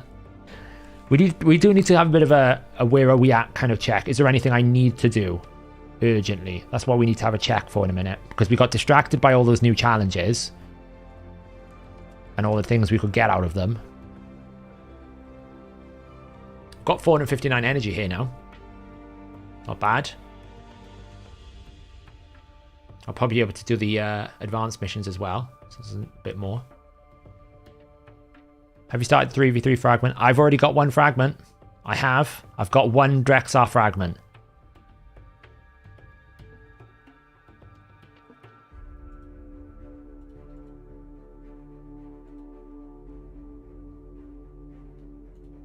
Boom. Boom. 10 more gems. Nailed. In the bag. I'm going to have to spin up a referral account probably tomorrow and try and get this Void Shard. Need to pummel that. Right, so where are we at? What have we got? So we've got this challenge to do, which is going to take us time. Because we've got to get... I just don't think that's even in realistic possibilities. We've got these to do, which we just have to go into K-Rock. Oh, see, I should have gone ahead and done these. Specifically this... What's one of these? Was it... I think we've already done the one with energy. So they're all silver, so we can get a Void Shard there. These need to be done on the weekend. So nothing in these challenges are time sensitive anymore. So we can chill on those. We need to wait for a refill somehow. Where's my reset? Have I got a refill? Where's my... Is it on the... Oh, I have to wait 180 minutes. That's terrible. Because I want to do this so that I can do this, so that I can do this, so that I can do this, so I can start doing these. I got a feeling I'm not going to be able to get to these tonight.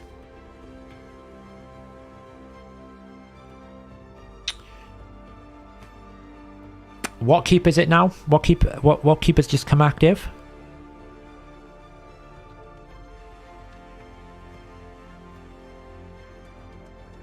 Hey, Nose, it's going stressfully well. We're progressing. Force. Ah, see, it's all going to fall out of bad rotation, right? Because I need to... It basically goes... Arcane. Magic. Spirit. Force. I might have to write this secret off. Because I just don't have...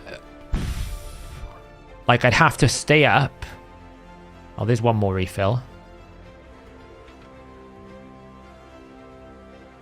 I don't think there's any battles, though. I need to wait. Don't think I can kill this. So... Because there's no refills on this here either.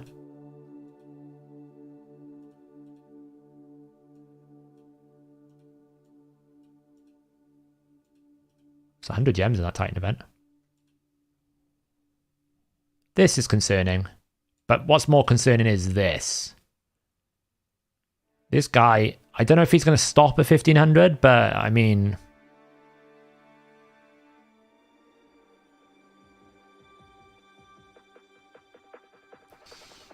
This is worrying me. I kind of banked on winning the Spider tournament, I'll be honest. Because if I can't win the Spider tournament, I have to win the Dragon tournament. I feel like Dragon is even less accessible than the Spider. It could be he's just going for the chicken and he's going to stop at 1500. Like, it's annoying you can't, like, see who they are. I wonder what the global leaderboard's like. 34,000. So, I am going to try to, yeah. But I have to win this one, I think. And I have to win the tournaments here, which is always problematic. If this is... The good news is tomorrow, if I wake up and this summon rush is unachievable, then I can just take a chill, right? Everything I've done tonight to try and grind it, it's not the end of the world, because I haven't lost anything. We've done challenges, we've done objectives. I mean, in terms of, like, the members, where are they at? Like, I'm at 124,000 player power.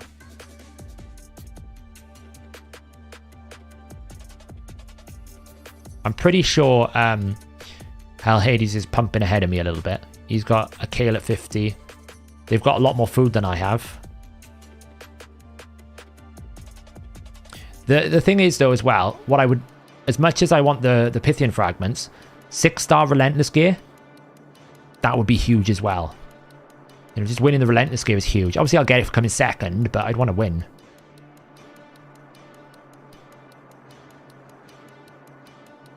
But I don't know. It's going to be stressful, right? It's going to be difficult. I still need to fully upgrade it. I need one more epic book to be able to get this quest done. This will be done from winning one of those tournaments, so that's cool. So I'll get some clan gold there.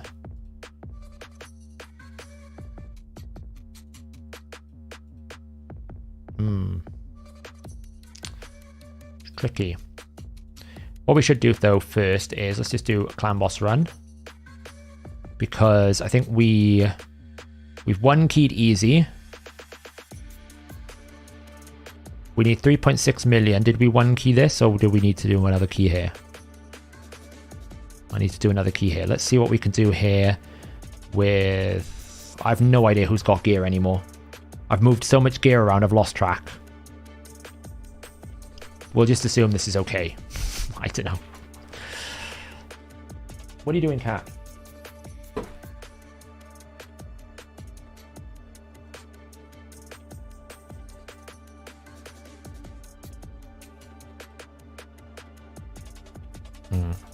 Weak affinity is not great here.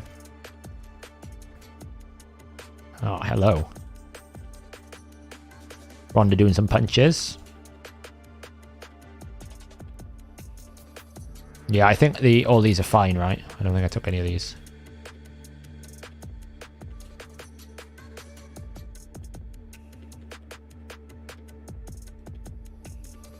Yeah, I probably changed Rhonda, but I think she's okay, right?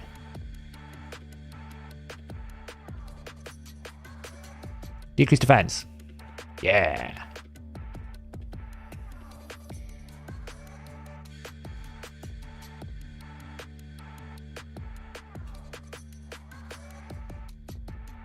Yeah, I mean, my account needs gear a bit more now. If I can get a Dark Elf banner, that would be brill. Especially if it's accuracy, but I'll take resistance as well, because that'll help with some of these lower dungeon problems in terms of taking debuffs. Wow, we did one run and we got 4 poisons, and then we did another A3 and we got 0 poisons. Great. It's always a great feeling, that.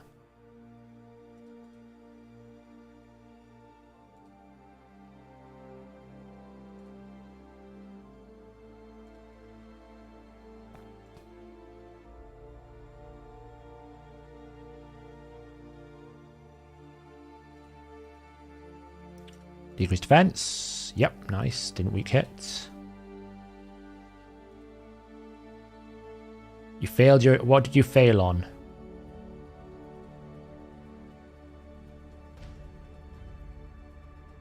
Ah, oh, that's awkward.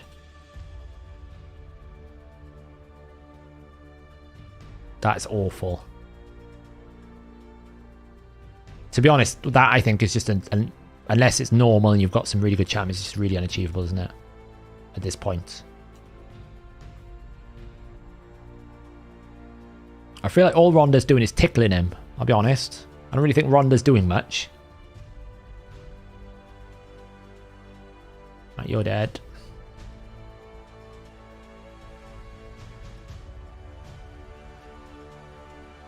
We kept.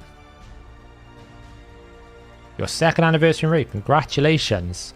You stuck around. They haven't tricked you. Where would you rank Trumbo as an ally protect champion? Pretty good, I think. If I pulled a Trumbo, I'd be pretty happy. He's not like the best ally protector, but an early game one, he's not bad. I'd take it. Like if you offered me Trumbo on a plate right now, I would take it. Potentially even over Pythian. Potentially. Although that's a dramatic statement. If you offered me free Pythian, I'd take it probably.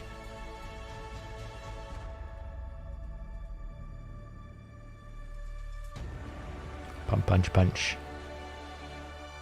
Uh-oh, Deacon's on the edge. Poisons. 3, we'll take that. Nice, decreased defense. Punch it up.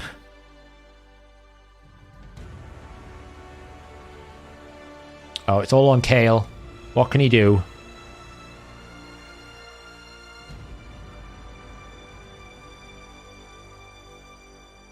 Two poisons. Nice. How long can Kale last? I don't think any of them are, in seriousness. Maybe some are thinking about it now that I've talked about it. But I know some of them can't, right? I know that some have pulled it. Anyone who's pulled their Sacred 100% can't. I'll be honest, I don't think I need the... I can probably get away without having the Sacred from the missions. It would help to have the Sacred from the missions, but I can probably get away with it. Because I've got 3. I think 3, if they've scaled the Summon Rush down, I think 3 Sacreds and all my Ancients and Voids, all my shards will be enough. 4.81 million on normal. We're pumping ahead.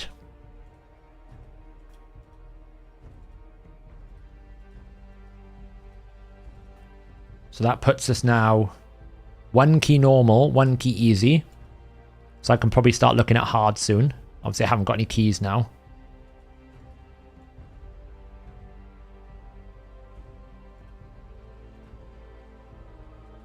So all of the stuff we have done today, and I'm still the same gem count as I was when I started. Now obviously we've burnt some, we've gained some, we've earned some, whatever. All that kind of goes around in rotations. We've got some more gems to come here. And we'll get the Pythian Fragments. Like, we've got to get to these Pythian Fragments at least. We'll probably try to get to the Ancient Shard. Champion Training, we've completed fully. So I'm gonna hover behind this guy. See what happens. Hopefully he stops pushing. He's still adding a few points here, but that could just be natural gain. The only problem with Champion Training right now is it's like the best place to do it. Use your energy, even if you don't need to do training. So competing with someone who's pushing hard in the free-to-play challenge might be difficult. Well, I'm going to push for the gems anyway, so I'll probably use some energy now.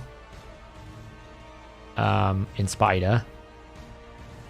Right, because we're doing food farming at the same time. We'll see. Well, I wish you the very best of luck. That would be major. I mean, if I can pull it off, I'll be honest, Jugs, right? I can see the video. How I got the fusion in 7 days. Free to play. You know, I can see it all now, written in the stars. The ad revenue.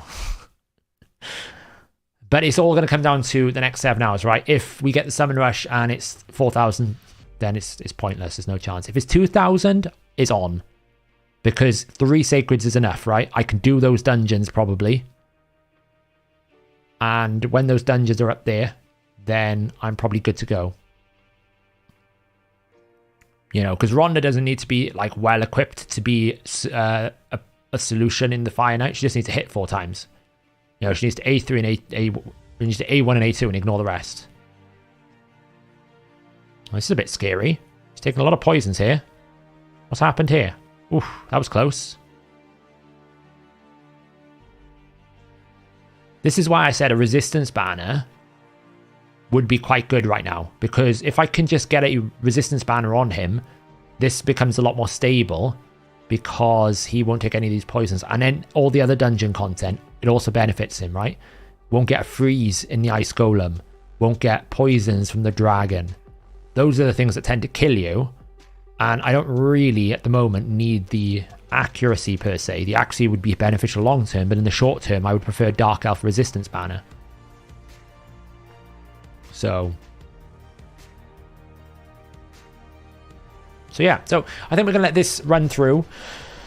We basically kind of need... I feel like I need to, like, bin off the missions. I don't think I can get the missions done, right? I'm only on 35 out of 75. I got to fuse Justicia. I've got to do all of that different stuff. And, like, I've got to get greater potions. Like, it's a bit too much to do in 12 hours. Because the potions are going to basically roadblock me. But the one that I can get for... I've basically got 2 already. Right, we'll do a quick check at the end of this. I just wanted to do one run here to see how it was feeling.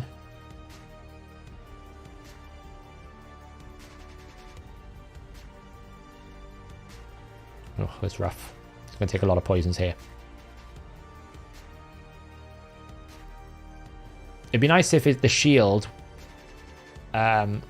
gave me sort of... I don't think it can give me crit rate, but unfortunately. Yeah. But the next mission, I think, is upgrade an artifact to level 16. And I've been holding the shield for that. So that would give me some defense. Because this is where it gets scary right now. He needs to A2. Otherwise, I die. So it's kind of like we're playing with fire a little bit. And if we get slept upon here, it's also a problem. Because he's going to skip a turn. And then takes a lot more. I think he's going to wipe. Yeah, he's going to wipe. Oh, it's close. Oh, that was close. That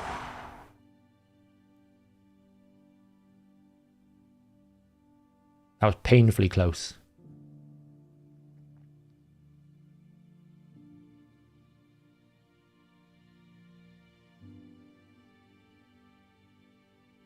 Here we go. Literally 1 HP, I know, right? 17 though. Gets me really close to that gem. I think I'm like 1 away. But yeah, so if we do this, we upgrade this, that gives us more defense in the shield. This is pretty easy. Run it a number of times. This is like automatically done. Upgrade 3, easy. Arcane is always open, so that's fine. This is already done. Get 3 rank 5 champions. We'll do the Rock Tooth. He's pretty close. Easy. Dragon's Lair, easy. Easy, it's already done. And then this is the blocker. So we get to like 42 blocked. So I think this is out of the question, right? But we've got 2 already. We will probably be able to get another one from this, because I think clearing Dragon Stage 13. The only one I have to do on auto is Ice Golem. That's the only scary one. This I can manual. And I can use turn meter control because I've got my elf. I got my royal guards. Like, what's the affinities for stage 13? Let's have a look. So I'm already at stage 11. I wonder even if Kale can solo it. Do we reckon Kale can just solo this? Surely not. Surely that's ambitious. Yeah, manual targeting, right? I can watch it. Oh, he's close, you know. Oh, taking a bit of damage there. Didn't heal. Oh.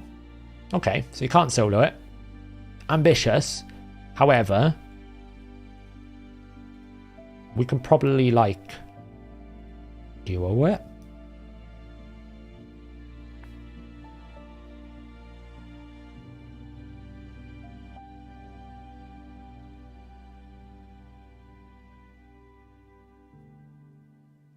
Because I kind of want people to die to give them the masteries, right?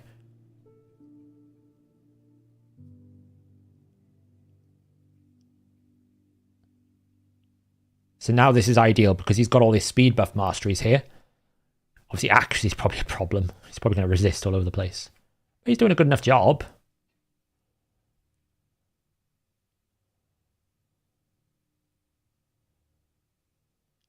Easy. Basically duo, so we can use food. Because at this point, it's done. He's just got a poison. Deacon can die, I don't really care.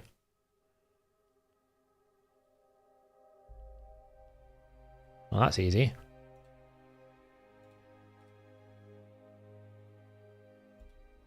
Magic is weak for Deacon, but it's not the end of the world. So we don't need Deacon. That's a good wave. Oh, nearly killed him. Yeah, he's basically soloing it because we're using Deacon's aura and a bit of boost. The 3 are dying to give him the Whirlwind of Death, Spirit Haste, Masteries, and excess damage.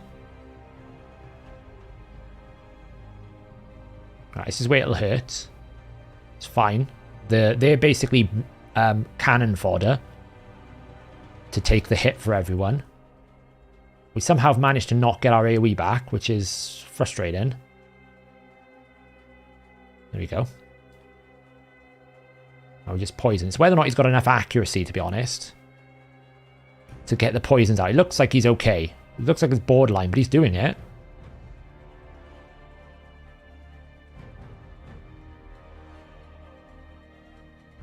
Yeah, exactly. They're just bait. They're cannon fodder. This is why, you know, when people... It's one of those things when people say getting your 60 to rank 6 is so important. He's doing this because of War Master and because of all the healing. If he wasn't rank 60, none of the stuff I would have been doing tonight would have been possible. We just wouldn't have been able to do it.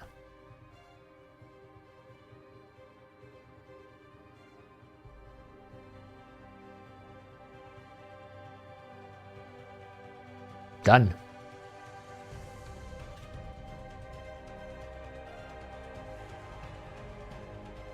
$150,000 silver in the bank. Obviously, Fire Knight is going to be more challenging. We're not going to do that tonight. Ice Golem will be more challenging. But I've already got to like stages 9 there pretty comfortably. Haven't tried any higher. Like, I don't know what. I mean, again, we could probably just use food because all we need is Deacon Kale. This is why Deacon Kale is also a kind of a nonsense start because it's so strong. Is there anyone else in the CC that's going for the fusion? I don't know, Ruz. I know that like Never can't do it, and I know Elva. I know Deadwood pulling Elva means he's pulled his Sacreds. He can't do it. I know Oddrun's pulled his Sacreds. He can't do it. So it's only the ones who haven't pulled it. The ones I know that definitely hasn't pulled their Sacred is Hellhades. I don't know whether he's going to try and do it though.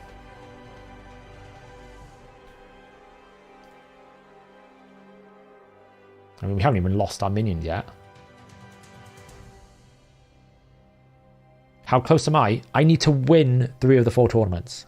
If I win 3 of the 4 tournaments, I do it. Basically.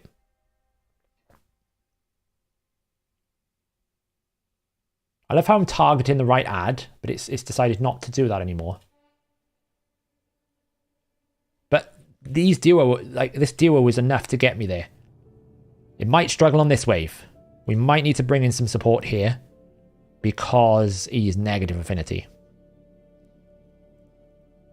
So I think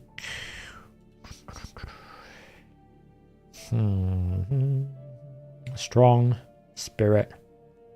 And we'll just bring in Umbral.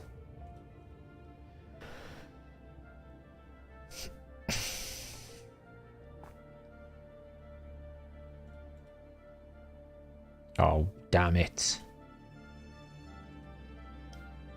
That reflect is awful.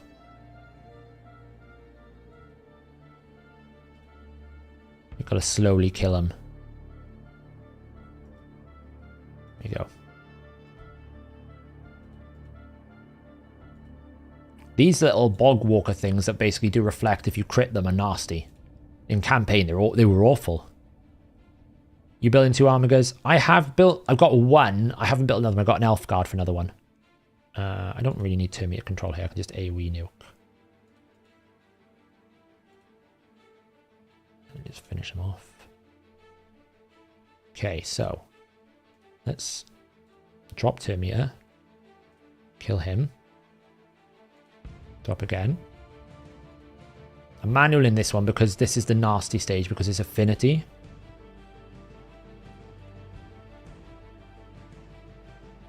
Might as well AoE nuclear. Interestingly, is he not weak affinity to the allies?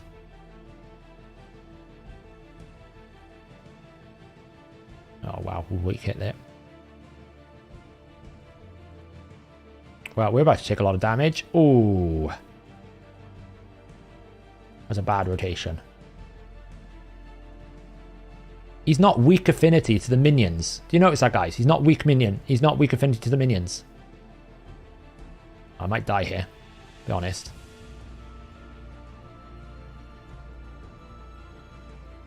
Didn't crit. Boost. Here we.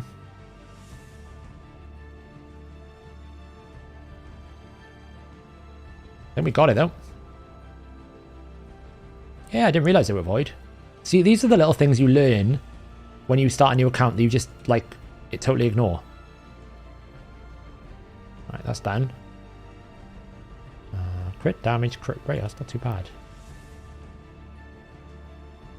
Do I think food will work here? Let's find out.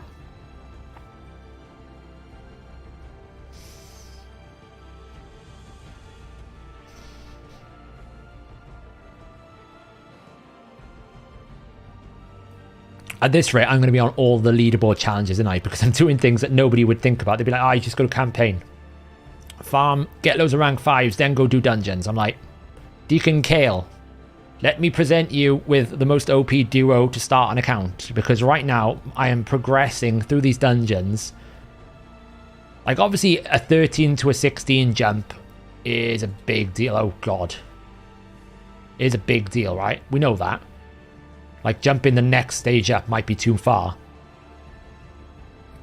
But, I mean, these duo are smashing through content.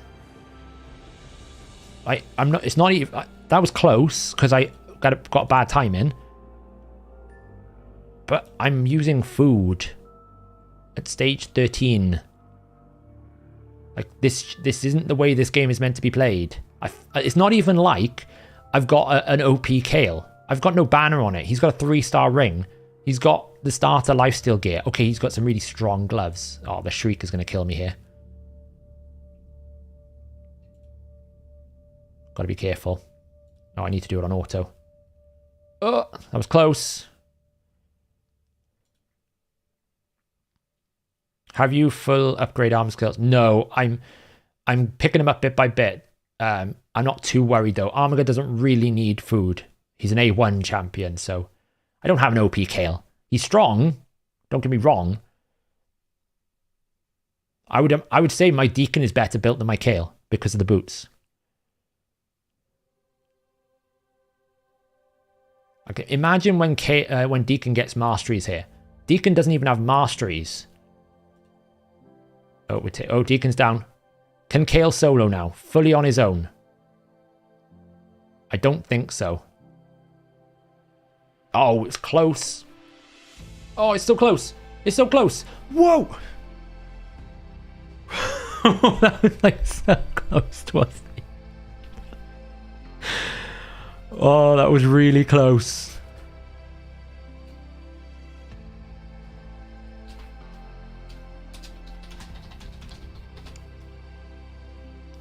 That was really, really close.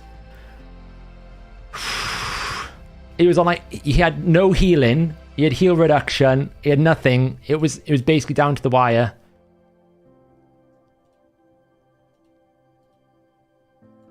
Should we see if we can do Fire Knight as we're here?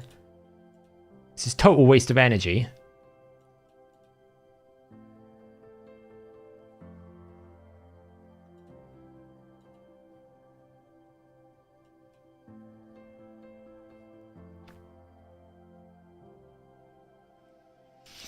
I was able to do a Spider 10 by putting the Rat King in, gave me Kale more attack. Yeah, I can solo it with Kale.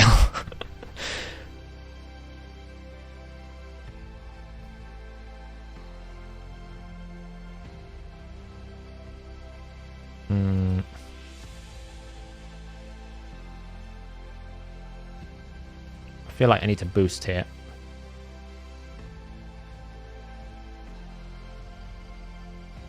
Well done, Rhonda. Here we. Oh, I don't have it for another turn. That's annoying.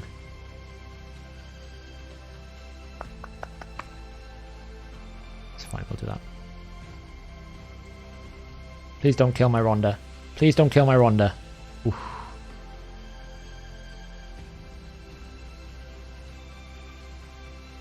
You don't? I have 6-star crit damage gloves. Does that count? 4 hits. I didn't even need to use Rhonda's A3.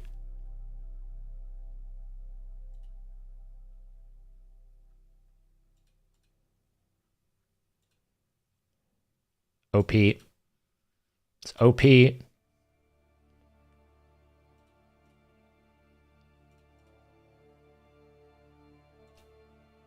I'm not going to be able to keep it down forever.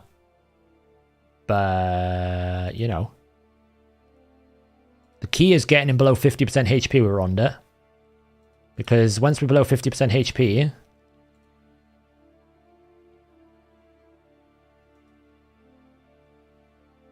He's healed. Oh! Is the 4 hit we need. Might as well boost that. Double hits. Oh, we got that, it's fine. We haven't even needed to use Rhonda's abilities yet. This is probably the worst affinity anyway, because we're weak hit. We're weak hitting him. So we're not getting much damage out of the Kale. He'd have been dead by now on another affinity, I think. Oh, he's resisted that. That's annoying. Uh-oh. Dead, Rhonda. It's close. Yeah. But you can see this one's going to be a bit more trickier because I don't have Rhonda anymore. Still get the shield down. Come on, please. I shouldn't have used the acid. Okay, actually, it's fine. Good thing is I don't need to do this on... this doesn't need to be done on auto. We could do it manually. So as long as I can do it manually, it's fine. Let's do that. Make sure it dies. Could be.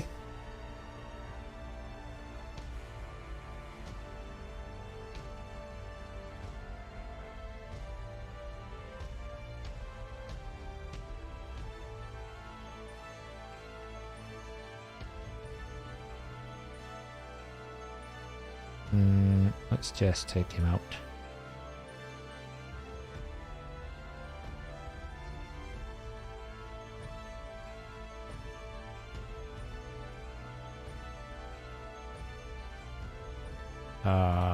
This music is very dramatic for this as well. So we might as well hit with A2 because we get the speed buff. Oh, we've got 10 now. So this will be the first test. We might as well boost. Rhonda gives us 3 hits. Armiger to get some slow. Ideally, we like this is where a decreased speed would be really helpful.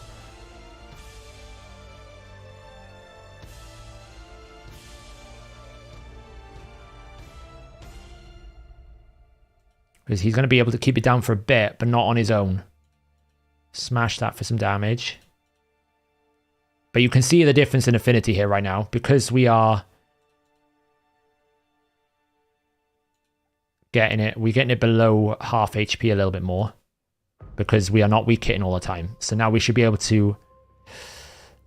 That hurt. I got 24 gems. Because it's below half HP now, we get 4 hits, so we get it down, which is good.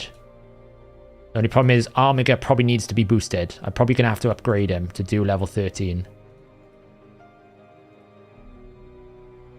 Was level 10 though? I think level 11 is going to be too much for the Armiger at the moment in his current build. Like, you know, he's even got boots on, guys. Okay. He's not even got gear. Who did I take gear off to do that?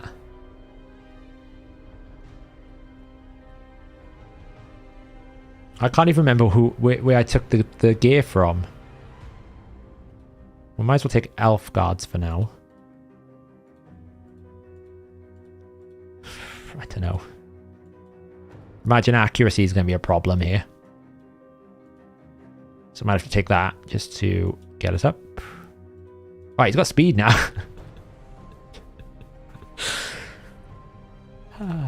He's weak affinity here anyway.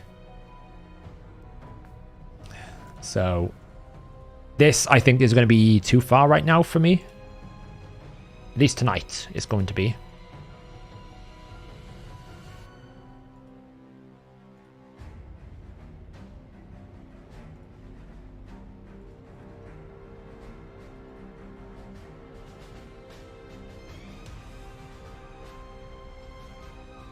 Yeah, I might need more. I don't know. We'll find out. I mean, he's rank 3. I don't even think he's going to live. I'll be honest. I think he's just going to die.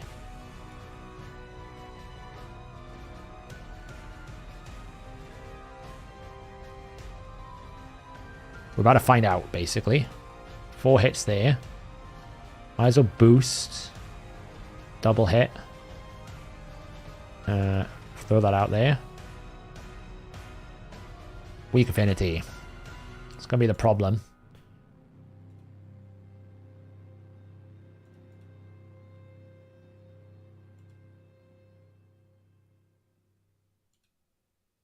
Here it comes. Do we get anything? No, didn't crit. He's going to die, I think. Yeah. So the question is, can we do it without him?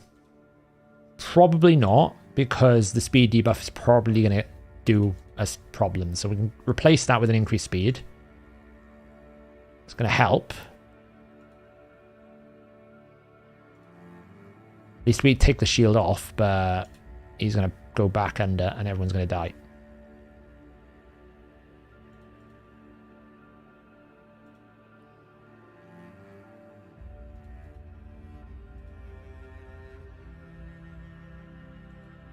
I can't do that right now. I need to do that.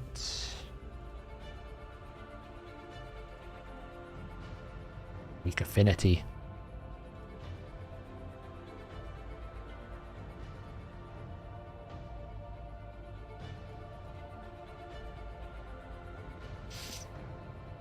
So yeah, so I think, you know, this one is a little bit too far because he's not surviving. If I boost him up to rank 4, give him a bit better gear, then we probably can do this. This one's going to be the worst one for him because it's weak affinity as well. Yeah, so this one's out of the question. But I mean, we got to stage 11. But you can see what I mean about Rhonda. Once she's built up as well, should be fine. Heal reduction, we could do heal reduction as well. Although, like, the problem is he's going to kill us because of too much shield, right? So we probably need to... I suppose we could do that. It's built slow, though. I don't want to waste any more energy on that just now.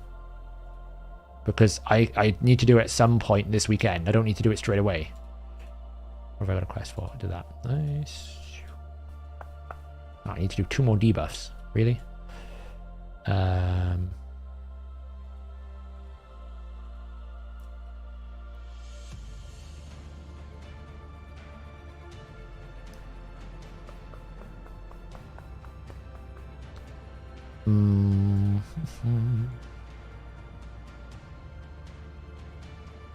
Yeah, I mean, let's face it, he did stage 10 with no gear. Pretty much, because of the power of Kale.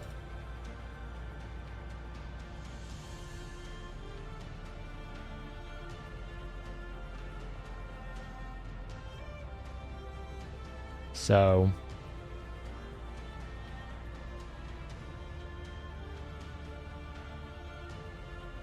and this is like free win now.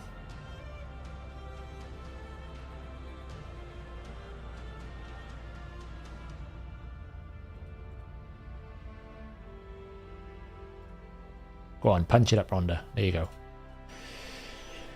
Okay, that should be enough for some masteries for her. Give her a crit rate. Trying to do the first boss on Dark Elf faction was right now. It's on auto, but it's still like on auto permanently by the boss. Yeah, it's lifesteal. It's how you get around it.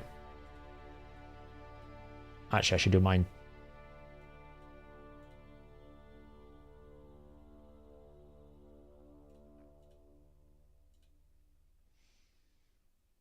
Yeah, you basically just keep A1 in.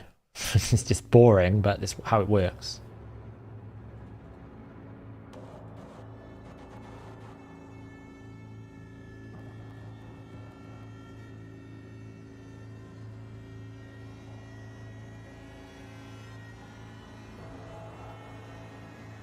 Ah, damn it.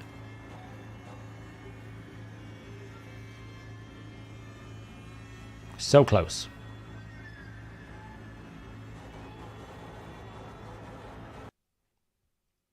We should do these before it resets because I forgot tomorrow we go back to normal keeps, don't we? All of it kind of loses a lot of its excitement tomorrow because all of our starter stuff goes out the window. Why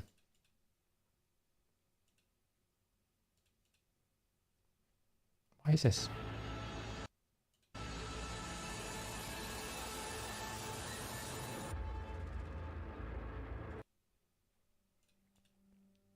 Oh, we are so not going to survive this. Oh, we are. Nice. 2-star. I mean, I don't have a dwarf, do I? I've got a runic warden. Oh, one thing I didn't think about. Fire Knight. I've just realised. There's me stressing about getting the shield down. We got this dude that I've kept behind for specific reasons.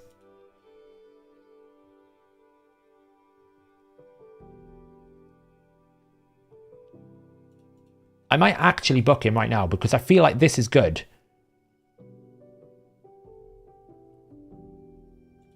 I feel like this guy's worth booking because this is really good.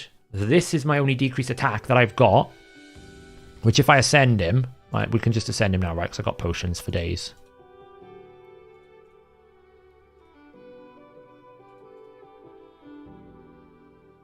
Oh, I thought I had potions for days. I've run out of potions. But that is a 50% decreased attack, which is a 50% chance. The faction is basically the starter champion you pick stays open for the first 7 days, and then it rotates to 2 different ones all the time. Like, what do you think, guys? Do you think this champion is worth rare books? I feel like this is worth rare books, right? Because attacks one enemy 2 times. Each hit has 100%, has a 50% when booked. 50% chance to place in the upgraded decreased attack when it's ascended. I also get a 15% reflect buff and a 7.5%. I feel like he's worth booking.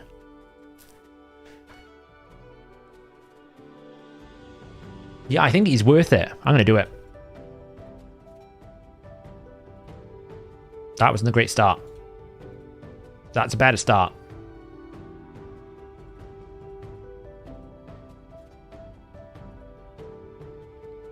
Yeah, but I mean, to get this might get me a sacred. Like, I haven't got any other rares I need to farm, so I'll be honest, the books kind of sucked. I need one more book. Can I get a rare book from somewhere?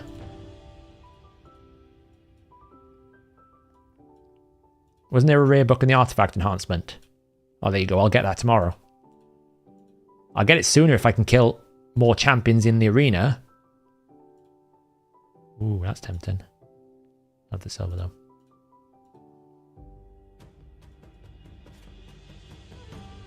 No, not using the Lego book. Bad influence. But I mean, I'll get the rare book from here. Because I think I just claimed the one from here. Tomorrow, because, or basically once I kill 24 more champions in the arena, because I'm on 1796. And I'm going to get another 215. So I'll be at 2011. So my shield upgrade will get me to rare skill. That's what I'm thinking, Gort, right? Between Rhonda, Reflect, and Kale, they should easily kill it. I need to basically get some more potion keeps, so I should probably do that right now while I'm in here. Was the magic one that healed? And the magic one, the buff, right?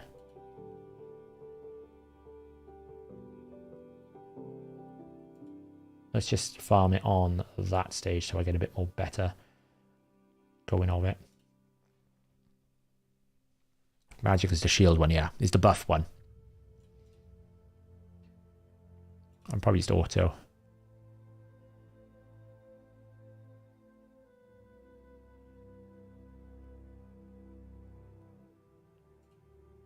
Stop here so we don't use our thing. Oh, you might as well just do that. Or like they're going to live.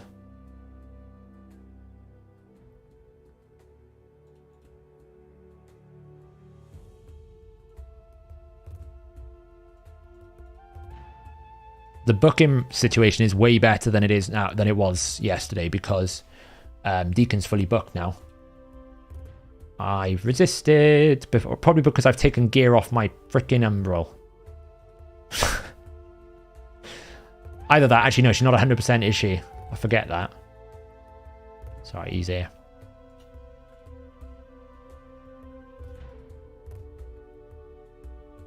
Ow.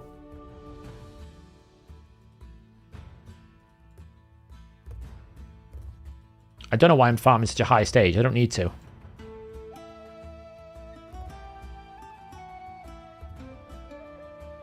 I could be farming a much lower stage without stressing, but hey. Right. Let's get some damage on the go. Block buffs. She didn't land it again. Very frustrating.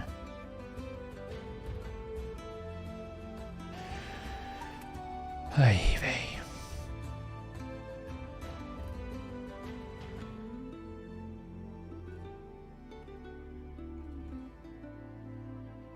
She's 100% booked, but 80% unbooked. Yeah, I forget this. It reminds me because I used to run her in my arena in my classic team for such a long period of time. And then it used to infuriate me because the 80% was awful. It's like fear, right? Let's just run a slightly lower stage, like run 10. That should be easier. We can do it on auto.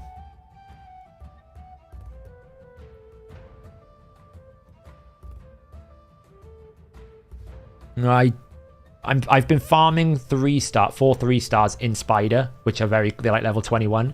So they can probably be fed to make a 4-star, which will give me enough for Runic Warden at level 5. If I wanted to get Runic Warden to level 5, I don't know whether Runic Warden to level 5 at this point is important, or whether I just leave them at level 4, get the buff up on people, and keep them alive with just some decent gear, reasonable gear.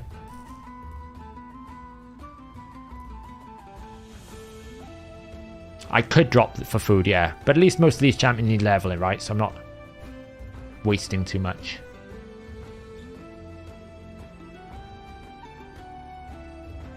I love Umbrella's logic there. Let's just use it when the block buffs is up. Great, not a problem. Oh, this is going to hurt.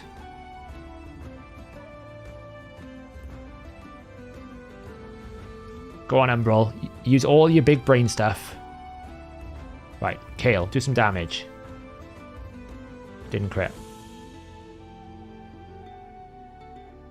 I said I was going to end the stream about 45 minutes ago. Free-to-play accounts are busy accounts.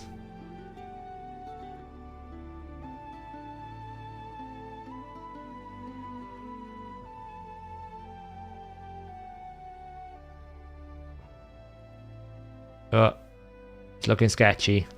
It's alright though, Kale's here. If in doubt, trust the Kale. Oh man, oy vey. How much do I need to ascend him? 2? 2 of them? Hey. Let's go hunt for a team in here. We want people we can kill, like him. Oh, that's a 6-star though. They're HP based. This one is interesting. Morley. I think I can do that one.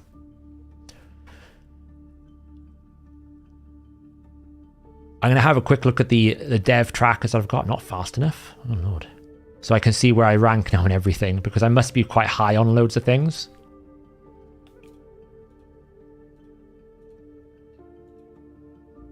Yeah, the problem is I have to wait so long until I get this reward.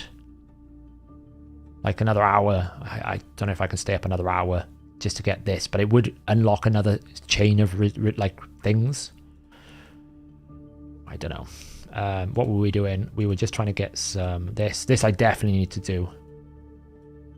Let's just throw it in here.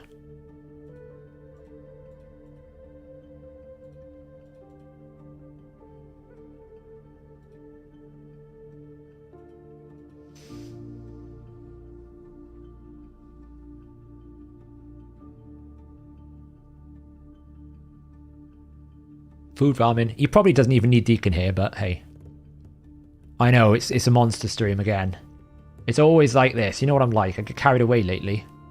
But I do enjoy streaming. It's the thing about video content creation is creating YouTube videos that are not live stream actually requires a lot of effort. A lot of people think it's just like you record 5 minutes and Hellhades does it like immensely quick. He is a pro at it. He can spin up videos very quickly. Whereas when I do a video, it'll take me a couple of hours to put it together, record it, make sure it's edited properly, put it out there. Whereas with live streaming, I can put good content out there for people and hang out with the community. We get a good Q&A session, and it's going on the channel. And the good thing streaming on YouTube, it means the VOD goes up. People can still watch it and catch it. A lot of people complain about Twitch if they, people go live in a different time zone. It's very difficult to go back and watch to some extent. Whereas with YouTube, especially for a creator, it benefits me that the VOD is still there. There we go. We needed 2. We got 2. Let's ascend our Runic Warden. He's probably going to go on my clan boss team. I'll be honest, because I don't have a decreased attack. So I should probably try and put some decent gear on him. Like, defense percentage is not ideal, I'll be honest. Like, this gear is not great.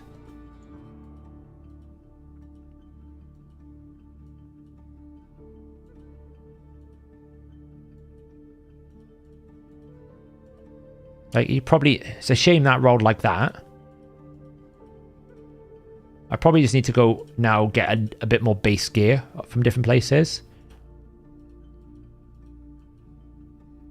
Like, we could put him in a shield set. Like, that's a good piece. The problem with this shield set is I didn't get any speed on it. It's a pretty bad shield set. I don't know why I'm keeping that around. That needs to go. It's a good piece. Decent piece. I just need some gear now, really. Some lifesteal gear. And to start building up my champions.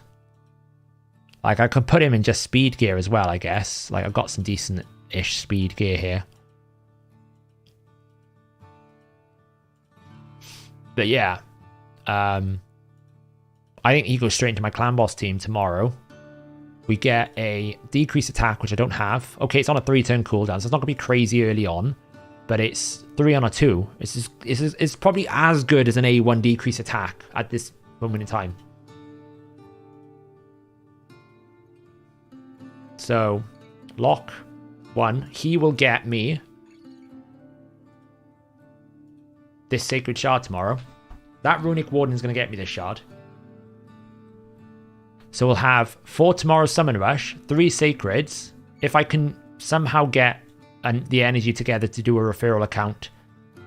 Second Void, so that's what, 3, 1500, 240, 12 Ancient Shards now. That's basically 240 points. So we've got 480. We've got 2000 Summon Rush points. So we're in a good position, right? 2000 Summon Rush points. It could all be meaningless because unless I win these 3 tournaments, it's not going to matter, right? And I've got to catch up to this guy. So that's a lot of training. And I've got to somehow catch this guy up. Which, you know, is a bit brutal. But yeah. You know, I'm keeping hold. I'm not making this gear at the moment because I might need it for these silly advanced quests. But be able to play some debuffs on there, more arena battles, beat 3 faction wars without losing a champion. That's pretty easy to do, right? I mean, I'll be honest, I could probably do it here.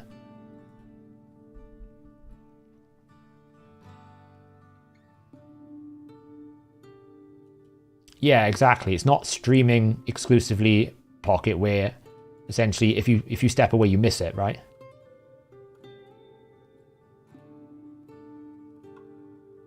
I don't know if I'm going to be able to do this.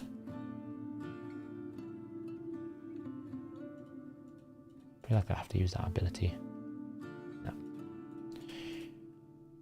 Seeing if I could do it with 3-star, but I actually just need to do this for the mission.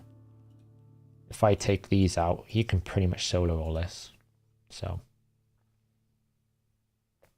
When you got HP% on your shield, I end up with flat attack boots, yeah.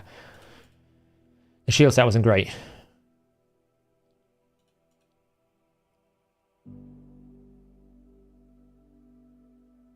Well, this could hit. Lucky he healed it back.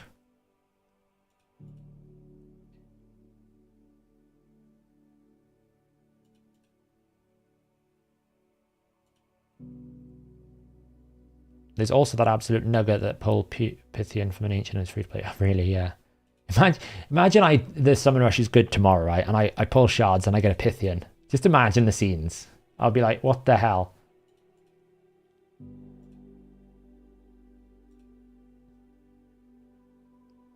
Because the thing is, a lot of people have been saying, oh, you know, you should save your shards for something good. If I can guarantee, and guarantee is a strong word here, but if I can use my shards right now, and that will give me a Pythian, I'll be honest, like, that's probably the best pull of the year. It'll change my account. The 5 gems in the bag. Gotta do that. Tag team is fun. I don't know if I still got it in my log. I don't think it shows in my log anymore. There's basically one player that I kept on day one. I attacked over and over and over again because I was like, here you go, Mini-Do, for example. I'll just keep attacking him because I can win one. And I've already bought my first fragment for Drex, you know, because if I don't get a HP burner, he's in my access to a HP burn champion. So start that process. It's quicker than this one. We got Jamasta saved away for a fusion if we need. So yeah, I think we're in a good place to stop. I mean, ideally, I need to do this tonight, so I could do this as well. But I think we're in a pretty great position. We don't need to do that.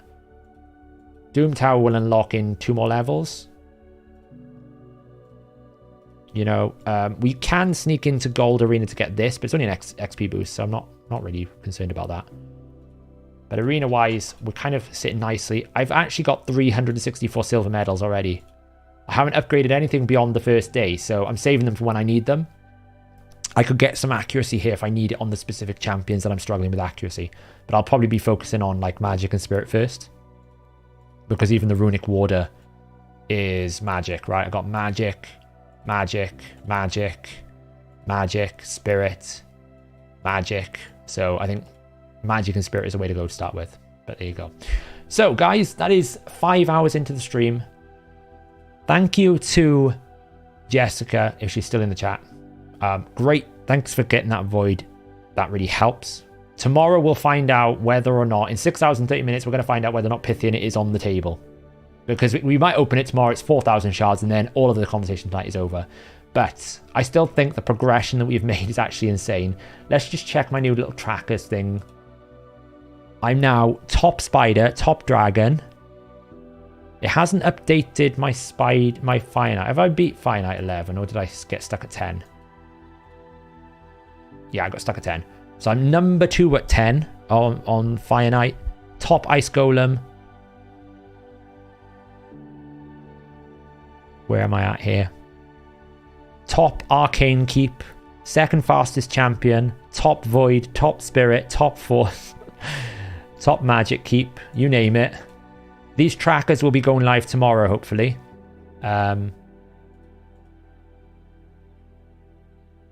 Just have a look where I'm at in the.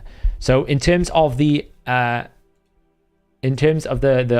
community challenge, I am number 1 on Spirit Keep, Magic Keep, number 2 on Void Keep, I'm not on the Arcane Keep, nowhere near the fastest champion. The highest rank in Arena is Gold 2. Some people are at stage 28 already in Doom Tower. It's crazy. Number 2 in Ice Golem. Number 6 in Fire Knight. Number 1 in Spider. And that's it. Crazy. These trackers and the leaderboards will all be going live tomorrow, hopefully, with a bit of luck. So, yeah. Should be pretty cool. It's cool to see. I think it'll make it much more interesting and exciting. So, yeah. I just need to rename someone because it's really annoying. Someone's basically named their alias as their UM number. So, I need to rename it. I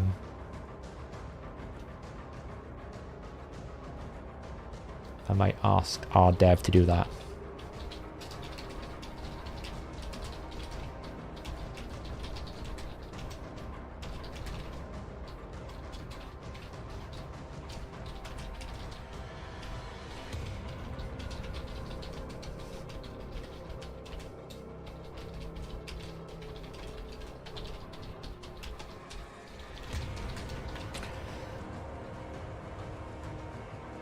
Right, so thanks, guys.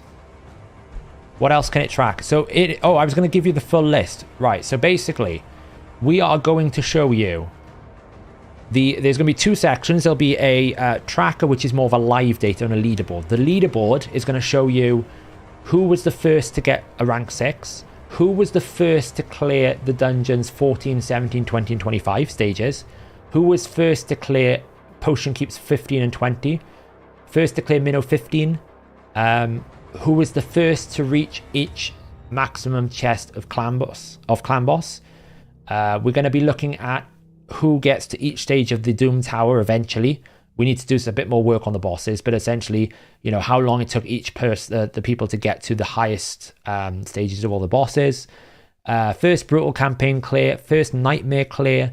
Then on the tracking side, the more dynamic stuff, it'll be things like how many 60s they've got, what the fastest dungeon clears are, you know, what the highest dungeon clear is and how fast it is. The same thing for potions, minnow, the best clan boss key for the highest difficulty, the Hydra best key difficulty, and then we've also got the fastest champion, the arena ranks, and we are looking to do things like how many faction war stars, how many campaign stars, you know, who's clearing the bosses in Doom Tower the fastest. We've also got Doom Tower progression, like what's the highest floor someone has reached. So all of those are being put into a tracker, and it updates every 15 minutes, and you can go into it. And there's toggles basically to see how the 10 challenges are doing versus how the whole community is doing. So you'll be able to see basically where everyone is on the leaderboard. Right now, I'm dominating it because I've pushed areas that most people wouldn't bother with. Like, for example, the highest clan boss progress so far is 5.76 million on hard by someone called Arcanix F2P. So yeah, it'd be cool. Oxlane is doing well in Minotaur. So is Never. I'm currently, as I said, the leader of the spider. Let's stop the count. 2 minutes 29. Stage 10 is the fastest and highest stage of spider we have got on record. So it'll be pretty cool. This is why we signed up to the optimizer. You know, that's why you signed up, so we can track it. So if you've got the extractor running, like I've had the extractor running the entire night, every time you complete a new achievement, it logs it and then it adds you to that leaderboard. That's why we've been trying to work really hard to get that leaderboard out to everyone really quickly, because we know it was a key component and it'll hopefully hype people up. But it's required me to build the whole thing from scratch in terms of the design, the visuals, the dynamic nature of it, to make sure it doesn't kill the server. That's the whole point. What we will be adding eventually is where you sit in comparison to that leaderboard, right? So if there's 1,000 players taking part, where is your rank in Spider comparative? That needs a little bit of work. It probably won't go live tomorrow, but hopefully we'll have that by the early part of next week. So you'll be able to keep track of where you are against the competition. And that kind of makes it a bit more fun, a bit more interesting, right?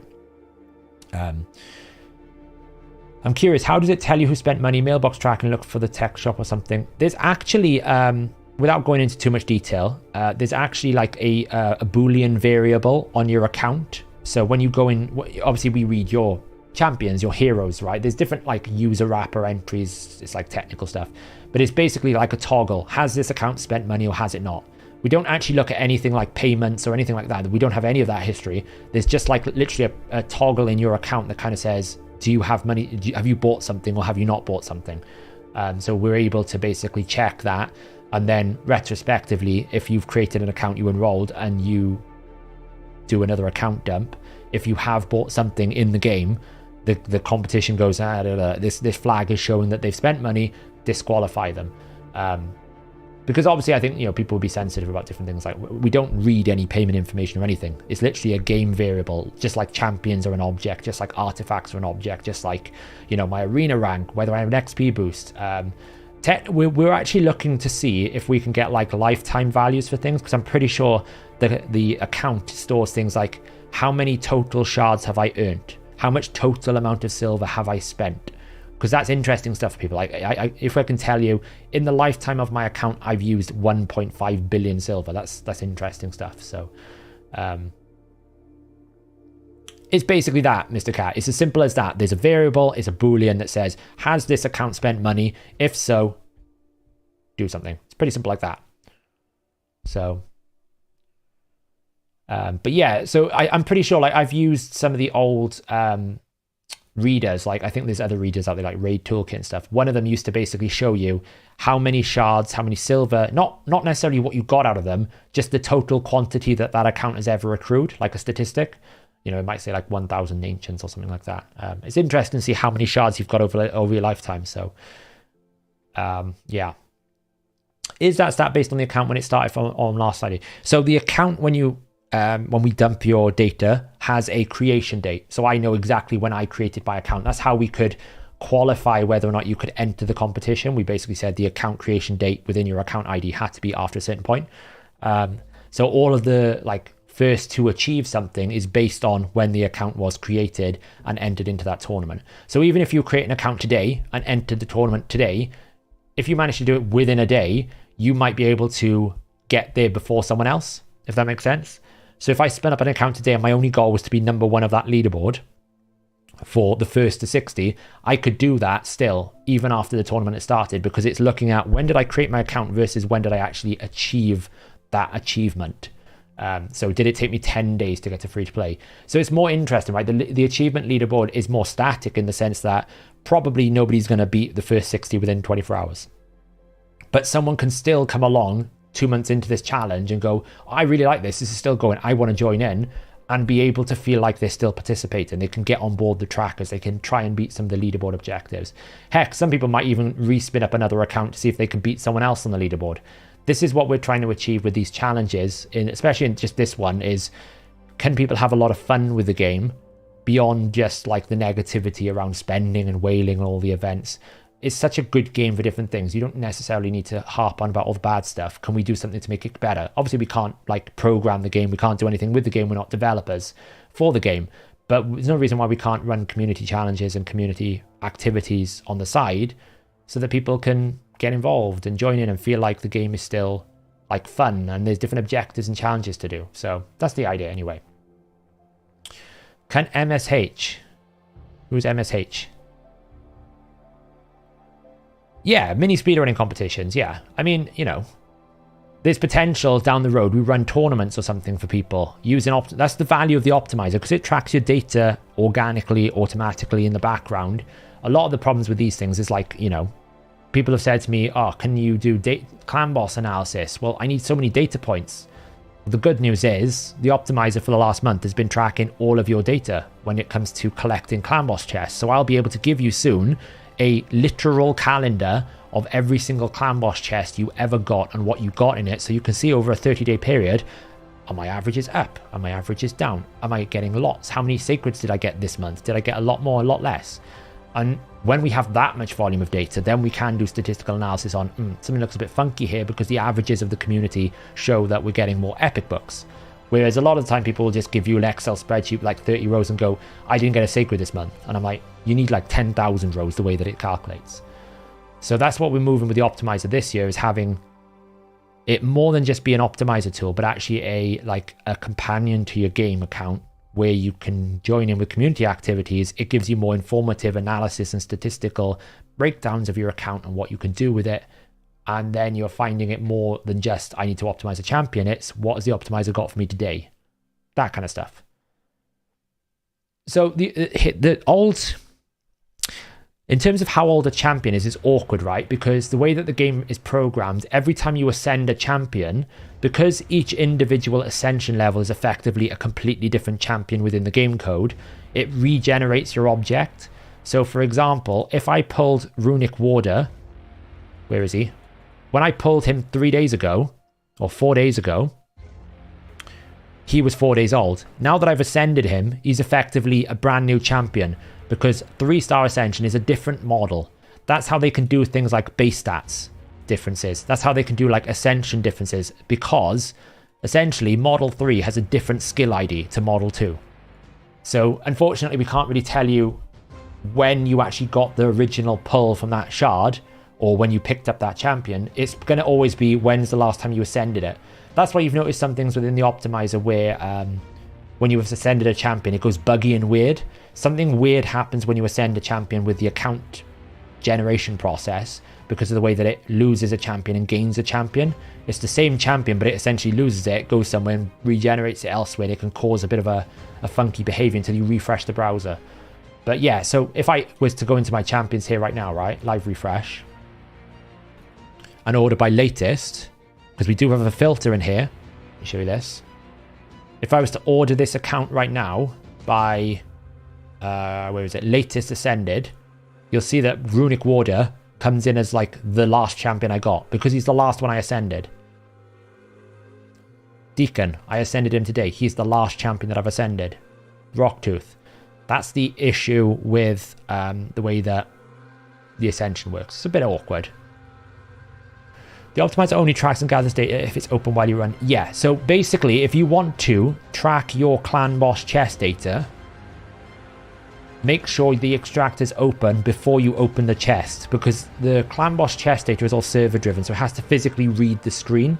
But if you open the game, have the extractor open, and you open your clan boss chest, it will record in the behind the scenes the data in that chest. I just haven't got round to yet building a front end for you guys to be able to go, hey, show me my clan boss data. This is what this stats and achievements is going to be basically based around. It's going to be things like, we're going to have things in there like your clan boss data. We're going to have things in there like all of your battle results. Anytime you complete a dungeon, we're going to have like analysis on your success rates of different teams. We're going to have analysis on your averages in terms of returning artifacts. We're probably building a system in there that's going to have its own kind of achievement system. So if you've ever played League of Legends, you have like challenges in there now where it's things like ward this thing X many times, do this thing in this many times. We're probably going to have like mini like achievements within the optimizer in terms of like, you know, things. You can have some simple things like you've run dungeon like dragon X many times, you get the Dragon Slayer title and you rank that up, just so that there's more interesting things to do. Now obviously it's not tied to anything in game because we don't have any access to any sort of rewards or anything like that. But it's a fun little thing that we can add on top. And then you can get like little badges maybe in here. Maybe we can have like some sort of cool way of showing off your progress or your achievements to the community, having like community leaderboards and different things like that. So that's kind of like the goal of this stats and achievement, is not just to give you the data that you were doing in the game, but actually make it informative, insightful, interesting, engaging, fun, and have lots of activities around it. And then give you like kind of payoffs in terms of like fun, quirky titles and things. But we should have basically, as long as you open this with your clan boss, you'll be able to see a history of all of your clan boss data, and it should give you monthly averages. And we'll do cool things, and like we'll basically have things like who's the luckiest person in the community today? What's like the craziest chest today? It's information that you already have. Our rule of thumb with all of these things is if you can write it down on a bit of paper manually, then we'll probably try and find a way to show it to you more automatically. What happens to the data in Optimizer when I switch back to my Brain account and then back the next day? So that's actually something that we've realized is probably a bit of a problem since the free-to-play stuff. I'm actually using 2 different accounts to upload my data, because effectively if I share my data and I upload my main account, it messes things up. Now you can run a singular account, upload the data, that's fine. The only thing it affects is things like locks and share links, right? So that's just something to keep in mind. Like once Hellhades has the problem all the time. He'll upload like a takeover to his profile, and then the share link that he's giving people to show off his account is overridden until he re-uploads his account. But as long as you keep uploading the latest data to your account, it should be okay. But this link that I've got here, which is on the free-to-play site, is a link directly to my free-to-play account. I've got a separate one. We're probably going to explore, and I'm not going to commit to this, some form of, you know, pick an account, manage an account, multi-account, or something of like that nature, where you can basically upload multiple accounts and pick between them. There's technical things that we have to do to make that work. Like, you know, there's account settings that do they kind of go globally, locally. There's things like locking of artifacts and champions and different things like that we'd have to take into account. And we're also trying to update like the homepage as well, so that it's more informative, it's more tutorial, it's more than that. So a little bit of a demo. See my Great Hall. It's not progressing very well right now, is it? By the way, are these stats coming from player and play? Once look at APK and didn't match. Yeah, we only can do it from player and play at the moment. Is it the same with upgrading skills with tomes? What's that, Mershed? Is what the same?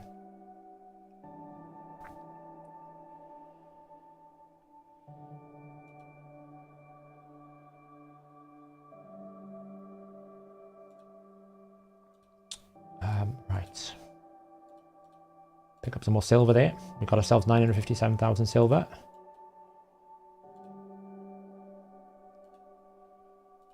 Let's go stick my kale in spider.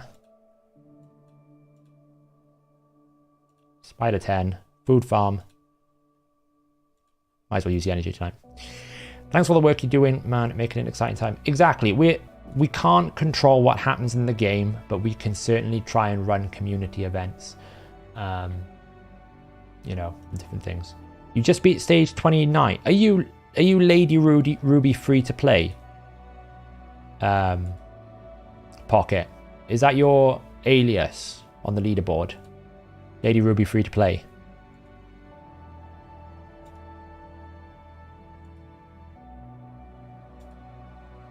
Ah, there you go. I recognize some people, right? You're currently 4th on the Fire Knight list. You're 10 seconds behind Never, who's in the Challenger tier. You're 4th on Spider. You're behind me. You need to shape up. Doing quite well though. You're on the leaderboards. You're on nearly all of them. Tag team, bronze. It's a bit meaningless right now. The fastest champion so far is 222 speed, by the way, guys. 222. Crazy. Right then. You said about Ascending Champions is coded as a completely different champion. Was wondering just if it's the same when you upgrade their skills. No. So, in terms of the way that it's built, essentially, you have a champion model. The model has base stats, and then the model has a bunch of skill types. Each individual skill type has its own upgrade path. So, upgrading a skill doesn't change the champion model, because it's already built into the champion skill. But actually changing the model, ascending a champion, changes the model from like... If you imagine it starts at 0 and it goes up to 6 because there's 6 levels of ascension. When you go to 1 star, it's 1, 2, 3, and it changes the skill types as you go. That's why you'll see some champions like if we look at Karato, I can't show you here. In the optimizer, Karato is actually kind of complicated with the skills because effectively he's got skill combinations for different affinity, like different ascension levels. It's very complicated. Like normally they will change the skill profile when you ascend, but sometimes they will build it into the conditions of the skill as well. It's just the way that they code things. Your apothecary is 203 or 202. You are not even on the top 10 list. Not far, probably. We might try to make some of these lists a bit longer than top 10, because I feel like there's like... I haven't done a count, actually.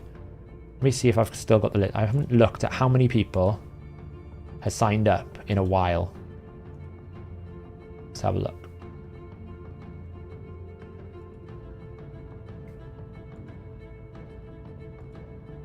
I don't think... Have I still got the quest? There you go.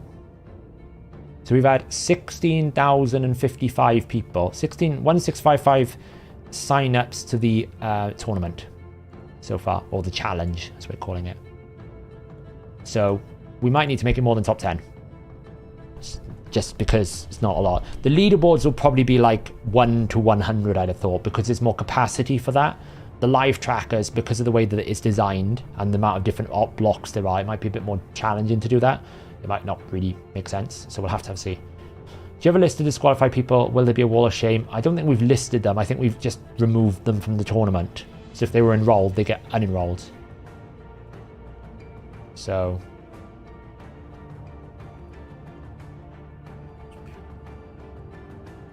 let's have a look at the latest. Let's reset filter. Defense, Sacred Order. The question will be, out of the 200 or so energy that I've got in my account, will I actually get a Dark Elf banner? That's all I really care about. A Resistance Dark Elf banner or an Accuracy Dark Elf banner would do my account wonders right now. Because it would mean that this would just be 100%. At the moment, this is failing a little bit. It's like 80% success rate. Like, these are the situations where it's risky. Because he's not 100% crit rate either.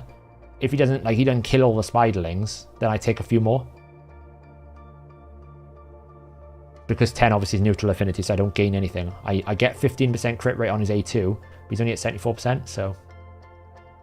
I wonder what the fastest champion I can make is now. Let's have a look. Who's got the highest base speed? You're 101. 100. It's probably Diabolist is my fastest base speed. I go max. Stats. 212. But if I put it to maximum level, 219.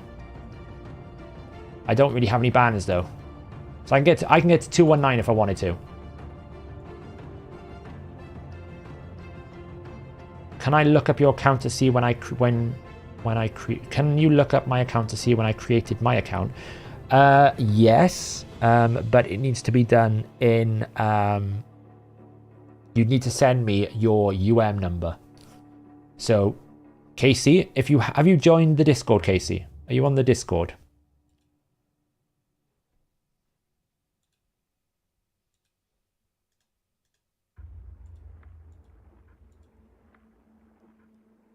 If you hit a speed, then remove the gear, will it still register your highest spot on the leaderboard?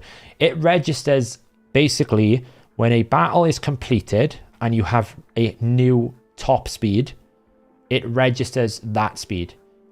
And then it will remain that speed until you beat it. So if you once completed a battle result with 220 speed, you take all that gear off it. Until you then do 221, your top speed will always be 220. Because that's what it says, that's what it's found, that's what it's listened to.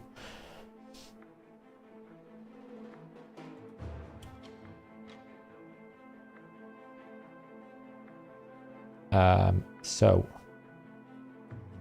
what I wanted to do quickly, oops, wrong button.